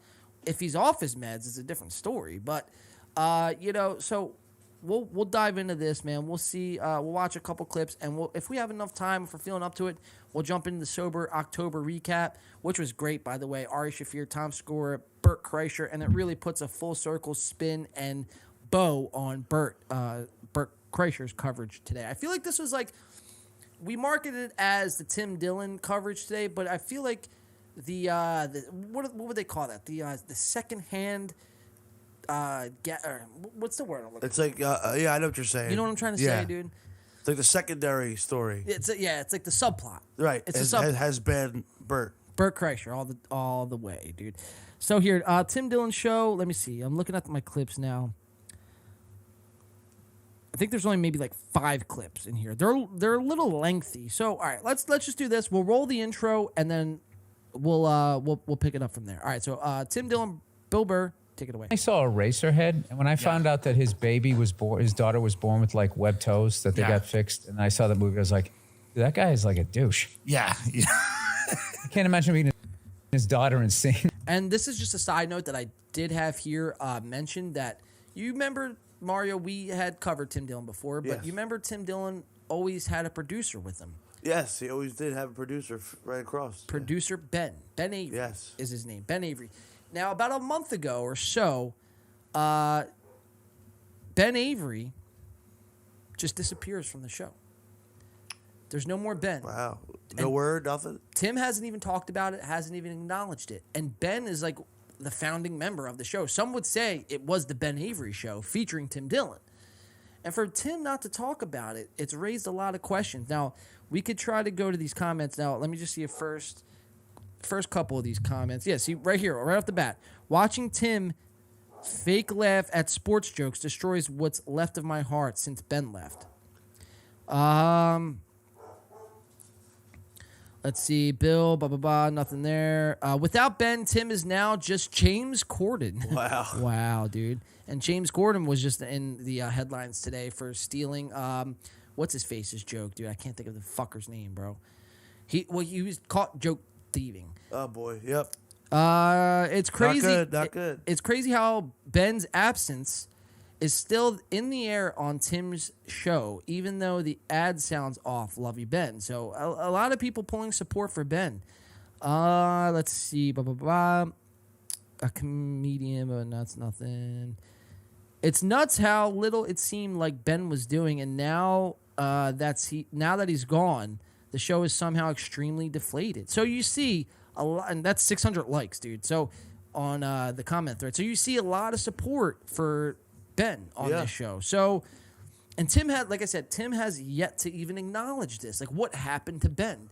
Nobody knows. So, without that being said, let's watch this intro. And Tim has yet to address it. Read the comments. Yeah, I did all that. All right, let's check it out. Like he wanted to kill me because I was deformed, and I brought like that sort of. Well, now you're a dad. You understand.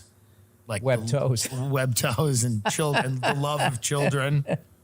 Bill Burr is with us, the last man left in L.A. So automatically, we're gonna watch Bill shut down Tim right off the bat. You've done it. You're here and you're sticking it out. Oh, there's plenty of guys. No, I know. Kidding. But you know how there's, you know how they try to depict this place. Yeah. That it's just a bunch of liberals, swimming around an infinity pool and talking about gender neutral bathrooms. It's so funny. It's the same way that people out here talk about the red states. Oh, they're out there, fucking their sister. It's just like, you guys all need to do the road. Yeah. And intermingle, and everybody can just relax. Yeah. It's stereotypes exist for a reason, but it's these places. Lack of travel. Right. That's right. These places are big. That's the other thing. I think people don't realize how big Los Angeles is.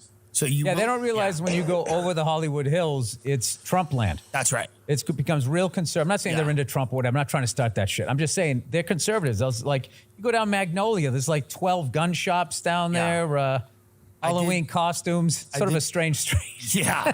I did the San Jose Improv, and the drive from here to up to San Jose, Northern California, takes you through all these farms, and they're all just like there's like let's kill Newsom signs and Trump 2024. Like it's red. And now, Mario, do you know who Gavin Newsom is?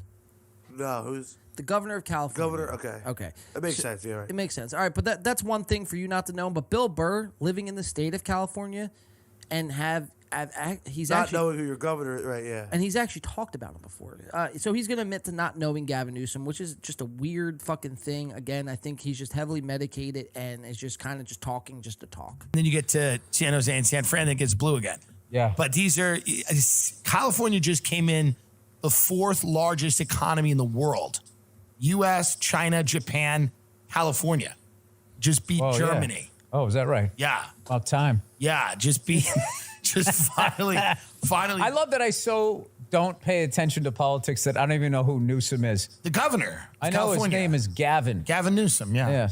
He's the governor. Well, you're busy. Is he that? I'm not busy. I don't pay attention. Is that Cruz guy running against him, or is he? All right, so that's Bill just kind of playing dumb. So that's a little soft intro. We're going to go to 13 minutes in, and this is not a long clip, but a long clip title I have. So it says, Bill's going to go on this Houston Astros rant, which is still relevant today. Go Phils, Game 6. That's right. Bill is still on the Houston Astros rant, and Tim doesn't know sports. Tim doesn't know sports at all. He's going to act like he knows and just kind of try to make small talk just to, fill the dead air.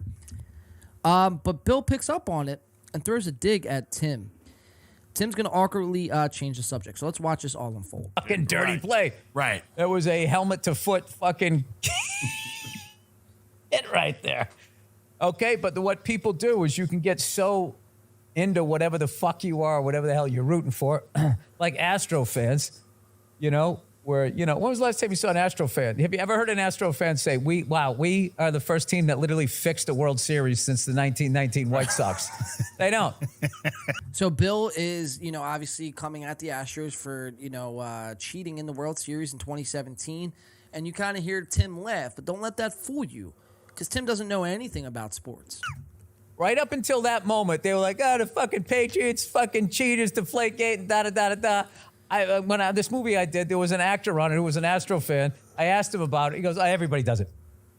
Big smile on his face. Everybody does it. Everybody does that? Yeah, no, everyone does not do that. Everybody knows what pitch is coming? I don't think that. Tim, shut the fuck up. You have no idea what you're talking about. Do you know what that is? Yeah. They did that.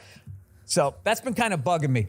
Not that they did it, because I'm a Red Sox fan, and we had 180, 200. There's not enough people angry at them? They're not getting shit about it, and what I've kind of realized is if you do some ticky-tack shit, that story will last forever. Pumping crowd noise in, they weigh your football, and it's a cunt hair lighter. Yeah. That'll last forever. Something big.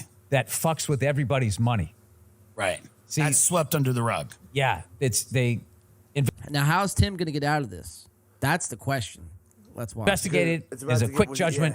This guy, that guy, and that guy. That's it. All right. And then nobody, I watched that Yankees series against them. They didn't fucking bring it up once. And I was, that's because I haven't given them shit until now. I'm like, all right, I don't give a fuck that you did it. Yeah. But you should get your just desserts of shit for it. Yeah. Well, some things stick and some things don't. I think that's what I was trying to say, Tim. Yeah. Whoa!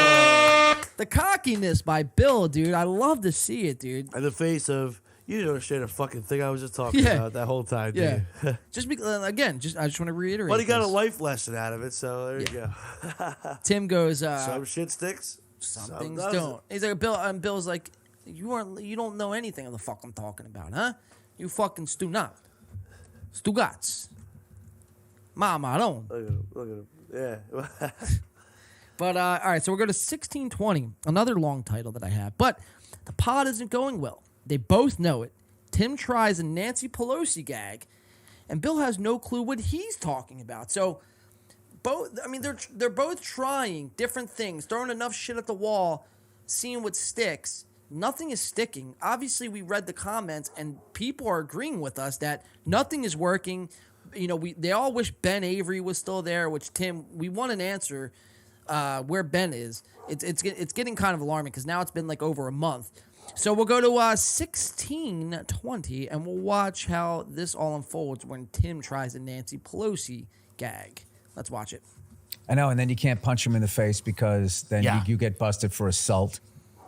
Yeah. It doesn't make any sense. So it's all I can say is I hope he is innocent. I hope he didn't do that.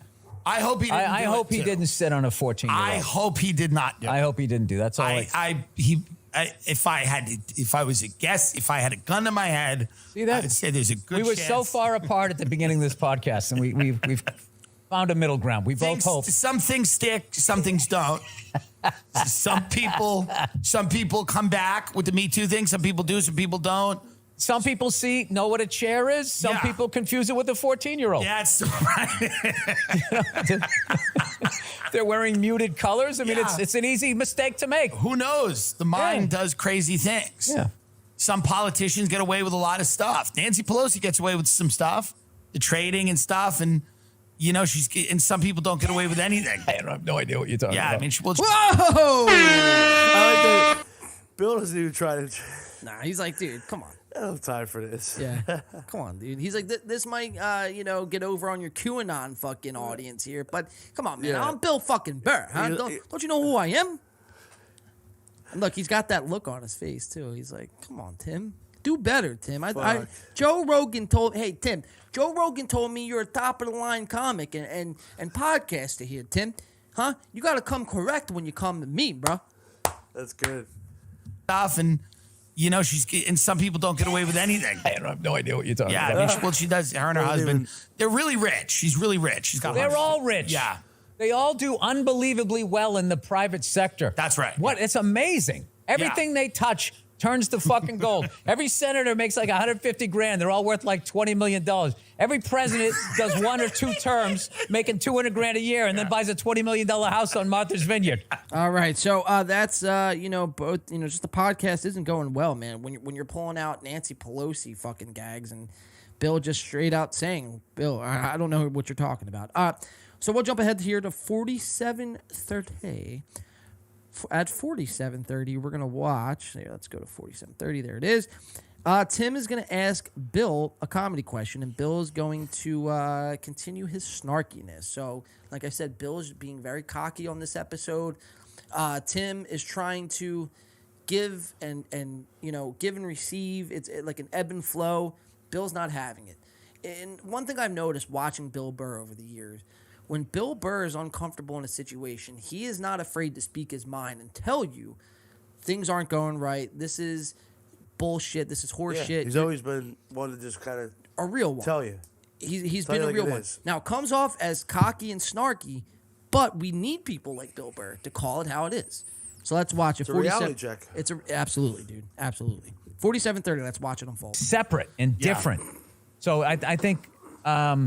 Is it good for comics to put out a lot of stuff all the time? I know that young comics. I love the faith you have in me with these big fucking questions. Like, you're the guy. Well, you're one of the guys to ask. Okay. Well, just know that I don't know what the fuck I'm doing. But go ahead.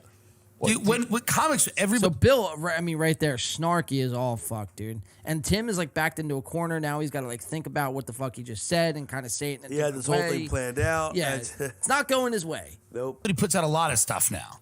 And back then you would work on something longer and you wouldn't put it out? Like, is it good to put out a lot of stuff? Like, I think it's an individual thing. Right. It all depends on what you're trying to do. There's everybody from I want to be one of the great comics of all time to I want to use this to get into TV and movies. And there's nothing wrong with that. Like, I never had a problem with people that did stand up for a minute just so they could launch a TV. Like, it's not mine. Right. Like, these people who feel like because they do stand up that they own stand up. It's like, you don't. People can do it for whatever the fuck reason. Right. You got canceled, so now you got to do stand up. I get it. I don't give a fuck. And I like that take on Bill. And we'll kind of, Respect that. we'll put a pin in on that there because, you listen to some of these other guys, the Burt Kreischers of the world, the Mark Normans, the Louis J. Gomez's, and it's almost like they're gatekeeping to kind of, for layman's terms, they're gatekeeping. And, for Bill to just come out and say, listen, man, I get it, dude. You want to try to be a comic? Because of X, Y, and Z, because of your circumstances or whatever, go for it. Go for it. Simply go for it. Bill's at the top of comedy. He could easily be, man, don't try your fucking comedy, man. You're never going to be me, so just fuck it. Yeah, fuck off. Yeah. But needless to say, Bill is still snarky, man. Like I said, very heavily medicated. And, the episode really didn't go well. That's really all we have. Wasn't much, but I feel like it's a good introduction to bring Bill on in case we want to bring him on in the future, which he will be on. It's good to have Bill Burr on the roster of topics. Yeah. Hell yeah, dude. And Tim Dillon. So that's a kind of double dose of Tim Dillon. And a good introduction for Bill Burr, man. Like a little solid one to Tim Dillon today.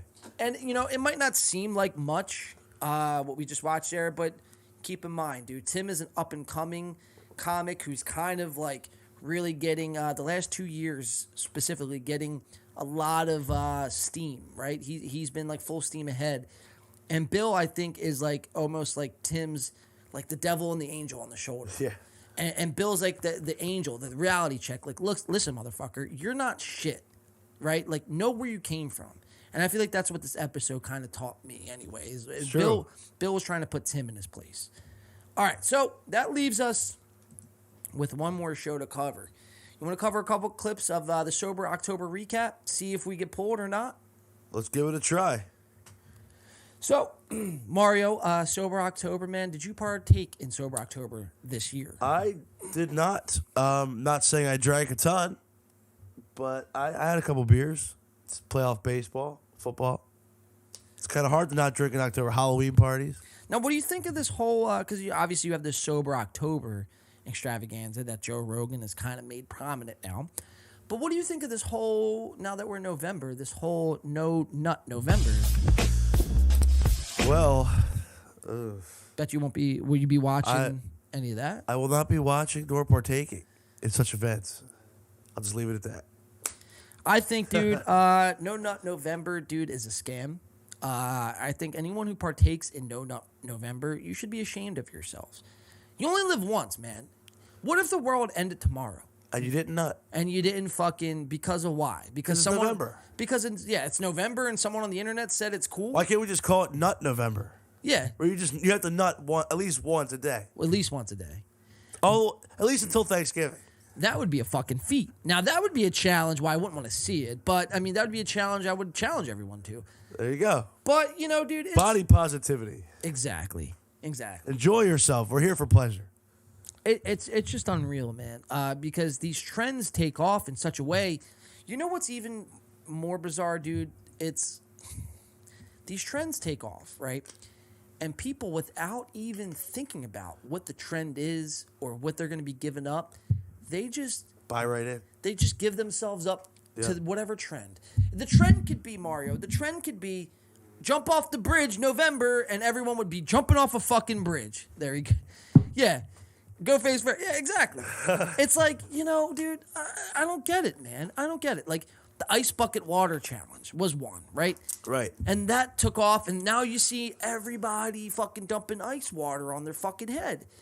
And it's like, what are you doing? You look fucking retarded, dude. You look dumb. And it's like, oh, I'm doing this in honor of this charity. It's like, did any money come out of that? Or are you just shouting out a name of a charity to say it, to look good? What was the most annoying thing about that challenge is how much I was tagged in people's ice bucket challenge. Yeah. And then you were made to feel bad if you didn't take the challenge because it's like, oh, it's for a good cause. Okay. So you dumping a bucket of ice water on your head contributes to like medical research for like cancer or ALS or whatever it was for. How does that correlate? And it's like the people who were partaking in that ice bucket water challenge. Fugazi. It's Fugazi, bro. It's fucking Fugazi. It's a fake. It's a Fugazi. It's a Wheezy. It's a Wazzy. It's a... Doesn't exist. Little fucking Matthew McConaughey. Love it. Fuck you, Matthew McConaughey, you fucking drug addict. You fucking meth head. See that, dude? Callbacks. Call the callbacks today. Dude, we're fucking right there, dude. We're right there, bro. Man, keep it firing. But yeah, dude, just my whole thing, dude, is these challenges, man. It just blows my mind. It's like, what's next? Like, everyone get a gun and blow your fucking head off challenge. It's like, what next, dude? It's like, what is going to be the new thing? We have to keep upping the stakes. Exactly. Each one's going to up the ante. So you know it's going to get to a point where it's like, something, maybe not that, but like something like... Well, dude, I wouldn't be surprised. I wouldn't be shocked. Yeah. Dude, like the Purge, like the concept of the Purge, that came from somewhere. Well... Can you imagine that being like a thing? Dude, and when How many people can you go, how many bodies can you rack up on Purge night? Yeah. Well, everybody's on TikTok live streaming. I'm taking Holy out my fucking shit. local politician. It's like, I don't know, man. What's the craziest, I think, challenge? What's the craziest challenge you've seen on the internet on all your days on Honestly, the internet? probably the one, remember that knockout challenge where you just had to like sneak up on people and literally like just like hit them in the side of the head, knock them out? Yes, I do remember. That to me was probably the craziest one. Yeah, well, that's now you're implementing violence, and that's like, and people again were just kind of like, okay, they just bought into it. Sure, let me just go up and hit this stranger in the side of the head and knock him the fuck out. Like what the? For what? What goes through people's fucking heads? Nothing. That's the thing, and that's where they don't think, they just act. We find ourselves in this weird position today where, the people of power and call them whoever you want, the globalists, the elites, the New World Order, the Illuminati, whoever you want to call them, the people today, they know that we're in this weird position where we can't think for ourselves. We need other people to say something and do something and validate it as cool and as gospel. And then, once they do that, then we could do it, and now it's a cool thing, and now it's a trend, and this and that and the third. There's barely any original ideas anymore, dude. Like, people cannot fucking think for themselves, man.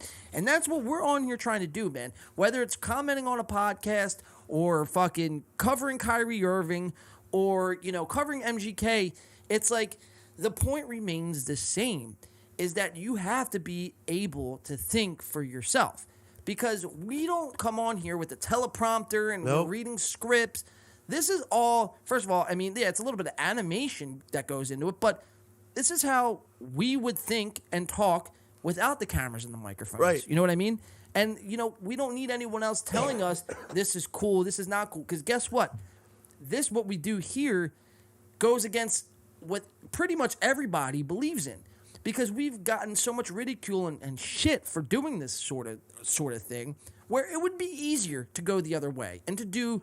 They just get patted on the back. Exactly. We could easily come on here on a weekly basis and suck the virtual dick of Joe Rogan and Logan Paul and the Burt Kreischers and the Whitney Cummings.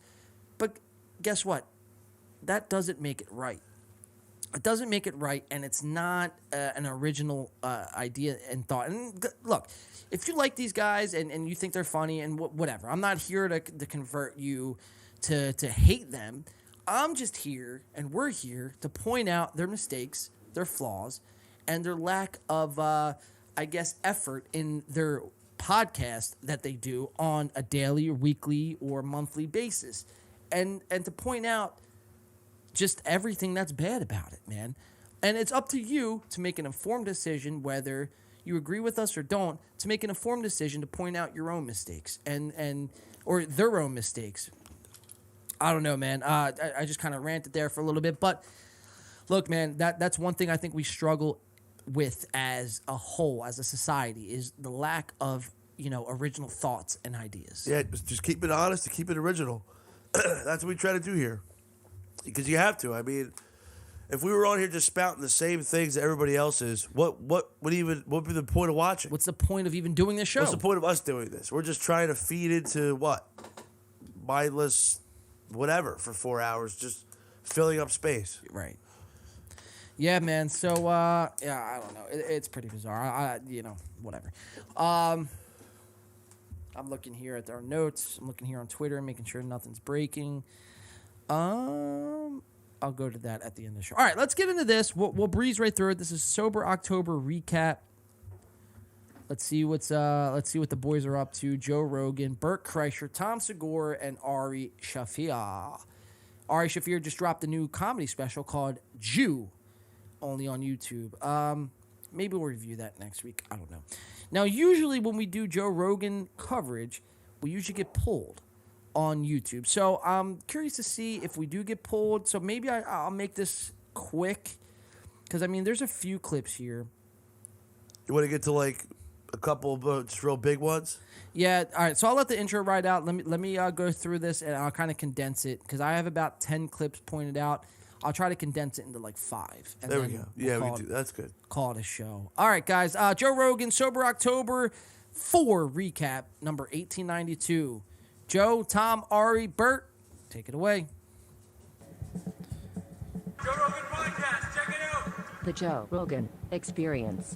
Train by day, Joe Rogan Podcast by night, all day. I'm really excited. I'm really excited about feeling alcohol. You haven't had any yet? I haven't had any. No, really? We're up. All right, here it is. Cheers. I haven't had any. Oh, wait, I want to cheers with them. Oh, all right, let's do it. I want to cheers with them. Anybody listening on the show, if you got one, pour it up. Or if you're watching this back and you want to drink with us, pour one up. Let's do it. Go.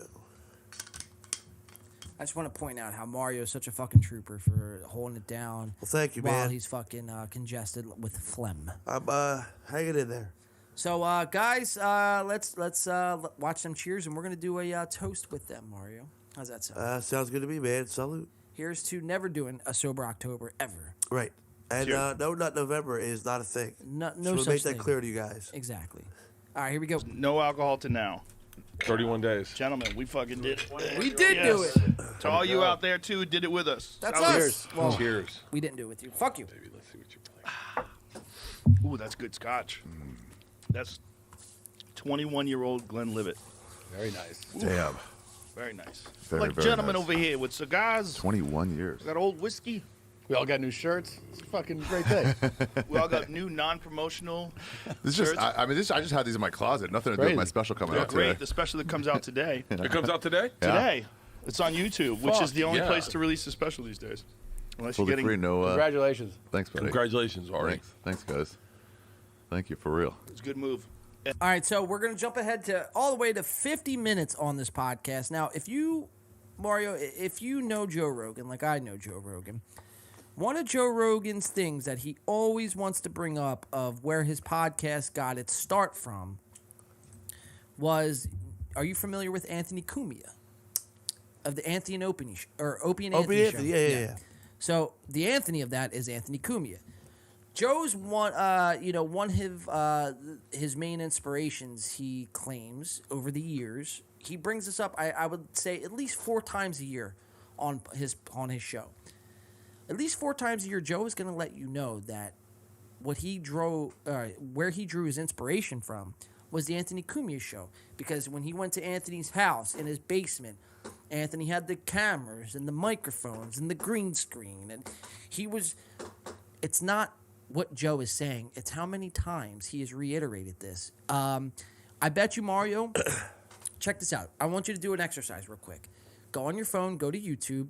If you're already on it, that's fine. Sure am. You can go back to our chat right after this. Okay.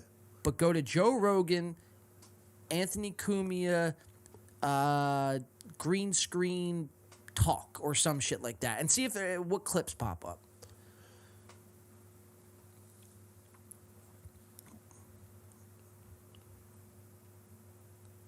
Let's see here. We're just waiting.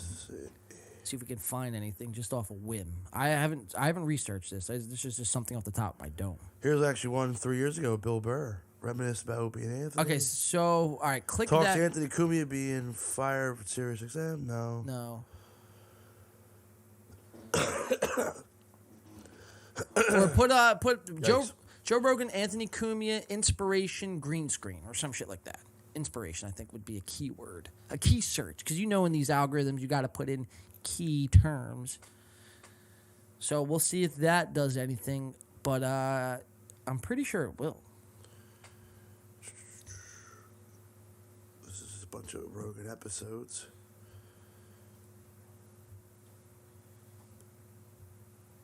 Just waiting on the response here. Let's see here. I'm not really finding anything like coming up though. Let me try just Anthony Cumia. Let's see. I'll try to find it as well. We'll do Joe Rogan, Anthony.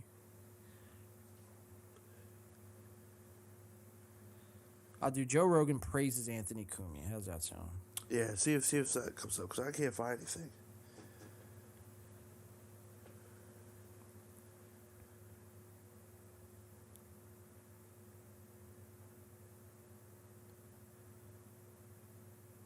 Here we go. Oh, it being fired. I seen that one. Okay.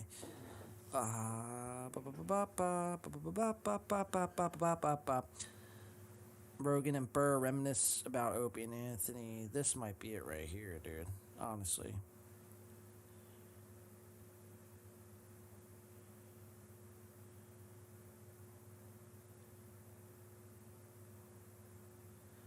Sorry, guys. We're just trying to find a reference clip here.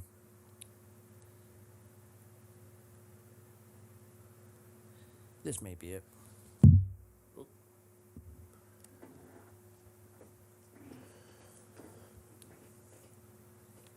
Experience. It's like when we would do the Opie and Anthony show, okay? Or like Howard Stern, like when he would do back in the day when he would do live remotes.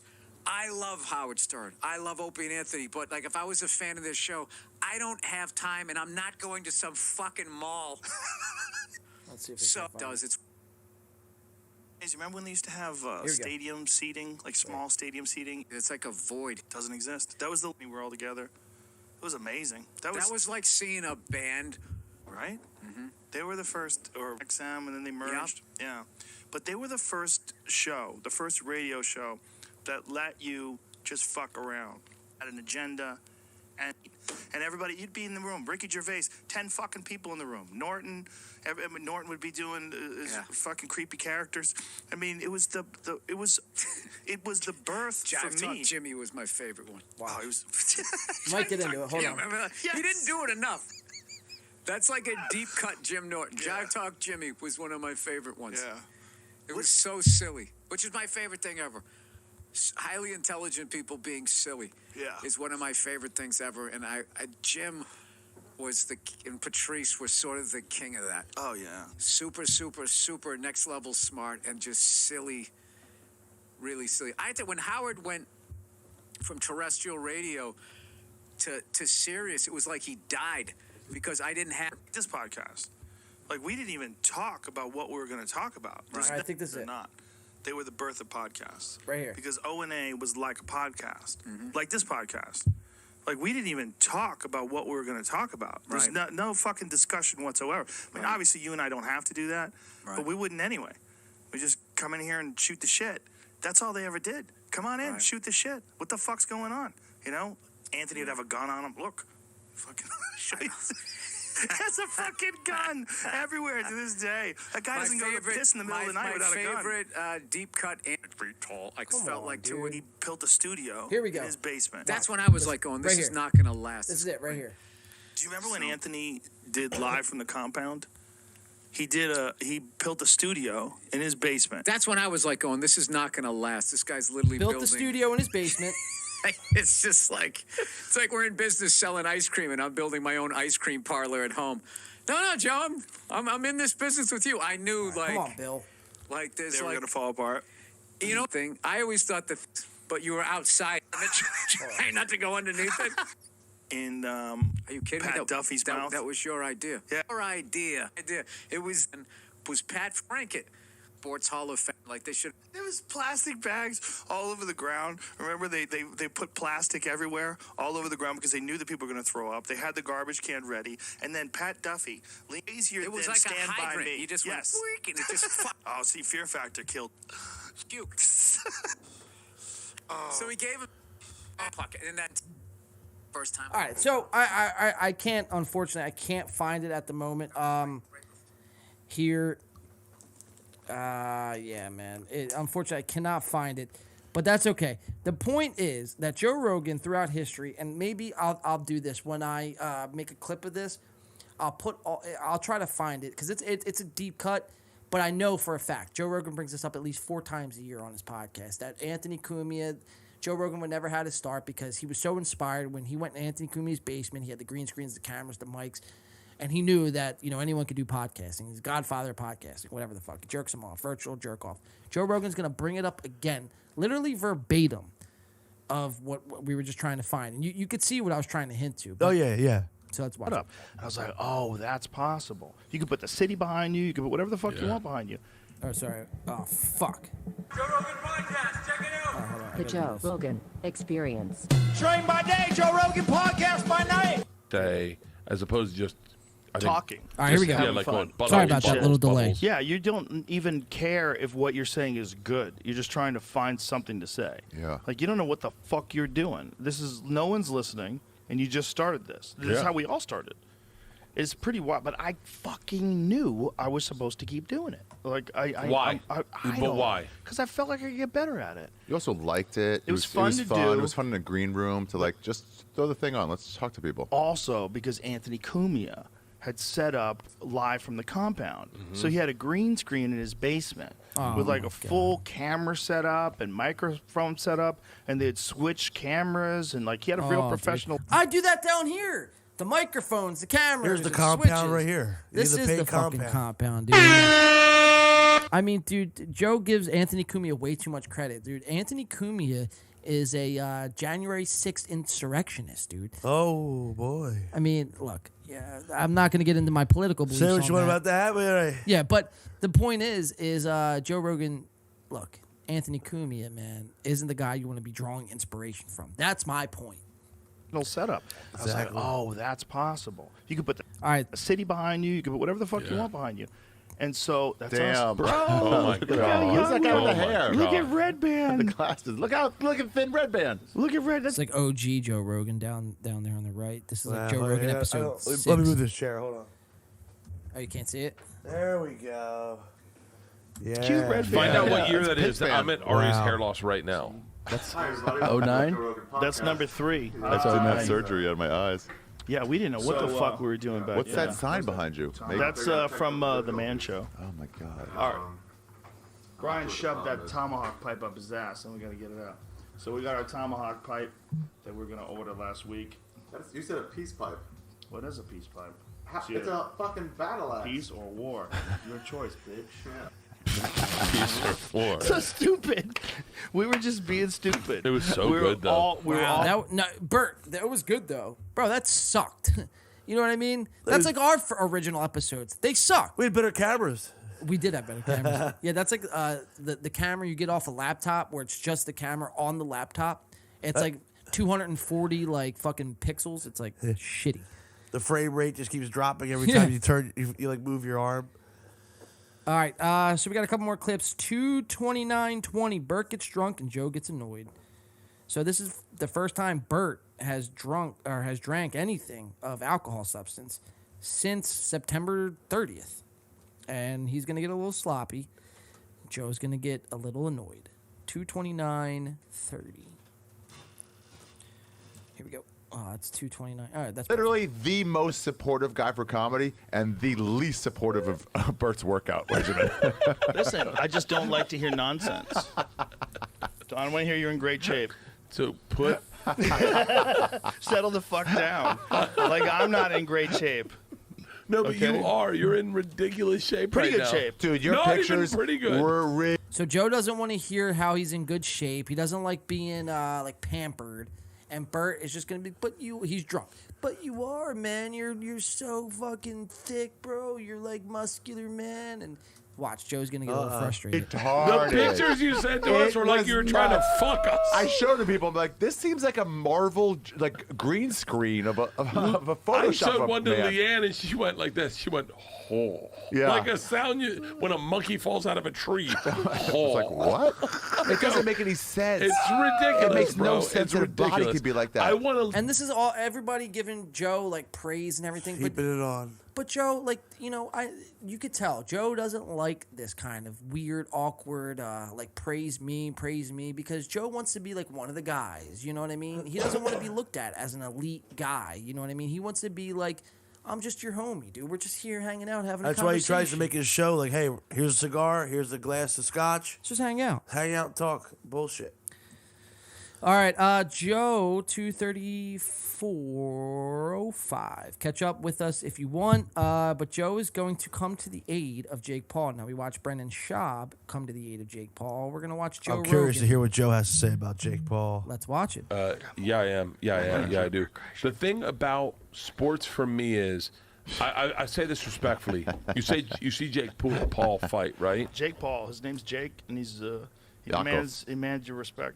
No, he's a great fighter. Beat Anderson Silva, knocked him down. Yeah, he did. It's wild as fuck. That was Oh, nuts. I didn't see that I thought one. that was the believe end, it. and it wasn't the end. This weekend. But like Knocked you down can't Anderson Silva. deny that the dude's fucking athletic as fuck. He's got chops for sure. But man. people size you up based on what they see was the first time. Yeah. So they see you as a Disney guy, and then they go, "You'll never be a fighter," and then you go, "Okay, I'm also something else." And they say Anderson Silva as the 24-year-old fighter and not the 45-year-old. Yeah, and by the way, we should point something out. Some people are trying to say that fight was fixed because of the knockdown. If you find that there's a video where people are questioning, I just want to explain to people, this is what happened. Anderson moved forward to Jake Paul, and Jake Paul hit him with a sort of a stepping jab and caught him right on the chin. And when he caught him on the chin, Anderson Silva was falling backwards, and then he leans away from the right hand and he goes down. He tripped. And it looks like I'm gonna go to my he was camera down here. from the punch, but it looks like the right hand doesn't connect and it doesn't connect. But the left hand is what fucked him up. That dude hits fucking hard. And for anybody to say he doesn't hit hard because he's a YouTube star, if this guy was not a fucking YouTube star and he was some dude who went out there and flatlined Tyron Woodley with one punch and just knocked down Anderson Silva in the fucking 8th round, right? Drug it right there. Watch that, dude. Come on, son. Yeah. Dropped him. I mean, that is legit as fuck. Anybody says it's not legit, it's crazy. Like he cracked him. Look He's at a that. fighter. But He's got the gay back tattoo of a fighter. Dude, he can fight. He can fight. Is he the best in the world? No. But is he getting better with every fight? Yes. Is he a 25-year-old guy who's a legit athlete? He's 25? Yes. Here's the question. Here's the question, Joe. Isn't he? Is he 25? It's got to be 24. What? Excuse me. Is He's it worth it, 24. though? He's younger. Listen, if this is what he wants to do, this guy is making a fucking insane 25, amount of it money. says here. Is he really? Flexible. And he fucking loves it. And he's beating people that everybody says he shouldn't be in the fucking ring with. But is he? Hang on, because I'm not an internet guy as much as you guys. Is he making a ton of money? That's a lie. I don't know. I don't. I think I'm not. Yeah, or even Ari's like, what, dude? Like, you're just fucking lying, dude. Or it's like, I'm not an internet guy like you guys. Did you pick up on that, Mario? Yeah. Watch yeah. that. And Watch that just again. trying to. Oh boy. Is he really? Watch that again. And he fucking loves it. And he's beating people that everybody says he shouldn't be in the fucking ring with. But is he? Hang on, because I'm not an internet guy as much as you guys. Is he making a ton of money? I don't know. I don't. I think. And Ari's like, come on, dude, stop bullshitting. He is on these I fights. don't follow this shit. Well, you just asked me. He is on these fights. You know, it's his promotion to put this together. I don't know how successful it was, but that's his my promotion. point. Hold on. That's sure my point. A lot of people watched it. I know that. I know a lot of people But were what talking money about it is he? online. That's not what I heard, Joe. I heard not a lot of people watched it. Oh yeah, I said it earlier off air. I did, dude. He lost a lot of money off that shit. That fight. Can you pull up the pay-per-view sales for the Jake Paul Anderson Silva Let's fight? take a look here. Because I think the last time we checked, bro, Jake Paul's pay-per-view fights were going down with every fight. So I'd be curious to see. I think the last fight was at like 200,000 pay-per-view buys, which isn't that much, man. It's not that much. So for Joe Rogan to be giving a verbal blowjob to Jake Paul here is kind of alarming, dude. Now, look, I'm not the biggest fan of Joe Rogan, but I don't absolutely despise Joe like some people like Mark Norman or Sam Morrell. But I just don't agree with a lot of Joe's takes. I think he doesn't do his own due diligence enough, and he doesn't read and look into things as much. He just kind of hears what he should say, kind of being conformist, and just goes along with the the industry standard, as they would say. So let's see. Mario, the pay-per-view buys on the Jake Paul fight. So this is from Bad Left Hook. Did 200,000 to 300,000 pay-per-view buys, and it made about 1.2 million. So that's not really much. That's not much at all. Dude. No. That's actually horrible. And that's what he said. He said he lost a lot of money on this fight on the pay-per-view side. And that's really been the theme of Jake Paul's recent fights, dude. Every fight has just been decreasing. And you would think with Anderson Silva and you got Le'Veon Bell on the card, it's like, well, people just don't want to pay for it anymore. People dude. just think that novelty will sell. But like people like you and me that are genuine fans of the sport, we don't want to watch that. We don't want to pay a pay-per-view. No, but I even think, dude, I think people are speaking with their dollar now. Yeah. Because only 200 or 300,000 people have bought that fight. Right. That's a failure. That's not a successful night. Right. Like how could you convince someone to want to pay for it? Like, yeah, we do it because we do the show, we do the reviews. But like, how could you convince someone to sit and watch that fight, pay the pay-per-view? Like, when you know the narrative behind what Jake Paul is, you know the opponents that he's fighting, you know this whole thing. It's just like, dude, you're right. They're voting with their wallet, and they should, because we've had enough. We've had enough of this. You're not going to get us on this gimmick every single time. Fight someone in boxing right now, and until that point, dude, shut up. You know? Exactly. Shut the fuck up. Just shut up. You want to take these like glorified sparring session exhibition fights? Go good. But do not hype them up to be this boxing event of the year. Yeah, like Ali versus fucking what's his name?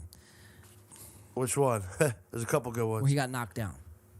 Frazier? Frazier. That's what I was gonna say, Frazier, but for some reason I thought Joe Frazier fought like 20 years before that. But that's neither here or there. But yeah, dude. So that's kind of really Joe's take on it, is to kind of everyone shut the fuck up. Jake Paul knows what he's doing, blah, blah, blah, blah, blah. And, I don't know. I just think it's a bad take by Joe, especially coming from the MMA world. Right. Like, Jake Paul does this for the avenue that it's opened up for him. Right. Not because he's a genuine athlete. He's not trying to actually box. He's not trying to compete for a belt. No. That to me would prove that he's serious about boxing. You could be athletically built and be athletic, and like boxing could be like your side thing that you want to do. Yes. Kind of like what Logan's been doing. Logan really hasn't hyped up his boxing career. He's just kind of done it. Yeah, it's a side thing for him, and we know Right. that. Yeah. We know that. It's another avenue, just like doing the WWE, just like starting a sports drink business. It's all just another thing for him to do. Exactly. In his pursuit to be a celebrity, he's a YouTuber. But for Jake, he's now the best boxer in the world. Yeah, he's selling it that he's this up and coming boxer, this up and coming athlete. It's like, dude, and that's the problem. That's not what this is. Stop spinning the narrative. That's the problem right there. Exactly, dude. You hit the nail on the head right there. We're gonna jump to we got 2 more clips. Because I know, Mario, you're getting probably... Run out of gas. Burn out of gas. Yeah, I see you over there. The throat's going hoarse. So we got 2 more clips, and then we'll call it. 2:44:10. Joe is going to marvel at Whitney Cummings. Now, we all know Whitney Cummings. We just watched her. She's fucking abysmal. I cannot stand her. The sound of her voice makes I'm still hearing that Something's Burning episode. Just the entire thing just... How bad was that, burned dude? into my memory. How bad was that, dude? How bad was that? That was actually worse than the one we did with Bobby Lee and Kalila. Oh, dude, way worse. Way worse. Way worse. That was rough. So we're gonna watch Joe marvel at Whitney Cummings, and again, just another bad take by Joe. And just because like you're friends with Whitney, doesn't mean like I feel like Joe's in this position where everyone looks up to him, so he can't have any room to criticize what his friends do. Yeah, he has to have these measured takes now. Exactly, and it's like, dude. Just because they're your friends, man, you're allowed to critique them and be like, hey, Whitney, that was good in your act, that was good, but hey, I didn't like this, and that. Joe simply says everything she does is fucking great. But what Joe's going to do on this clip, he's going to marvel at Whitney, yes, but he's also going to call her loose at the same time. Ooh. Now, if you're a 50-year-old woman, the one phrase you don't want to hear as a 50-year-old woman is... loose. You're loose. Exactly. So watch Joe just pretty much shit on Whitney without shitting on Whitney at the same time, if you catch my drift. Yeah, he's great. I don't know. Yeah. He's a national treasure. Do you know when? Dude, I got to tell you, I saw Whitney set before she filmed. I saw her at the Paramount. It was really fucking funny, man. She's really good. awesome. She's caught her stride. Whatever her stride is, like she's so loose, and she has so many fans now. Wow. So like people that are coming to see her are fans. She doesn't give a fuck anymore. Dude, she was so loose. Oh my god, he does it twice, dude. Oh, he doubled down on it. Yep. Oh my god, he does it twice, dude. Oh jeez, and that's just a little small one. I thought that was funny watching. That's good. Watching the pod this week, I was like, dude, you just called your friend loose, not once, twice. A little loose upstairs, that's for sure. Yeah. 258.10 is the last clip of the night, ladies and gentlemen. Thank you again for sticking with us. 258.10. Let me get to this. I hate Spotify's web player, bro. It sucks. That's rough. All right, so this clip, another long titled clip, but it says Bert's really drunk and calls bullshit on Ari's workout. Bert is the drunk guy at 6. Yeah, so Mario, if you ever had a guy at 6 a.m., the night's winding down, or even at 4 a.m., the night's winding down, but you still have that one guy who wants to party, and it's like, dude, come He on, won't bro. leave. He won't leave. It's like, dude, come on. The whole reason why your house party's still going is because that guy's still drinking. Still drinking. Everybody else has left. You're like cleaning up the kitchen. Yeah, he's got the putting music bottles in the trash can. He's got the music cranked. dialed up. There's It's like, nobody out in the living room. bro, it's like, bro, we've been up for 36 hours. Go to bed. Stop. So Bert's that guy at 6 a.m. who at the party is still wanting to party. And Tom's had enough. And that's, Bert's right-hand man. Tom's had enough and just flat out leaves. But Bert reveals something about Tom Segura. I wanted to show you guys, and you'll pick it up right away. So this is kind of a long clip, but this will put a bow on everything, and then we'll call it a good show, man. How's that sound? Yeah, dude, let's do it. Let's get into Play it. that clip. For the fun that is to have people like you guys that can do something stupid with, and we can talk shit to each other and have so much fun. It is it's fun so to do much this with you fun. guys. It really is. It's fucking It's so so stupid and ridiculous. fun. It's so dumb. But it also ignites this weird fucking fire in all of us. The especially trash talk Ari. starts instantly. That video of Ari doing the fucking rower for an hour in my think about gym that in a lot. LA. I think about that a lot. Savage. So listen to that. All right, so Joe's like marveling at this workout video that Ari did during Sober October, and Bert, you hear Bert in the background say, "Oh, I've been thinking about that a lot." Now, why? Let's see what he says. Is that real? Fucking 100% Is that real? Real. What are you Well, I talking think about? You about think that Joe's behind video me a lot. pulling me by the No. stomach? What are you talking about? He's I don't jacked. know. Look at I'm his just six saying. pack. He had a full six pack then. What do you mean not real? What's wrong with you, Bert? What's the fakeness in that? You I've think done you the can do rower. everything? You don't think anybody else can do anything? A rower for an hour Yeah. is an extensive amount of rowing. It A is. rower for an hour Bert. is an extensive amount of rowing. Bert, this video. What's I know. fake there? Look at him Well, there. videos can be cheated. How is it Cheetahs? No one You behind look me. at, there's no sweat on you. There's What are you not talking pouring down about? your. So this is a classic case of somebody backing themselves up into a corner and realizing that there's no way out. So you have to double down, but simultaneously at the same time talking just to keep the conversation going because he's like enjoying this moment. He's drunk. You're trying to just nitpick every little aspect of it to try to keep it going. Just, and try to, because he's having a good time. He hasn't been drunk in almost a month and a half, and he's like, being I don't silly, want this to being end. loose. Being loose. Yeah. A la Whitney Cummings. Heard you're pretty loose down there, Whitney. But so he's gonna call this out as Ari faking this workout. Now, Mario, what's your thoughts? Do you think this is a fake video watch? Your body. No. Because I I'm mean, it not looks legit. 270,000 pounds. Look at that. He's like it shows his heart rate. It's jacked. My He's abs doing are it. never a He's problem. probably just got a lightweight on there. He's just like, okay, I'm going to do this for an hour. Yeah. Bert's like, no, this is fake. Fake. Sure. Is he doing his max for an hour? No. No. Absolutely not. It's my chest. He did it the whole time. Look at his we were hairline. waiting. I With was the doing my smile on my fucking face. ads. Fuck you, dude. I had to do hairline's my ads. Not great. After I did my ads, I came out and Ari was still rowing like a motherfucker. Look at you. Look at him. Yeah. Dude, Every we went. backstroke. Look at we those went abs, What's his dude. heart rate? legitimately This? crazy. How legitimately crazy did we go during Competition. It's. I didn't want to come last. None of us wanted to come Can in I last. just be very clear? Hit pause. Hit pause on my app. Oh, Hit that's pause. good. That's a good pause. Hold That's a on. good. Hit pause. No. He's Hit pause. been Hit rowing pause for when an you hour. get a good look. Can I just be very clear? That's good. He's been rowing for an hour, and there's no sweat dripping off. No, there is sweat. This is just iPhone fucking 11.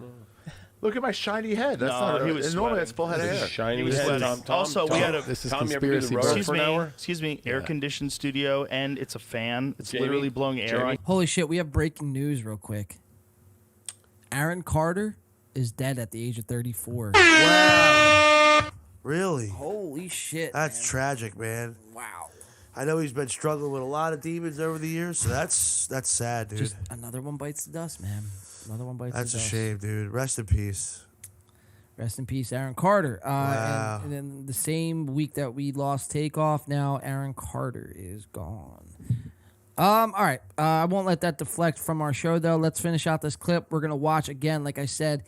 So Burt calling bullshit, trying to keep the party going, but he's also simultaneously going to talk shit on Tom. But watch, Tom's going to have enough. He's just going to get up and leave, and then that's when Burt's going to reveal something about Tom. Let's watch. On you. Do you know how that works? You've never done this? I'm gonna. Bro, these are literally I would like to call blowing the- air on him. Garth Brooks, if you see this, It's blowing air on him, Bert. Do you understand how that works? Every time he rows, it's blowing air. How many have you had? It's an A air-conditioned lot. studio. A lot. Remember we went to like Top Golf and we're like, how many do you drink? Like 3. I'm like 7 doubles. Yeah. Yeah. Come on, fake. What the fuck are you talking There's about, nothing dude? fake Give about me that, my Bert. one. Hold chance. on. You two I seem got a little impressed. too Conspiratorial? Fuck off. This is number 1 and number Kill 2 yourself. talking. Number 1. Number 1 and number 2. All right. I gotta Ari's run. I the gotta second run. No. biggest psycho. I gotta go. Give us 1 second. No, I gotta Where go. you going, one bitch? I gotta go home. Right Why? now? Because I can't. Because I leave in the morning. I haven't seen the kids much. I wanna go Okay. see them. They're gonna Tommy, go to bed. we love you. Yeah. I love you, Tommy. guys. Okay. We'll talk to you soon. Okay. I love It's you, fun. Tommy. Congratulations on not being sober. You're the Yeah. man. Good luck with that shirt. I hope you don't get pulled over in Texas. You know one of them? Yeah. I guarantee the cops are listening. We're good. I think so. They're That's a on our man who side. knows his Now fucking this is life. where it gets good. No. He has to leave. He has to He's leave. got his shit together, kids. He's dead inside. Well, we're doing the show Wow. together. Hear that? Watch. You can hear it murmur in the You know background. one of them? Yeah. Ready? Listen to I Burt. guarantee the cops are listening. We're good. I think so. They're That's a on our man who side. knows his fucking life. No. He has to leave. He has to He's leave. got his shit No. together, kids. He's dead inside. Well, we're He's dead inside, Dead Tom inside. said. doing the show Wow. together He's tonight. dead inside. We're You know doing what? the show together, He right? says You it make twice. a great point. Yeah. No. No, I know. He is dead inside. I know that 3 man times. better than any of us. He's got to go suck his gardener's dick. I hope he hears this. Were you really letting us in on something, or are you just knowing that he can hear us in the lobby? No. And Burt doesn't know that Joe has monitors that go out in the lobby. And he's just Look at him, caught in dude. the act. That's a kid caught with his hand in the cookie jar right there. That's the look that I had when I was like. I want to know the interaction later between the two of them privately. Tom probably just shrugged it off, honestly, because Tom knows Burt like the back of his hand and just knows Burt was just super fucked Yeah, up. he just says stupid shit, goofing around. I know he can hear us. You can hear us in the lobby. There's a screen on the lobby. dude. He's standing in front of the screen right now. There's something- Pro tip, there's they got something- cameras in the hallway here. There's something Be careful. wrong with Tom that is. I wish I had. You know, he really doesn't give a fuck about either of us. So then anyone. Burt's going to just try to backtrack out of this. But it's amazing because we all know that Tom has this look in his eyes where he does look like a serial killer, like psychopath. And for Burt to say he's dead inside kind of just validates like everything that we have thought about up to this point. So pretty amazing for Burt to admit that, especially on Joe Rogan, one of the biggest podcasts, if not the biggest podcast here or just as of recent. Not as of recent. What am I trying to say here? The biggest podcast now, I guess. It's really the biggest podcast. It's really the top dog of the Yeah. market for sure. But that is going to bring an end to our coverage, ladies and gentlemen. That's right. Another great episode, man. Just in time for the MLS Cup. The Union games just started. We're gonna watch. Are we going to the bar right now, Mario? Watching the. I'm gonna MLS throw it on Cup? right now, and we can. We'll figure out what we're doing, man. No, I'm not watching no soccer, bro. Get the fuck out of here. I told bro. my brother. I told my brother. I told him I'd watch today. Well, your brother's a soccer fan. That's right. All right. Last results on the poll, man. So as we just broke. Well, before I get to the poll, actually, let me get to the poll first. So I put on my Instagram. Will the Phillies win Game 6? And I have yes, no. I'd rather not say, and stop making polls. So we have a total of. We have about 14 votes in. We got 9 yeses, 3 no's, 1 I'd rather not say, and nobody said stop making polls. So guess what, guys? I'm going to continue to make polls. All right, so you guys like what John's doing. That's good, man. So right. that's good, man. So it looks like everyone is in consensus. The Phillies will win Game 6, man. So that is coming up in just 4 short hours here, man. Love the positivity, everybody. Absolutely, man. It's been tough. We've been on now. Why do I want to say 6 hours? I know it's not been 6 hours, but it feels like it's been 6 hours. About 5 hours. Why do I feel like it's longer? Well, we started at 11:30. It's because now it's like the middle of the afternoon. We're kind of like it's starting to add up a little bit. Yeah, but it's just some reason like 11 to 12, 12 to 1, 1 to 2, 2 to 3, 3 to 4 feels like 5 hours. Well, I guess it has been 5 hours. Whatever. Maybe it has been too We're going long, to our dude. own psychosis. Yeah, we're going to our own psychosis. Guess what? We're pretty loose, like Whitney Cummings, man. But yeah, man, this show has been great, man. Like I just said, Aaron Carter, R.I.P., man. Yeah, rip, dude. I just saw people sharing around is the classic. That's how I beat Shaq. Oh, I did just share that to my Facebook. That is a classic banger. I'll go share it to my Facebook. Oh, wait. I can't. Gotcha, bitch. I'm in Facebook. I'm not even in Facebook jail, dude. I'm just fucking fucked off Facebook. Just completely nuked. Mario, me and you play each other in fantasy this week, man. I would Best say, of luck. Not too much luck. No, I would say I wish you luck, but I don't, dude. right. I hope you fucking crash and burn. But you do have a 40... Maybe we'll tie. Yeah, no, I don't want to. That'd be awful. You got a 44-point lead, dude. So, I mean, that's got to be encouraging, Good right? start, man. The Birds had a good win down in Houston Thursday, so that got me, off to a good 44-0 start here. But depends what my waiver wire pickups do, so we'll see. We'll see, dude. Yeah, man, this show's been great, dude. This show's been up, down, sideways, left, right, around in circles, man. I just want to say a huge shout out to Mario, man, for sticking it out for 5 hours of coverage, dude. Thank you. While sick, dude. I'm gonna go home, take care of myself. Hey, standing ovation for Mario. How's that sound, man? Let's go. I'll give you guys a hat tip. Hold on. There it is. Good baseball hat tip. Nah, dude, seriously, shout out to man, you, it's dude. been fun, dude. As always, I love being on here, and I'm glad I was able to make it through, and I'm not too snotty on camera. Absolutely. I was able to kind of contain my coughing a little bit. I know nobody wants to hear that in the microphone. Now, look, dude, I'm telling you, I told you this last night, bro, but as soon as you leave here, go stop at Wawa. Dude, I got to get gas, too, on the way home, so I'll get me a cup of soup. Cup of soup, bro. And Absolutely. if they have, I wouldn't go broccoli cheddar only because it's creamy. Chicken noodle. Go the chicken noodle, dude. That'll clear you right Dude, up. this tea, this lemon herbal tea, absolutely got me through this show. I highly recommend. Dude, that's one of the reasons why I like doing these Saturday shows, morning shows, because we drink the coffee, we have the whiskey. You just feeling good. You just feel great. Yeah, I'm all hydrated, dude. I've been hydrated this entire show. I feel good. I see, bro. You went through like 4 bottles of whiskey, That's right. waters, tea. All Killing right, it, dude. I got to hit the bathroom, too, on the way out. Absolutely, dude. Guys, thank you so much for sticking around this long, 5 hours of coverage. We will be on, I'm trying to think, because last week I said Friday, but it actually turned into Saturday. So I'm trying to think if there's anything we got going on Friday. And Not that I know of. So we might make it back to our Friday Might be able to pull off a Friday next week. Unless you like doing the Saturday shows. I mean, honestly, I'm okay with either. So I guess we'll just play it by ear. We'll play it by ear. So if we're not on here Friday, make sure to tune in on Saturday. But if anything crazy happens, we will be on here Friday. So yeah, man, I'm trying to think if there's anything else we got to cover. I mean, Birds won this week. Go Phils. Yes, Game go 6. Phillies tonight. Everybody, make sure you're locked in. Zach Wheeler on the mound. Hopefully we can get to Game 7. Ranger Suarez on the mound. Houston Astros on the chopping block. That's right. Yeah, dude. So, yeah, let's pull out this dub, man, and then hopefully we come on here next week as World Series champions, man. Go fucking Phils, dude. And like I said, dude, this has been a great episode, guys. Thank you so much for tuning in. Like I said, I'm not on Facebook anymore, so follow me on Instagram, Twitter, TikTok. Follow Mario on all social media platforms because he's not a derelict and degenerate like myself. He does have all the socials. Just don't get me nuked next. You're next, brother. But guys, thank you so much for tuning in. This has been a great episode of this In the Pain podcast. For myself, John. And Mario. Peace, everybody. Enjoy the rest of your Saturday. Enjoy the rest of your weekend. Go Phillies. And we will catch up with you guys next week. Bye-bye. Also, real quick, I don't like doing this. Thursday, Sweeney's. Yes. Come out to see Whip by 2 at Sweeney's. We will be there. Come hang, baby. Let's go. Peace, guys. Thank you.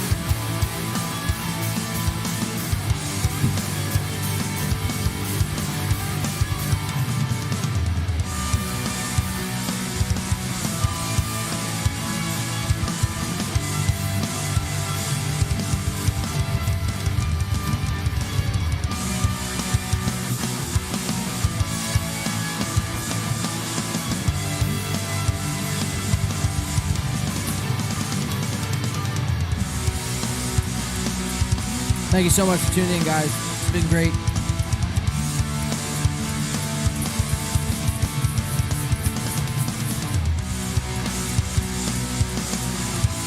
We will see you next week. Thank you. Bye.